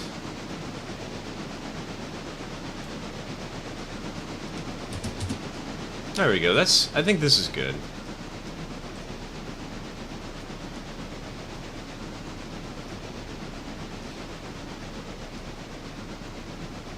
Posting my settings in yard chat. I'll check that in a minute because we'll be ending the stream soon enough. Do you know Terrain Player? Yeah, he's been on the streams a couple of times recently. He became a channel member relatively recently.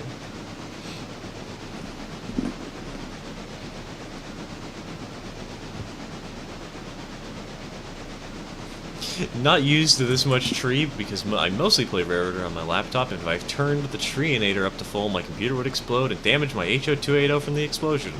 But more importantly, it killed me. Oop. Hello, Mr. Diesel.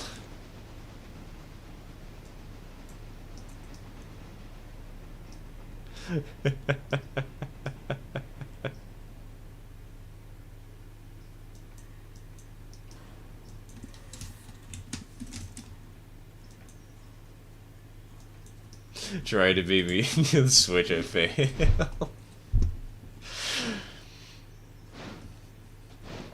Too slow. You really got a speed run, man. You had to be going 35 around this corner. I'll back it up. You can take right away for a second here.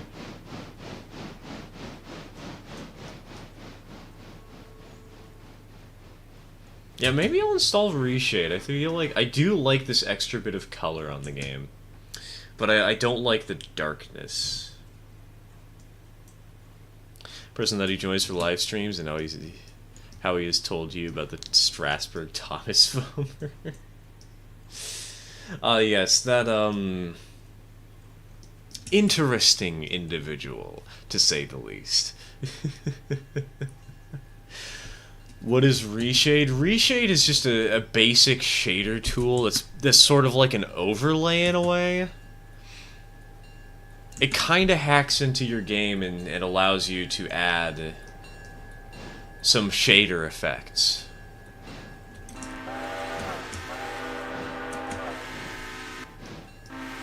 It works on basically any video game. It is free. Though, getting it to work right can be a little bit tricky. It can be finicky, and it's a little bit technical. But it can really enhance your game footage and image and whatnot.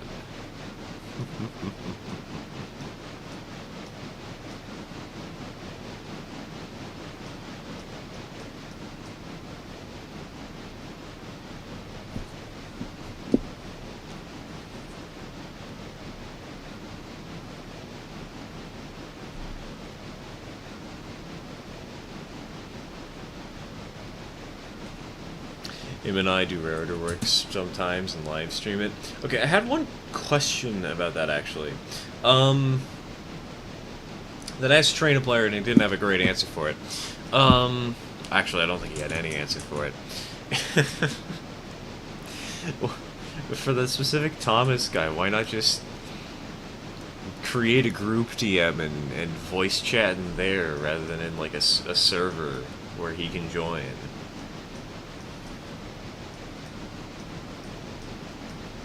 Just create a little group where you can exclude him.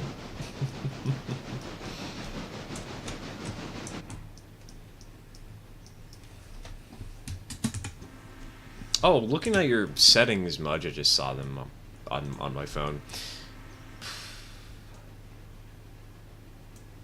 Oh goodness, this is dark. Yeah, I'll pass on that. I'm realizing that I could hypothetically turn up the post-exposure even further if I wanted to make the dark spots go away. There we go. That's feeling colorful. I like that. That looks good.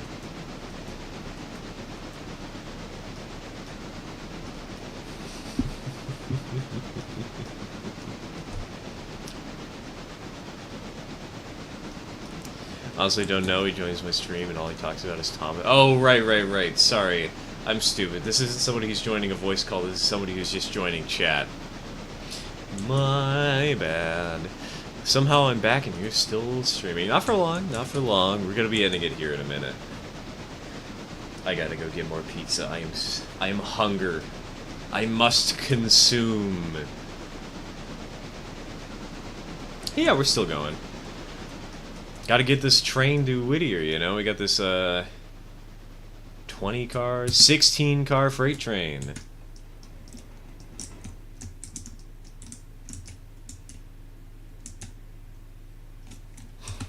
Hard to do much about it, people like that. Well, you could ban them.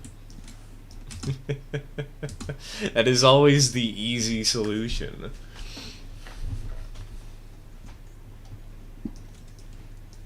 Maybe one day you would want to hop on my streams. I've actually been cutting down the total number of streams I've been doing recently. They've been getting a little rough on me mentally. I've been trying to cut back. So probably not.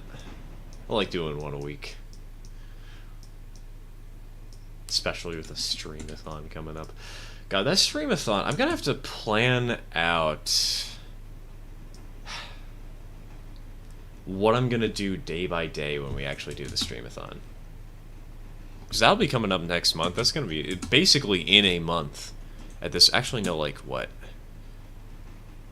1, 2, 3, 2 weeks from now.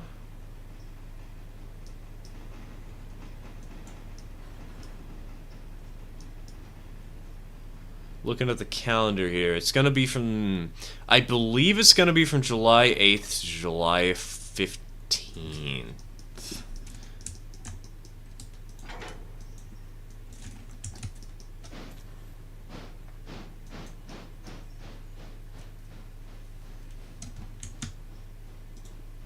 So we got 2 weeks to go till we do that.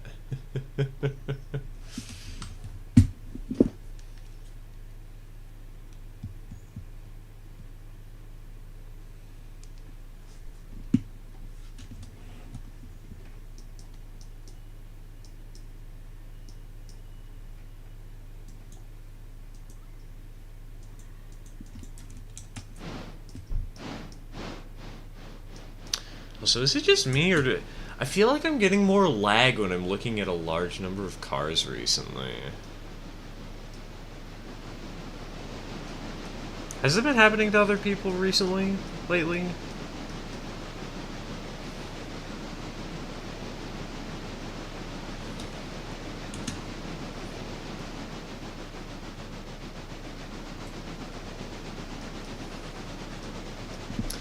Definitely, I have. Okay, so it's not just me. Good, good. Thank God. I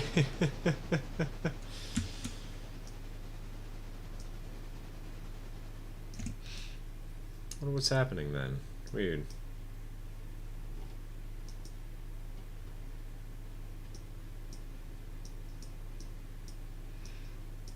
I've had the same thing. I wonder what happened. I wonder what they've updated that's been screwing with that.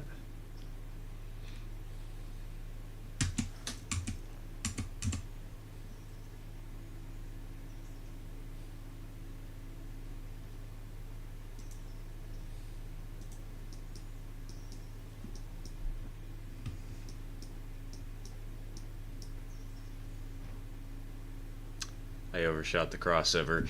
Whatever, it's fine, we'll keep going.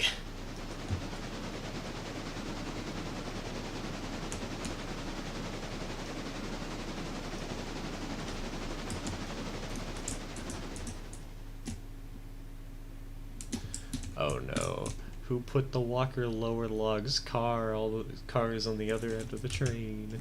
Whatever, whoever's going to Walker will just have to deal with that later.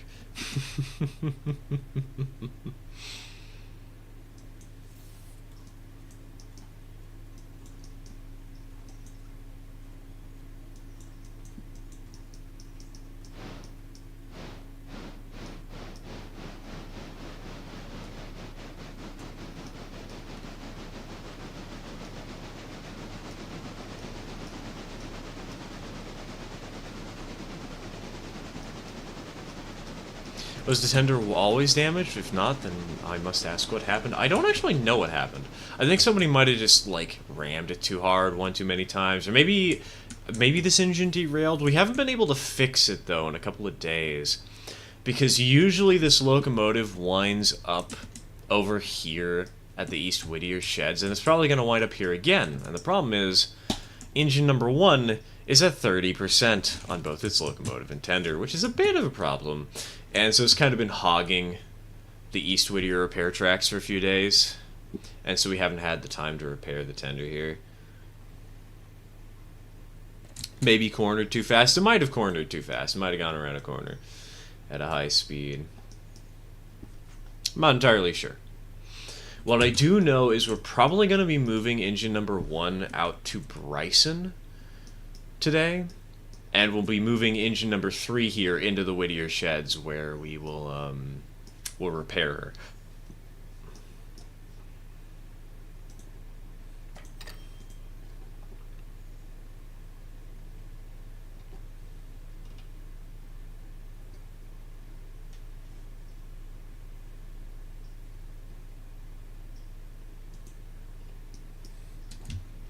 The ocean goblins stole the health to put it in their toothbrush.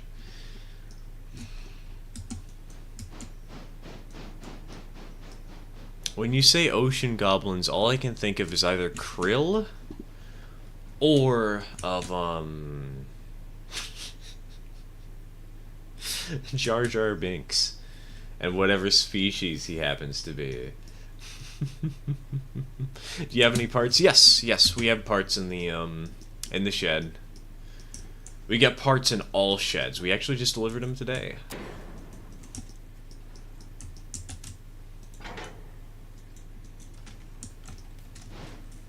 In fact, I'm actually wondering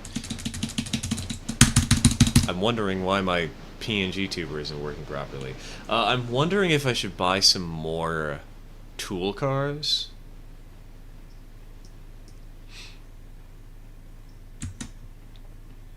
Because I think when it comes down to Bryson, only one boxcar might be one too few, and I should probably buy another car just so we have more constant service going there.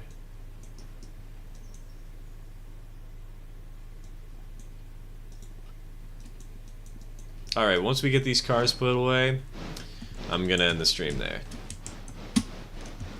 Tuber shop might be nice, at least in Bryson. Yeah, exactly. Like the other two, you know, we can handle having one car per day and having a day off of deliveries, but Bryson has enough going on it that having a backup car just to speed along the process would be a welcome addition. Alright. Bonk, bonk. We'll hook those up just in case. And that's all she wrote, folks. Mudge, I will be keeping up the save for a little bit to make sure that we can get some more jobs done. Just going to be getting some food. And ending the stream. Thank you all for watching. It has been fun as always. My PNG tuber is still being stupid and not working properly. Sounds like a me problem.